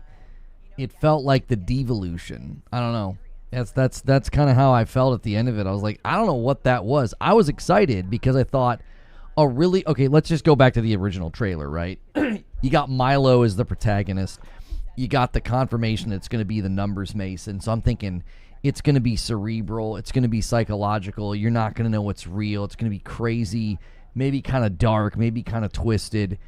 And then what they showed yesterday was just really arcade-ish and silly. And I was like, what is this? Like, what? This is not what I expected. That initial trailer had like a vibe, almost like a cinematic, almost like movie quality to it.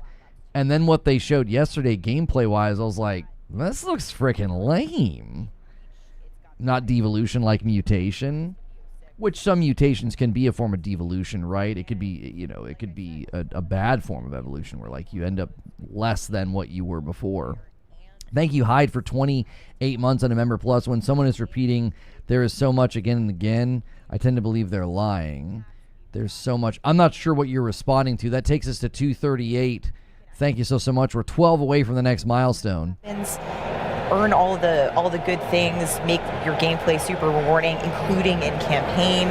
And, you know, we've got David Mason is back. Raul Menendez is back. This is a story that Treyarch and Raven have wanted to tell. It's a David Mason story.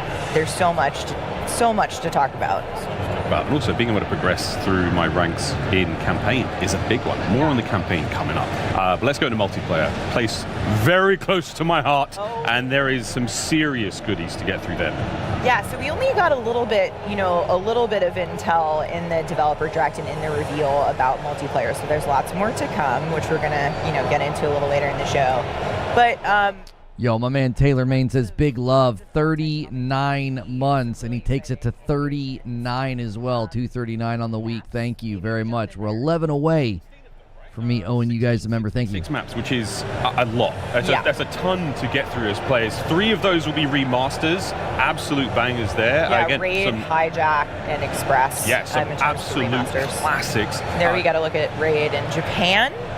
It's got a fresh coat of paint. It looks great. It was the 2020 maps, which is fantastic. It's all huge. And that 2035 aesthetic has just been sort of plastered across the board there. We're really getting a very shiny and gorgeous new card. Treyarch's really pushed on clear lane definition on these maps in Black Ops 7. I think that, like you said, the 2035 aesthetic has allowed them to create really clean lanes. There are some really, really cool maps that just have sort of a different finish than we might be used to in some other Call of Duty maps. So I think it's going to be a fresh take on some classics, but also... Yeah, I think Siege Masters nailed it here. He says instead of cerebral and psychological and mysterious, they went drug trip weird. Yes, that's exactly right.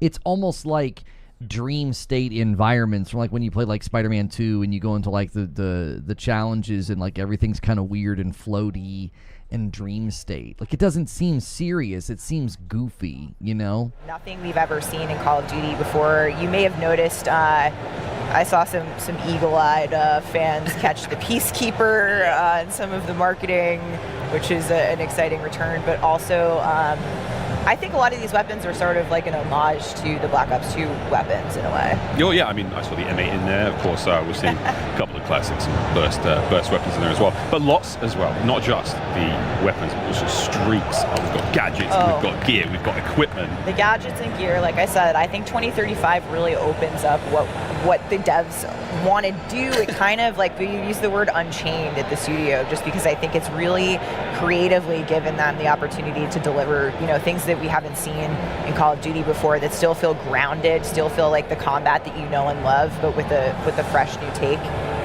in that near future kind of setting. So I'm really excited about the streaks personally. We saw a little bit of Dog, we saw Rhino, there's more. I cannot wait. I've heard that they are mean. Looking forward to some mean streaks. But not just streaks. While we're talking about changes, there is next level Omni movement. Yeah, next level Omni movement is really exciting because Treyarch's refined the core movement. Omni movement was obviously a really massive innovation in Black Ops 6, and they've continued to build on that with the near future setting, changing a couple of things, adding wall jump. We've increased the base sprint speed, and also tack sprint is now disabled by default, but you can enable it with a perk. Yeah, so you've still got the player choice there. You can still build that loadout that way, which is really cool. Yeah, I think the map's built for next level Omni movement, right? So you're going to be able to have that playground. Well, the wall jump clips already look really cool. So we're not only changing movement, we're also changing a new feature outright, which is the overclock feature. Can you explain that?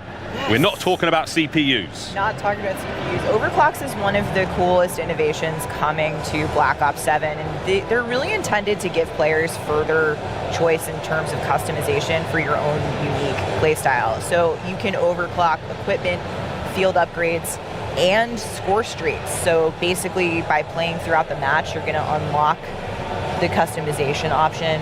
One that comes to mind off the top of my head, we were talking about before, the care package, right? So overclock 1 for the care package, you're going to be able to re-roll your streak. Option 2, or overclock 2, you're going to have the option to decrease cost of overclock. And there's some really awesome ones that we saw in the developer direct. So like I said, go check that out. But I think this is something we're really excited about. That does sound really cool. That sounds like a lot of fun. Gosh, there's still... Guys, we're nowhere near done here. We've got a lot to get through still. Progression being a big one. We touched on it slightly at the start, whereby playing campaign can earn you progression Yeah, points so as well. global progression, making sure that you feel like your time is rewarded across, anything that you're playing in the game. And weapon prestige. Okay. Because this is a big one, and it's something that we're really excited about. Classic Prestige obviously made a return in Black Ops 6, so the team is really building on that foundation, and you're going to be able to unlock a deeper weapon progression journey than ever before, earn unique attachments, weapon charms, Yep. I think you mentioned, camos. Very exciting. A lot's going on. Okay, so talking about weapons, staying on the topic, build sharing. Yeah. Because there's always that one person in the group chat that's like, hey man, what's the best What's the build meta? to use? I'm like, Send me the meta. I'm not going to send you all this information. Instead, I'm going to send you a code. I'm going to send you a code. That's right. It's going to be great for people like you who no one's asking me for my weapon builds, but you guys should be. You don't know.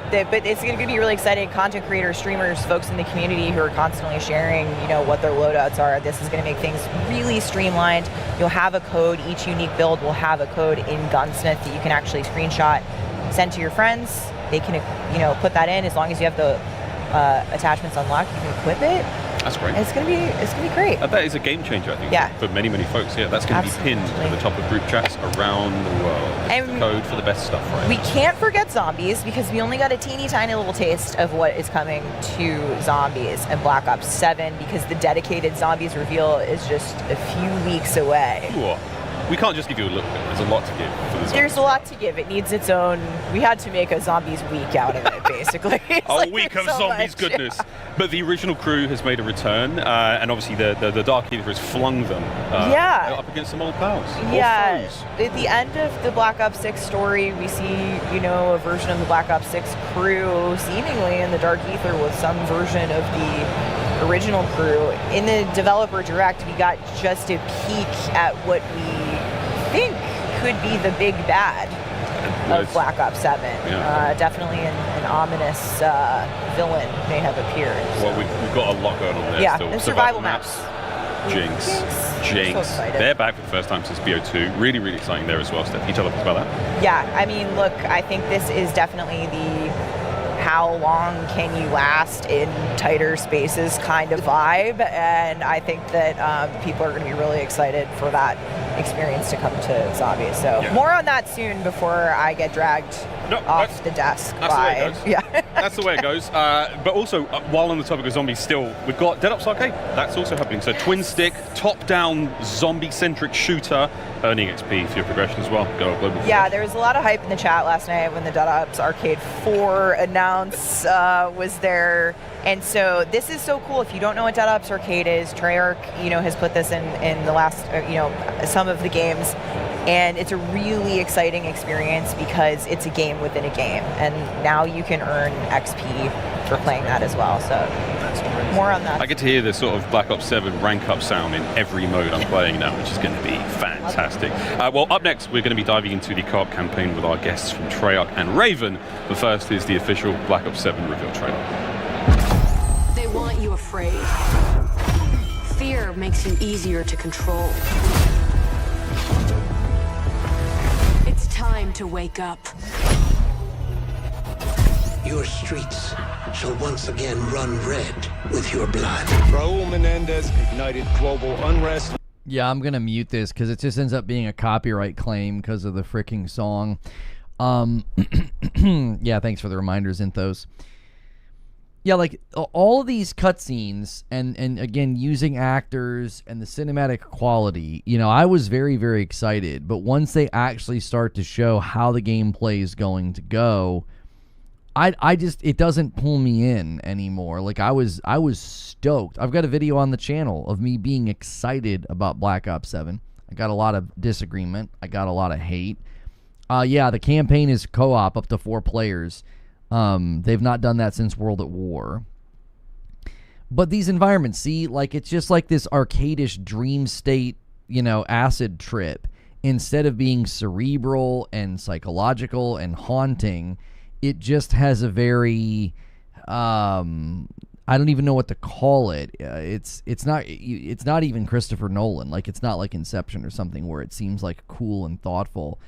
It seems more like Michael Bay, just kind of over the top bombast for the sake of it. And it doesn't seem like it's going to serve the story outside of being kind of silly and goofy. And again, it just seems to lack an identity, It just is sort of an all or nothing. And this goes back to what I've been talking about recently with the Fortnite-ification of games, where you feel like you can just throw everything at the wall and, hope that it sticks, or hope that it, just wows everybody to the point that like everybody's gonna want to play. What happened to the Borderlands convo? I'm not sure when and who is doing that. I think IGN did that. This is the Xbox desk that we've been watching today. So I love Black Ops 1. I still think it's probably the best Call of Duty campaign to date. And I thought a return to that with Mason, with the numbers Mason, I thought was going to be a really cool idea. And it just doesn't look like that's going to be the case. Back. That trailer is so fun to watch. I never get tired of hearing Metallica and watching that, but I want to welcome in our developer guests. We have Miles Leslie, Associate Creative Director at Treyarch, and Natalie Pohorsky, Lead Producer on the campaign at Raven Software. Guys, you've been on a tour. Let's go. We're so Let's go. We are so pumped to be here. Let's go.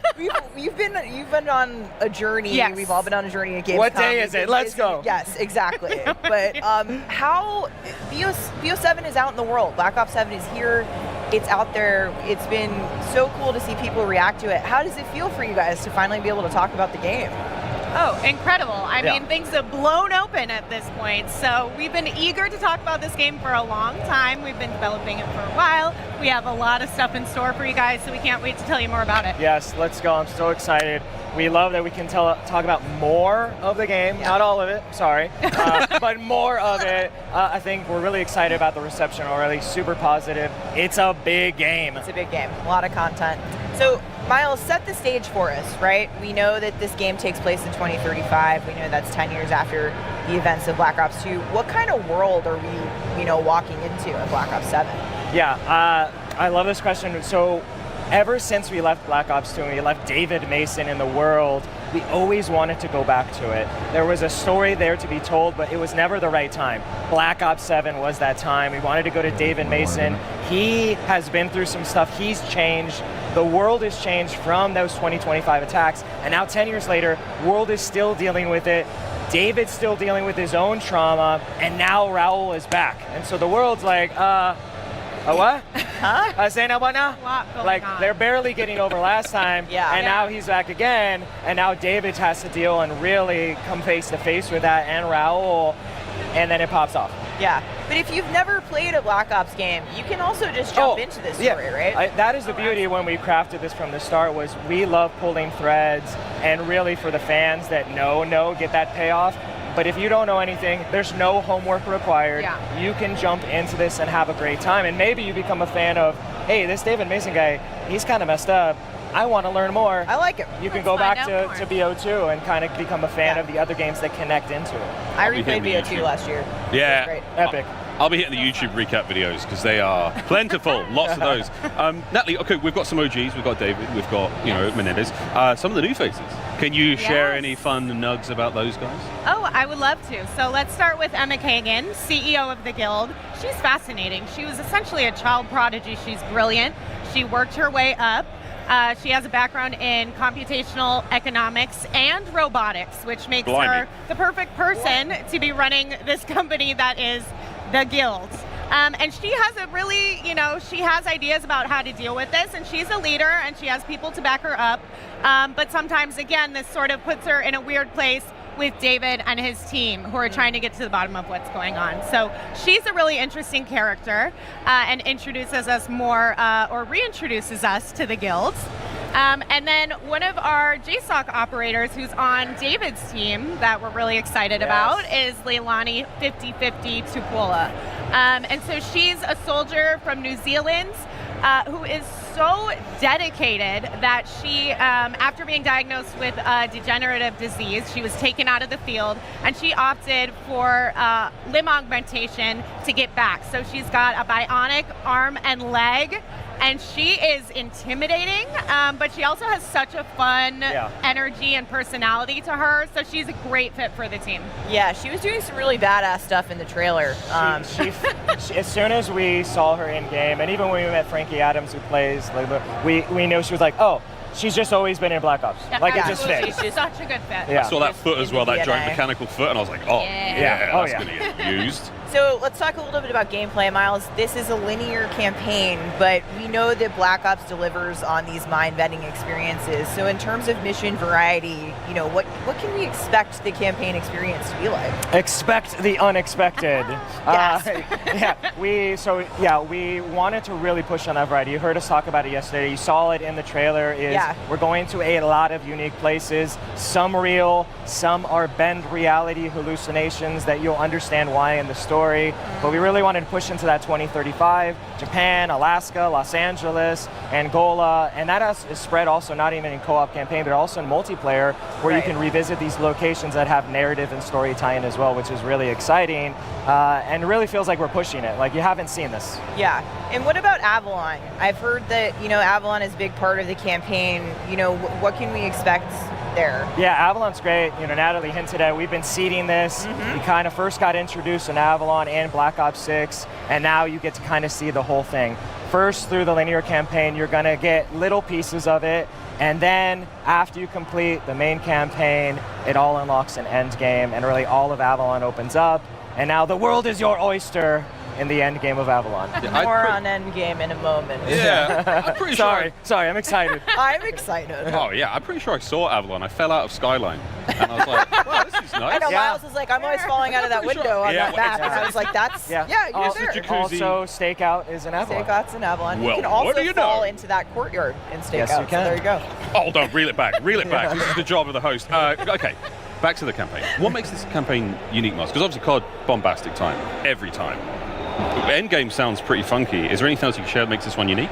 Oh yeah, I think from the start we wanted it to be a co-op experience, and that's twofold. One is the story. Natalie touched on this. Our characters in our hero squad, the 4 of them, they're like a family. They're like, each is a piece of a puzzle. Natalie said this, and I love this term, is we put them together, they play off of each other, but as we were developing, we wanted players to immerse those heroes as well and really embody each single hero, and now you can do that with your friends. It's a shared experience, it's really exciting, and then on top of that, we really wanted for the first time that you and your friends can really move between any part of the game, and that was huge for us. So you want to jump game's co-op. the whole game. You want to be in co-op campaign? Great. And then you're like, hey, let's do MP. Go to MP. Done with MP, let's go to zombies. Done with zombies, let's go to endgame. Done with endgame, go to DOA 4. It just keeps going. There's no game in the world that you could co-op the whole thing. I was running out of fingers. This is a co-op podcast. Just I was clear, like all the ways. Fangirling. No, I love it personally because I'm a single player girly. Yeah. And so I can get intimidated by some of these other spaces, but I'm so excited by co-op because being able to explore with friends, and it's sort of this entry, you know, into the multiplayer world, and then, you know, maybe once I get built up a little bit, maybe once I go through endgame, maybe I'll squad. I was going to say, you can't choose your family, but you can choose your co-op team. That's true. Family. I think we found it. Okay, now as promised, we're going to getting to the end of our time with you guys. So Endgame, finally, we've been talking about it, but I really want to dig into what the Endgame experience is for the Black Ops 7 campaign. Tell us what it's about. Yeah. So this is really exciting. So we're bringing that innovative co-op campaign. Like we said, it's a linear experience. When you finish the co-op campaign, you're going to get a satisfying ending, and then really we think about it as this final proving ground, but we've been talking about it almost as an epilogue, is if you want to go into endgame, you can. I know there's been talks about it. It's optional, but it's in there and it's addictive. So you get in there, squad of 4, 32 players are in Avalon with you, 8 squads, right? And it's about getting in and surviving. That is the key. And it really unlocks everything. All of Avalon, you can now choose your operator, you can build your loadout, you can bring in all the abilities that you've been taught over the campaign, and it's about surviving and pushing into the harder regions. And It's really hard, and it's really fun, and you're going to meet some really crazy, twisted things, and then it's about getting your operator power up. You're going to get progressively more powerful, and you want to survive to the end to keep some of the cool skills you might have gotten on the way. So that's your combat rating. That's so you your are combat rating, unlocking skills and abilities as you level up your operator. What happens to my operator if I if you don't do not escape? If you don't survive. Yeah, so there are consequences if you don't. You will lose some of those skills that you brought in, and it's a really satisfying, I want to say simplified approach to this loop, this sort of almost roguelike, you know, for us, it's pulling the legacy of zombies, right, which is a social storytelling of survivability, right? We've been doing that a long time. Outbreak, RBC. Oh, yeah. So this brings all that sort of energy into this co-op more accessible approach, which is really, really exciting. That's really Sick. exciting. I'm so excited for Endgame. It's super I'm sure addicting. we're going to be talking a lot about we it. We will be playtesting it, and everyone's like, okay, we're done. And, one more game. One more run. I'm one of those players. I always do the campaign first. Yes. Campaign first every time. But now I'm worried that with Endgame, I'm never going to leave. It's just never. I'm It's just just going to be stuck. here forever. I'm just trapped. I can't get out. Not only that, but like you touched on it, the global progression. Now we're rewarding you anywhere you play, and that is huge. I could emerge. Dedicated camo track in the campaign for the first time, so you can unlock. You know, you can level up your weapons. You can unlock camos. You can do complete challenges all in the campaign with your friends. So you're saying I could come out of my Endgame hole I've been in for weeks? Yeah. Welcome back to the light. Prestige 2, kitted out with camos and stuff. That's great. Yeah. That's fantastic. Oh yeah. I'm in. Really Sign me up. exciting. Okay, so we want to end the segment with just a couple rapid fire Do we? questions. We don't. No. I mean, we don't. Okay. There's an end game to this segment. We'll be in the Xbox booth. Oh, no. One more run. Okay. This is just give me the first name that comes to mind. Which Black Ops 7 character are you picking to have your back in a fight? Miles. David Mason. I know that he's going to, he's either going to shut it down or he's going to protect me because I'm a little baby bird behind. You're like, get him, David. Attack. Yeah. Natalie. I would say Samuels, because I can be a little chaotic, That's a good and one. he would bring me down to earth. And He's level-headed. He'd be like, have stand my down, back. Natalie. Yeah, stand he'd be down. like, calm down, I got She's like, it. hold me back. Hold me back, bro. All right, Natalie, who have you got spotting you at the gym? Oh, God. I mean, it has to be 50. First of all, I don't frequent the gym personally, believe it or not. And so I would need her as a spotter because if anything goes down, I mean, she's locked in. It's like a one-handed save. Yeah. Okay. And the best nickname. Curveball for me is we have Troy Marshall back. Yes. He's a little bit older, but I would absolutely want him as a trainer in the gym because he's got that old man energy. He was an elite operator, and I feel like he's going to be like one more rep. I can't do it, Marshall. I can't. One more. There it is. I saw a post recently that was just like, you know, if you see Troy Marshall show up in anything, he's aura farming. I was like, that is correct. That is, he knows, he knows what's up. He's got good stories too. Yes. I bet. Guys, thank you so much for joining us. so Special excited. edition of the Call of Duty podcast. One more live run. Okay, on the I'll stop. Xbox broadcast. I know we're going to be chanting. We're probably going to get kicked out. But it's like so great to have you guys here. Congratulations on the reveal of Black Ops 7, especially to all the teams at the studios. Before being with Bacon, you say like controllers are holding back the advancement of game design more than anything right now. What's insane about your position is the overwhelming amount of PC-only games that launch every day, week, month, and year, and seemingly they're not advancing anything, and they're not dealing with controllers. They could just do mouse and keyboard.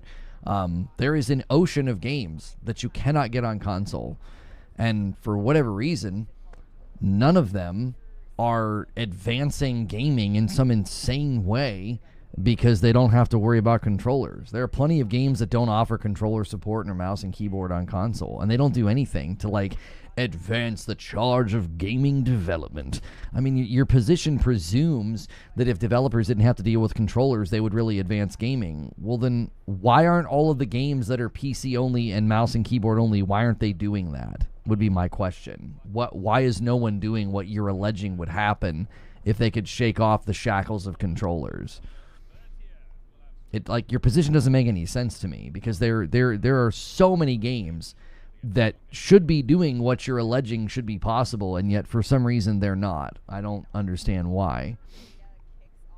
Next, you're going to say Halo advanced FPS game design.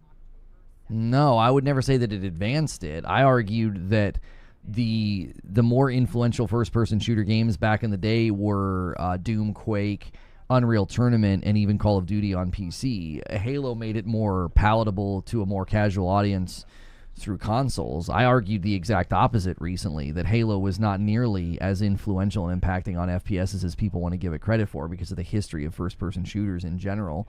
The groundwork being largely laid by Doom and Quake more than anything, and id Software. I mean, the Quake engine, was in Call of Duty for how long? I'm just saying your position seems absurd. There are tons of people right now building games for PC only and don't have controller support, and they're not doing what you're claiming. Like, they don't have to deal with the shackles of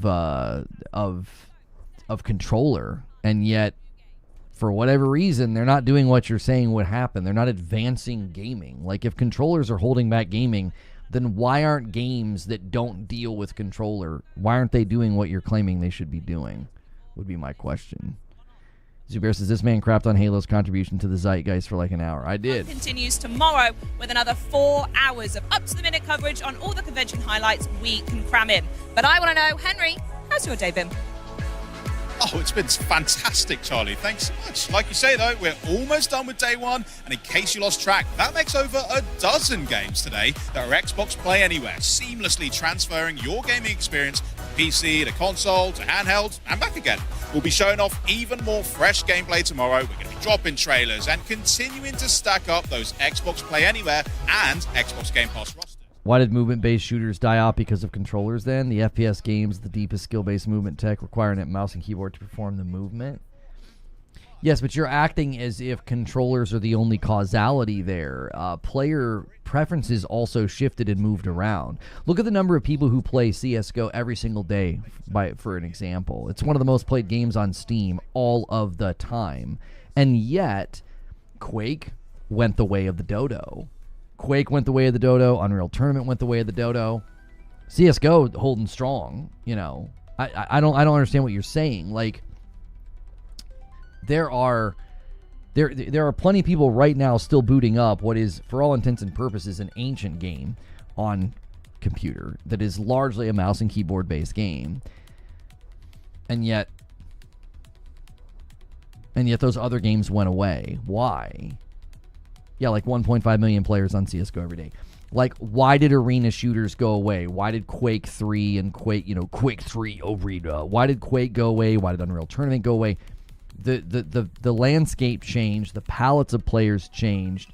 The explosion of VR has had a huge influence here from the history of, like, whatever came before H1. I can never remember which one came before H1, but like H1Z1 to PUBG to Fortnite to Apex to Warzone, right? The trajectory of the influence of VR has had a larger impact, I would say, on like arena shooters, like fast-paced arena shooters becoming less palatable to the general public. Combine that with the fact that, again, I just think people's tastes changed over time.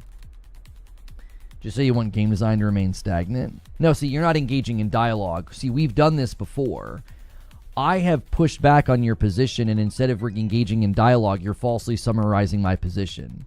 Well, just say you want game design to remain stagnant. No, listen to what I'm saying very carefully and respond to it, or I'm done conversing with you because you're just speaking in platitudes. Listen very carefully. There are hundreds of thousands of games every year that come out PC only with no controller support, and yet those games are not doing what you're alleging would happen if game development would just shed the shackles of controller.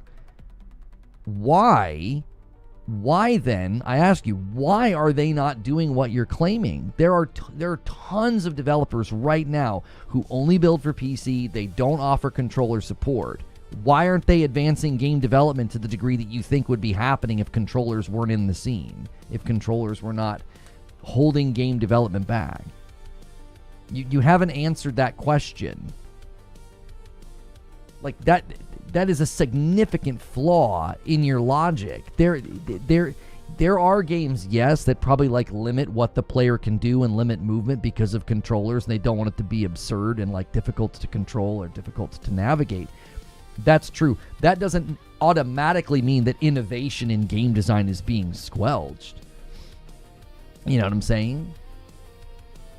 Remember Steam controllers? They were horrible.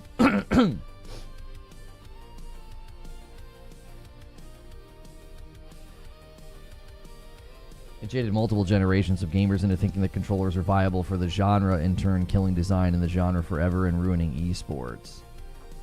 Yeah, I mean, you got to let this one go. We did this before. You're so embittered about controllers ruining your favorite genre, but like, you have yet to substantiate where development would have gone if controllers wouldn't have come into the fray, because there are plenty of games right now that don't do anything with controller support and they just build for PC. I don't know what to tell you. Also, if you look at the history of gaming in general and you look at Atari, Coleco, and Nintendo, analog controls like up, down, left, right generally being used for navigating video games, and how PC added a whole nother aspect with joysticks and mouse control for vision, like moving around or whatever. To act like there's not a symbiotic relationship between both sides of the aisle within game development, that like having controllers to make games, more accessible to people has led to entirely new genres and ideas. The constraints of a controller could lead to people saying, well, let's get more creative with this, that, and the third. Yeah, we've done this before. He won't engage in conversation. We've done this before. He just hijacks chat.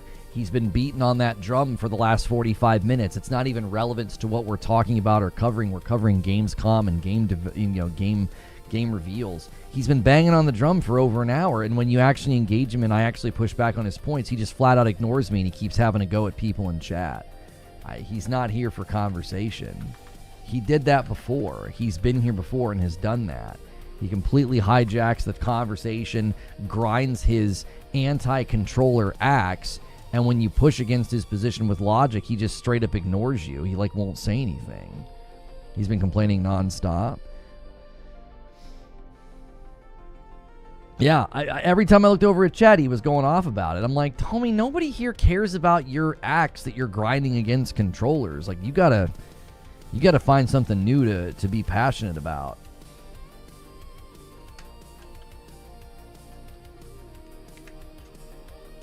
Yeah, Gwendolyn, I totally saw you say that. You're like, I'm not going to get into this. It's a war I'm not going to win. Because you can just tell you're just dealing with this ideologue who is literally just grinding an axe. It's like, Jiminy Christmas, dude. Like, show us on the doll where controllers hurt you.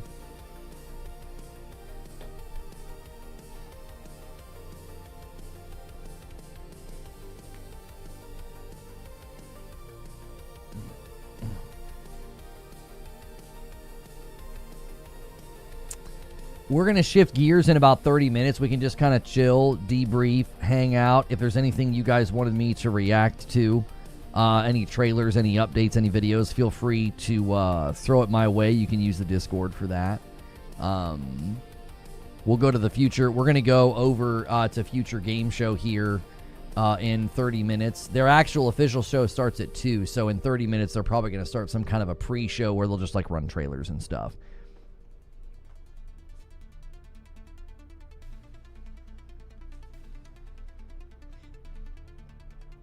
I didn't even wreck him. I just asked him a simple question. I was like, if what you're saying is true, then why is nobody pushing game development forward with these crazy innovations in the PC realm where they're building games all the time without controller support? Yo, it's good, P. Carlisle.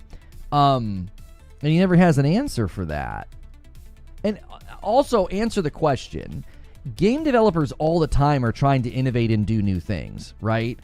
Why wouldn't somebody somewhere say, let's just ignore controller and let's just go crazy with movement and speed or whatever, because there's an audience on PC. I mean, look how many people are logging in and playing, CSGO. It's like, There's plenty of people that would play your game. You could be very popular with a mouse and keyboard only game if you really advanced and innovated. And it's like, why is nobody doing that? You know? More than likely, there's a ceiling on, you know, cognition speeds of players and humans and what you can actually ask of somebody to do in a game without exhausting them and it becoming not fun and more tiresome and unenjoyable, right? There are thresholds of mental strain and stress you can put on somebody with respect to speed, reflexes, situational awareness, response time, you know, all those things that go into you playing a game and enjoying it. If they just pile on the insanity of the controls and what you can do and what you do, you'll wear people out. There's a threshold that you go beyond and nobody would enjoy it. Your game wouldn't be palatable to the masses. Even if the people that prefer mouse and keyboard, it wouldn't be palatable. You know. Wasn't that what Omni Movement was supposed to be? I guess.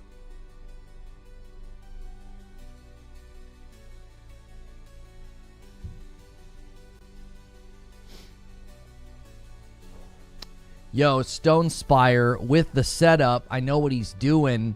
Member gifting been a little quiet today. He sets it up. It's 240. We are an exact 10 bomb away from the milestone of 250. Whoever hits it gets it. You could steal it Twitch. You could steal it YouTube. Somebody drop that 10 bomb, and I'll owe that side a member.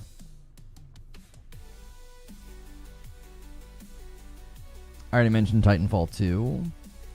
Again, the reason that discussion is so frustrating is you don't really know even what he's thinking of. Like, what innovation do you think they could have done? What are we lacking? What are we not getting? It's this phantom imagined ideal that, like, well, we could have these incredibly awesome, better, stronger, cooler games if it wasn't for controllers. And I'm like, oh, okay, I don't know what you're talking about. I really, truly don't. I don't know. He never has examples. It's just like, well, controllers ruin games and they're holding back games. It's like, okay. Next event is Future Game Show. We're going in 25 minutes.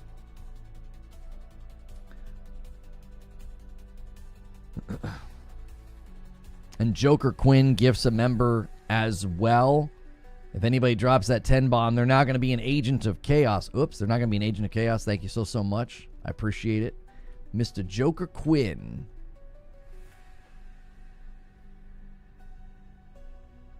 Do you think the PlayStation 6 can handle Black Myth Wukong perfectly?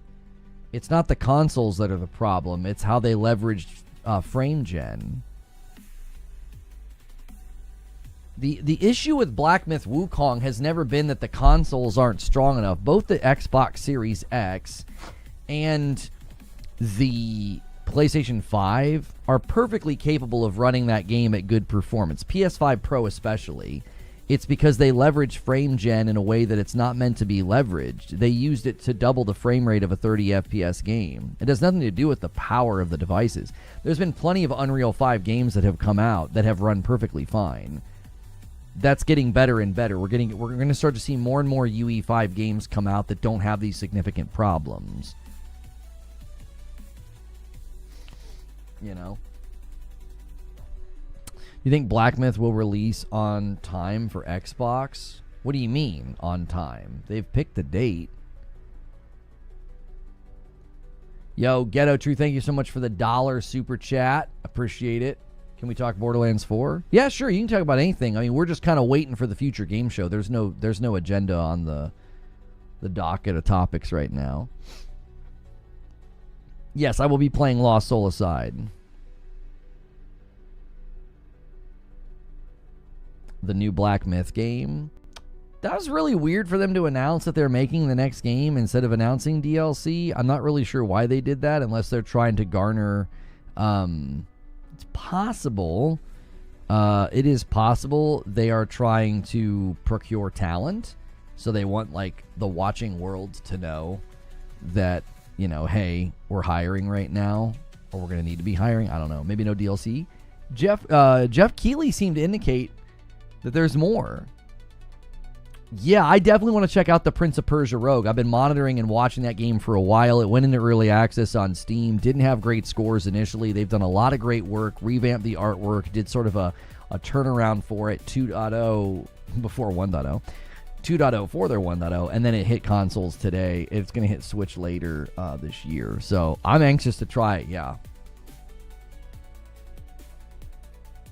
Black Myth performs much better on the PS5 Pro. No, I still think it runs terrible. What Voltager are you picking?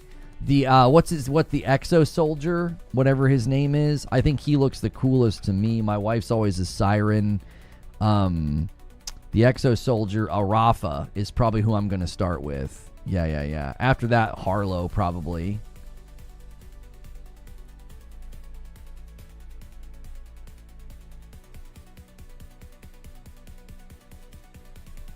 I'm digging it so far, not completely into it yet. Just used to Dead Cells. You played Trinity Fusion? I asked yesterday, but I had to leave. I don't know what is Trinity Fusion. What kind of game is it?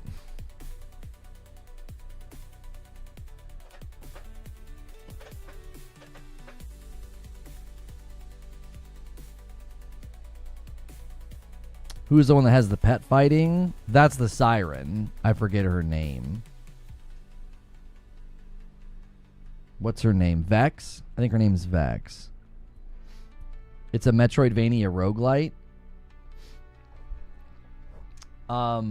Trinity Fusion. Is it available on console? I tend not to play games in the office off stream hours.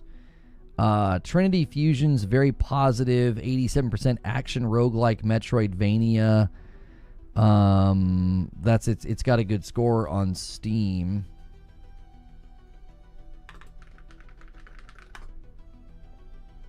Looks like it is on PlayStation. It's got a 4. It's $8 right now. It's on sale.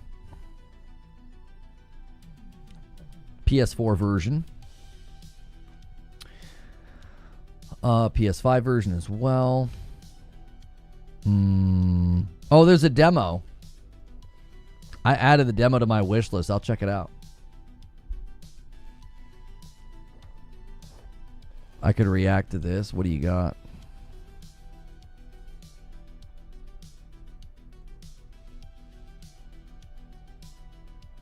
What's old Timmy saying here?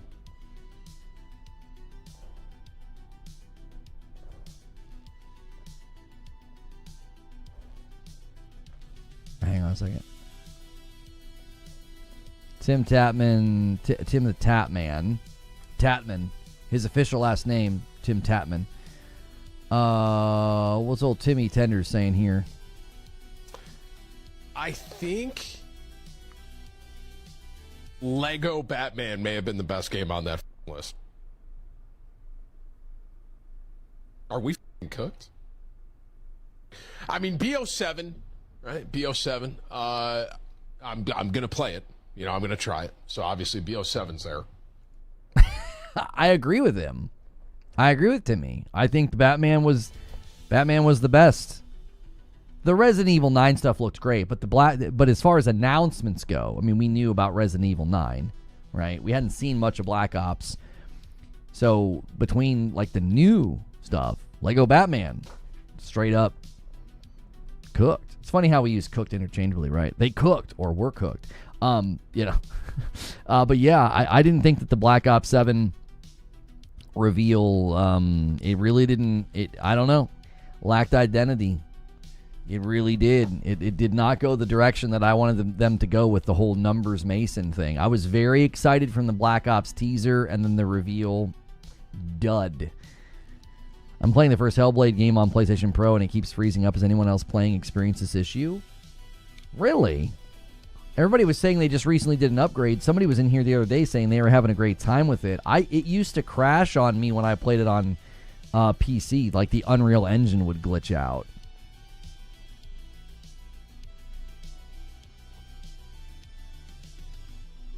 Valve new Steam console rip. I've not seen much about it. Is it real? I was worried it was like a rumor.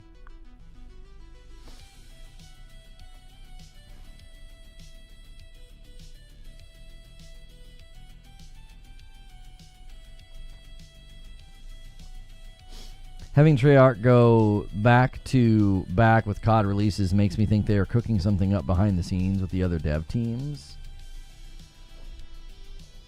Got a report here from Insider Gaming. Valve Fremont Steam console appears on Geekbench. Let's see here. The Valve Fremont, which is a long-rumored console running SteamOS, has appeared on popular benchmarking platform Geekbench. The appearance comes as rumors of Valve's return to Steam consoles continue to swirl. According to the Geekbench listings, the Valve Fremont features a 6-core 12-thread processor running at 3.2 gigahertz base frequency. The device tested also has 8 gig of DDR5 memory. Should be noted, however, that just because it appears on Geekbench, it doesn't mean the specs are 100% locked in. There could be various changes between when the testing appears and when something becomes more official. Yeah, I mean, I would say 8 gig of RAM is a huge misfire. I mean, what? Like, what are you doing? Like, the average game coming to market now is like 16 minimum. I think 8 gig is that's got to be concerning almost immediately. Harry Potter Lego would be awesome. There was a Harry Potter Lego game, but I think that both Star Wars Skywalker Saga and the new Batman game can really bring the games forward, you know, and get out of the formulaic stuff they did in the past. I think when Keeley said the Westward Journey won't end here either, that he meant another game coming even after the new one. Oh, it's apparently a series. Oh, so I thought he was indicating there was DLC for Black Myth Wukong. Guess not. A Skywalker Saga Lego Harry Potter. That would be amazing. You'd make the central open world hub the school itself, and you would go out and do stuff. It'd be awesome.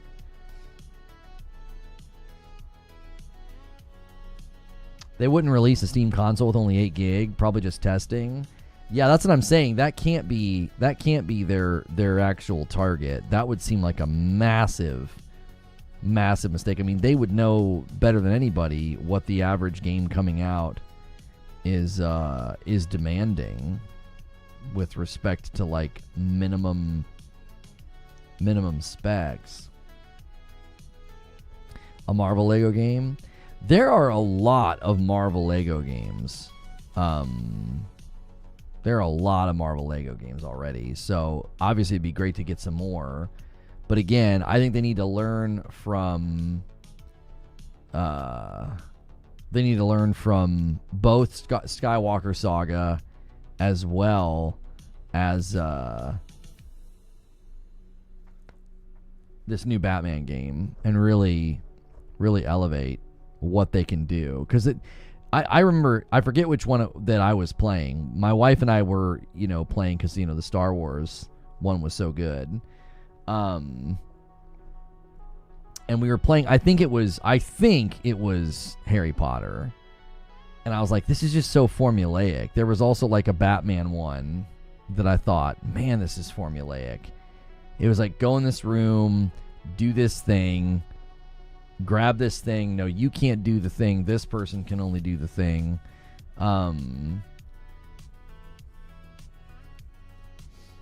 So it just got to the point where it was just kind of bored. It just felt like they were kind of like constantly, it was just telling you what to do. It was like, go here, switch to this character, stand on this thing, build this thing, push this thing. It didn't feel like the free flow of, like, the legacy Star Wars game felt more free flow.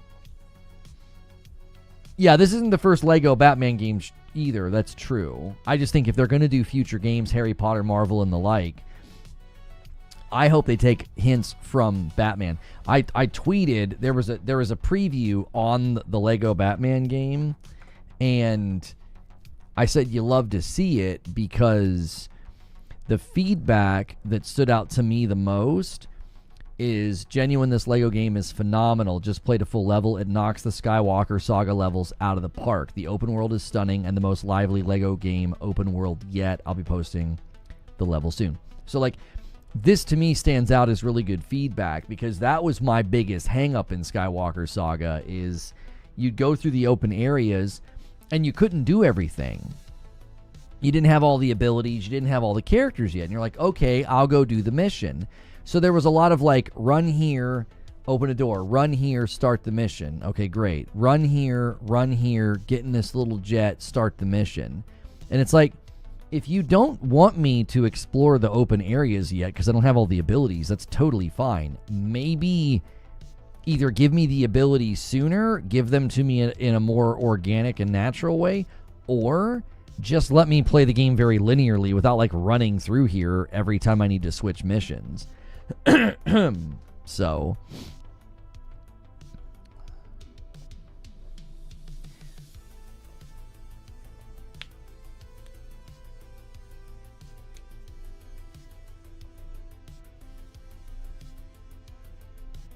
the PS5 price increase that they announced is US only, $50 on digital base PS5 and the Pro. They're all going up by $50.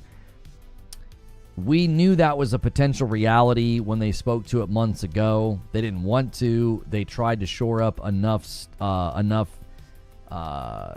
inventory in America to avoid it, but they ran out, and they seemingly, because of the tariffs.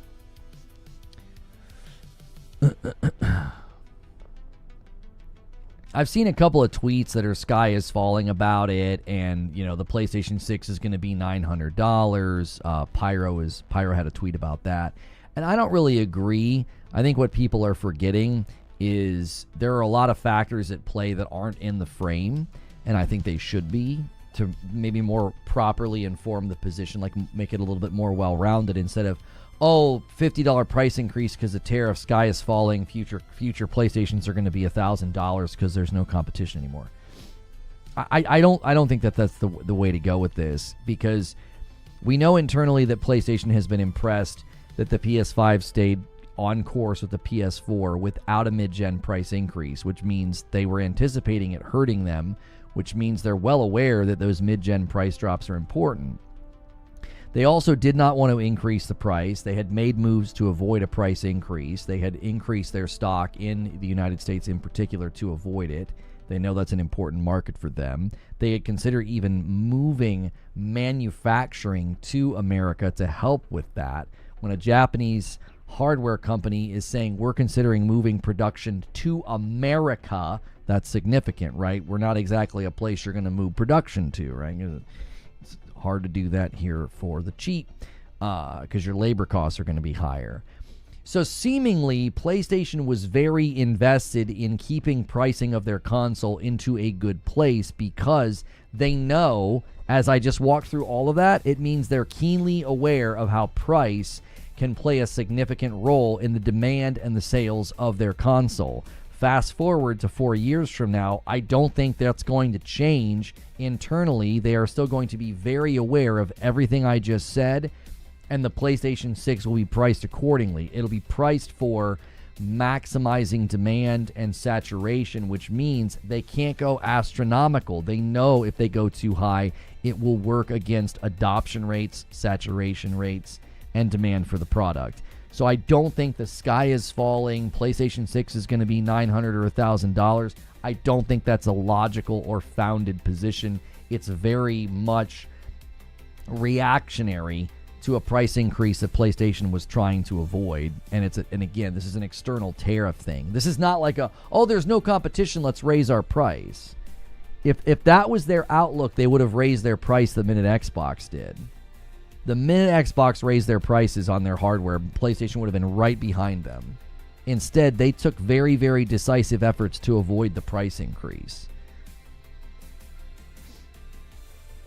So, can tariffs go down? They can get renegotiated and go away, yes. Or lower in their severity. There's all sorts of things that could happen. Xanatos with 36 months. Shout out to the community for carrying me these past couple of months. Out of work while moving and surgery to remove masses. Came back, not cancer. Well, congrats on it coming back, not cancer, Xanatos. That's great news. And 3 years of subs is amazing, guys. That's what gifting does here. Feel free to pay it forward right now. If you guys enjoy this content, if I help you get through your work day and your work week, I'm able to do this because of the people who support the channel directly. So if you want to do that and you feel like $6 a month is something you can swing, that is a welcome and very much appreciated thing. They could only move some production to America, though. Yeah, like assembly factories. America doesn't exactly have a bunch of semiconductor factories. Yeah, you're still going to deal with, yes, where the chips are made. You're still going to deal with that.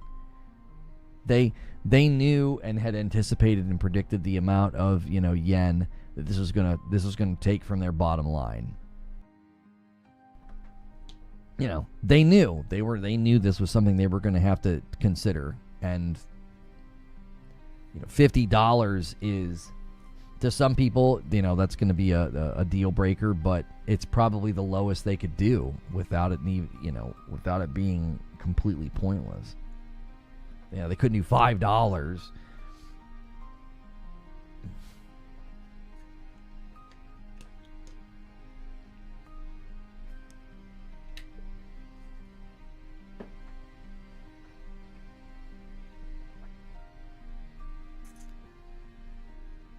The next game thing that we'll be covering is this Future Game Show.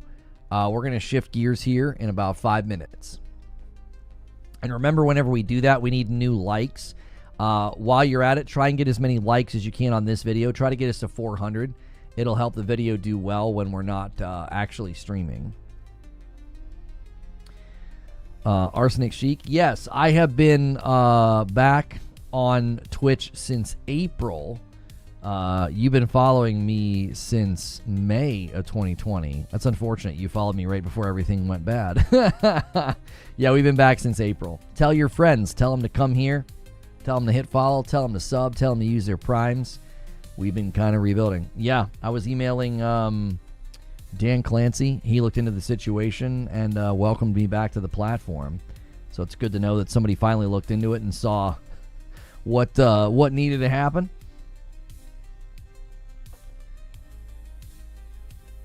You and PlayStation both had to deal with those darn currency issues. Yes. It's really unfortunate. Thank you to everybody who has thrown their support, behind the channel and done tips and gifts and super chats after we kind of figured out what we were doing. We have fixed the problem now. So regardless of the currency you're using, gifting members is still supporting. I know some people have decided that they're not going to anymore. Maybe they feel like it's harmful or not helpful. That is not true. We have rectified and course corrected. So any support is support. I don't think anybody should feel bad about what transpired. It was a simple mistake, and it was nobody's fault. Channel membership price increase coming. That's right.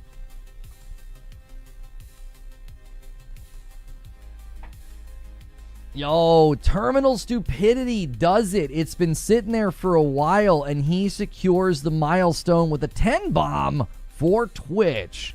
Thank you so much, Terminal Stupidity. This guy used to go crazy on YouTube, and now he gets a little crazy on Twitch instead, and we appreciate that, man. I owe Twitch a member. I'm going to do that now. Thank you guys so much. Every 25 milestone, I give a little back, and I appreciate that so much. Thank you, Terminal Stupidity. We do sub-only content on Purple, on Twitch. That's a great reason to be a sub. Whether you use your Prime, get a gifted, or pay for it, you can get access to those sub-only streams. Friday nights with my wife. If this hits 500 before Friday, we do a stream together. And the member battle just kind of heated up. It's now 26 to 15. We'll see if YouTube decides to answer back. At least it's 50 instead of 100. Still not a fan of it. I don't think there's anybody that's going to be like, rah, I love price hikes. Did Mash leave or something? In the wake of the discovery, he was super chatting and he was apologetic. He also goes on trips. There have been numerous times throughout the years we don't see him for a week or two. I want to believe the best and think that he's just away. I don't think he vanished. I don't think he was like, oh, I'm out. I mean, he was still supporting. He was still super chatting. He even said if I wanted to reach out to him privately, he would help rectify the situation.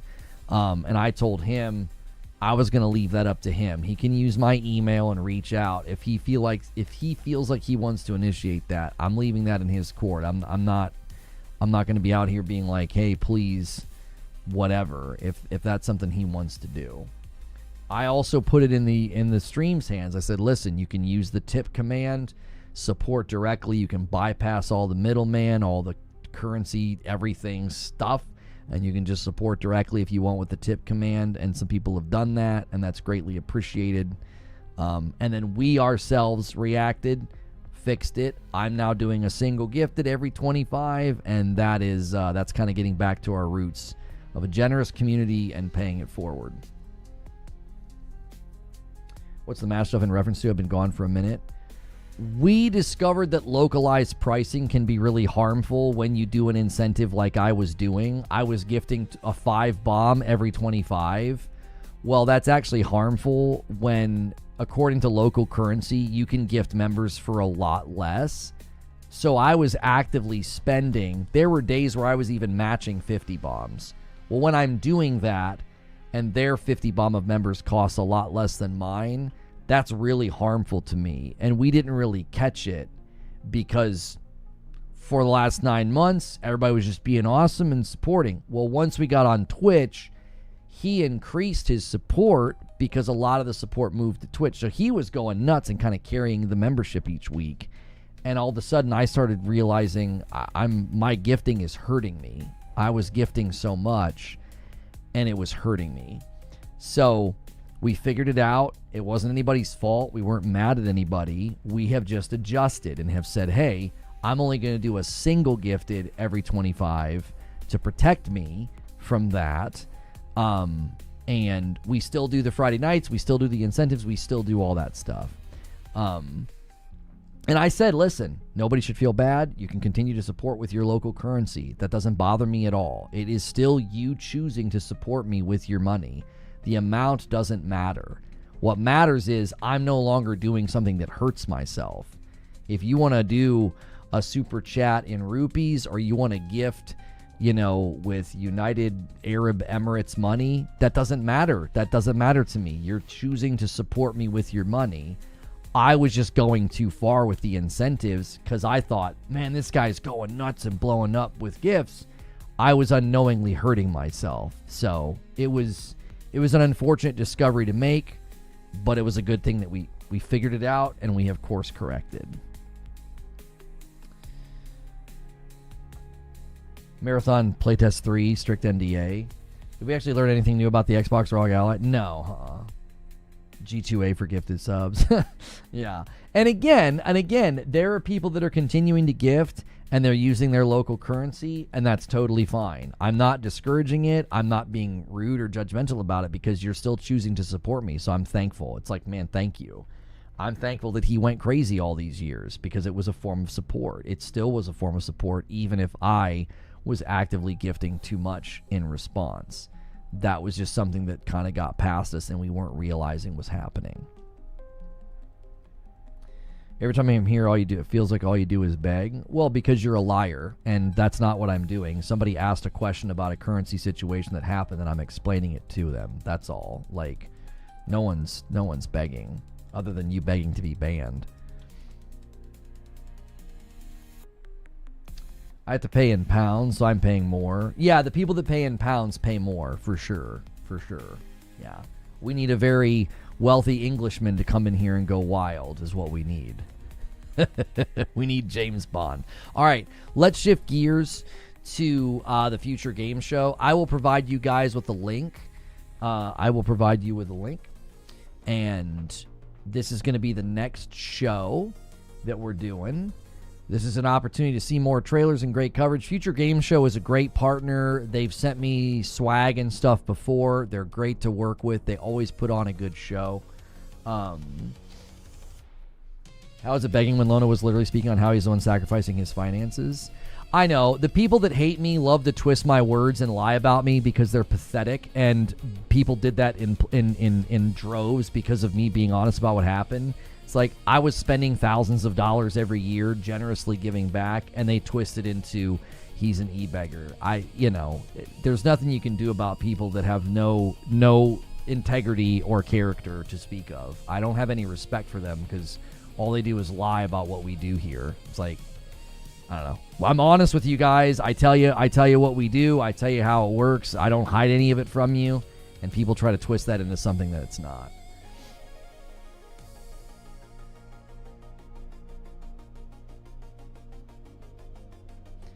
Thanks so much for checking out this broadcast of the Future Game Show. You will notice they've got the start time here right next to me. That's about 28 minutes from now. So if you are watching the Future Game Show Gamescom broadcast and you're watching this later, you're going to want to skip ahead with the by about 28 minutes. And thank you, Charles Freeman, for a 10 gifted member bomb there at the tail end of the previous stream. I'm going to add that to the total, and then I'm going to redirect folks over. We're coming from the Xbox Gamescom stream. We're going to bring folks over from that, and we're going to shift gears.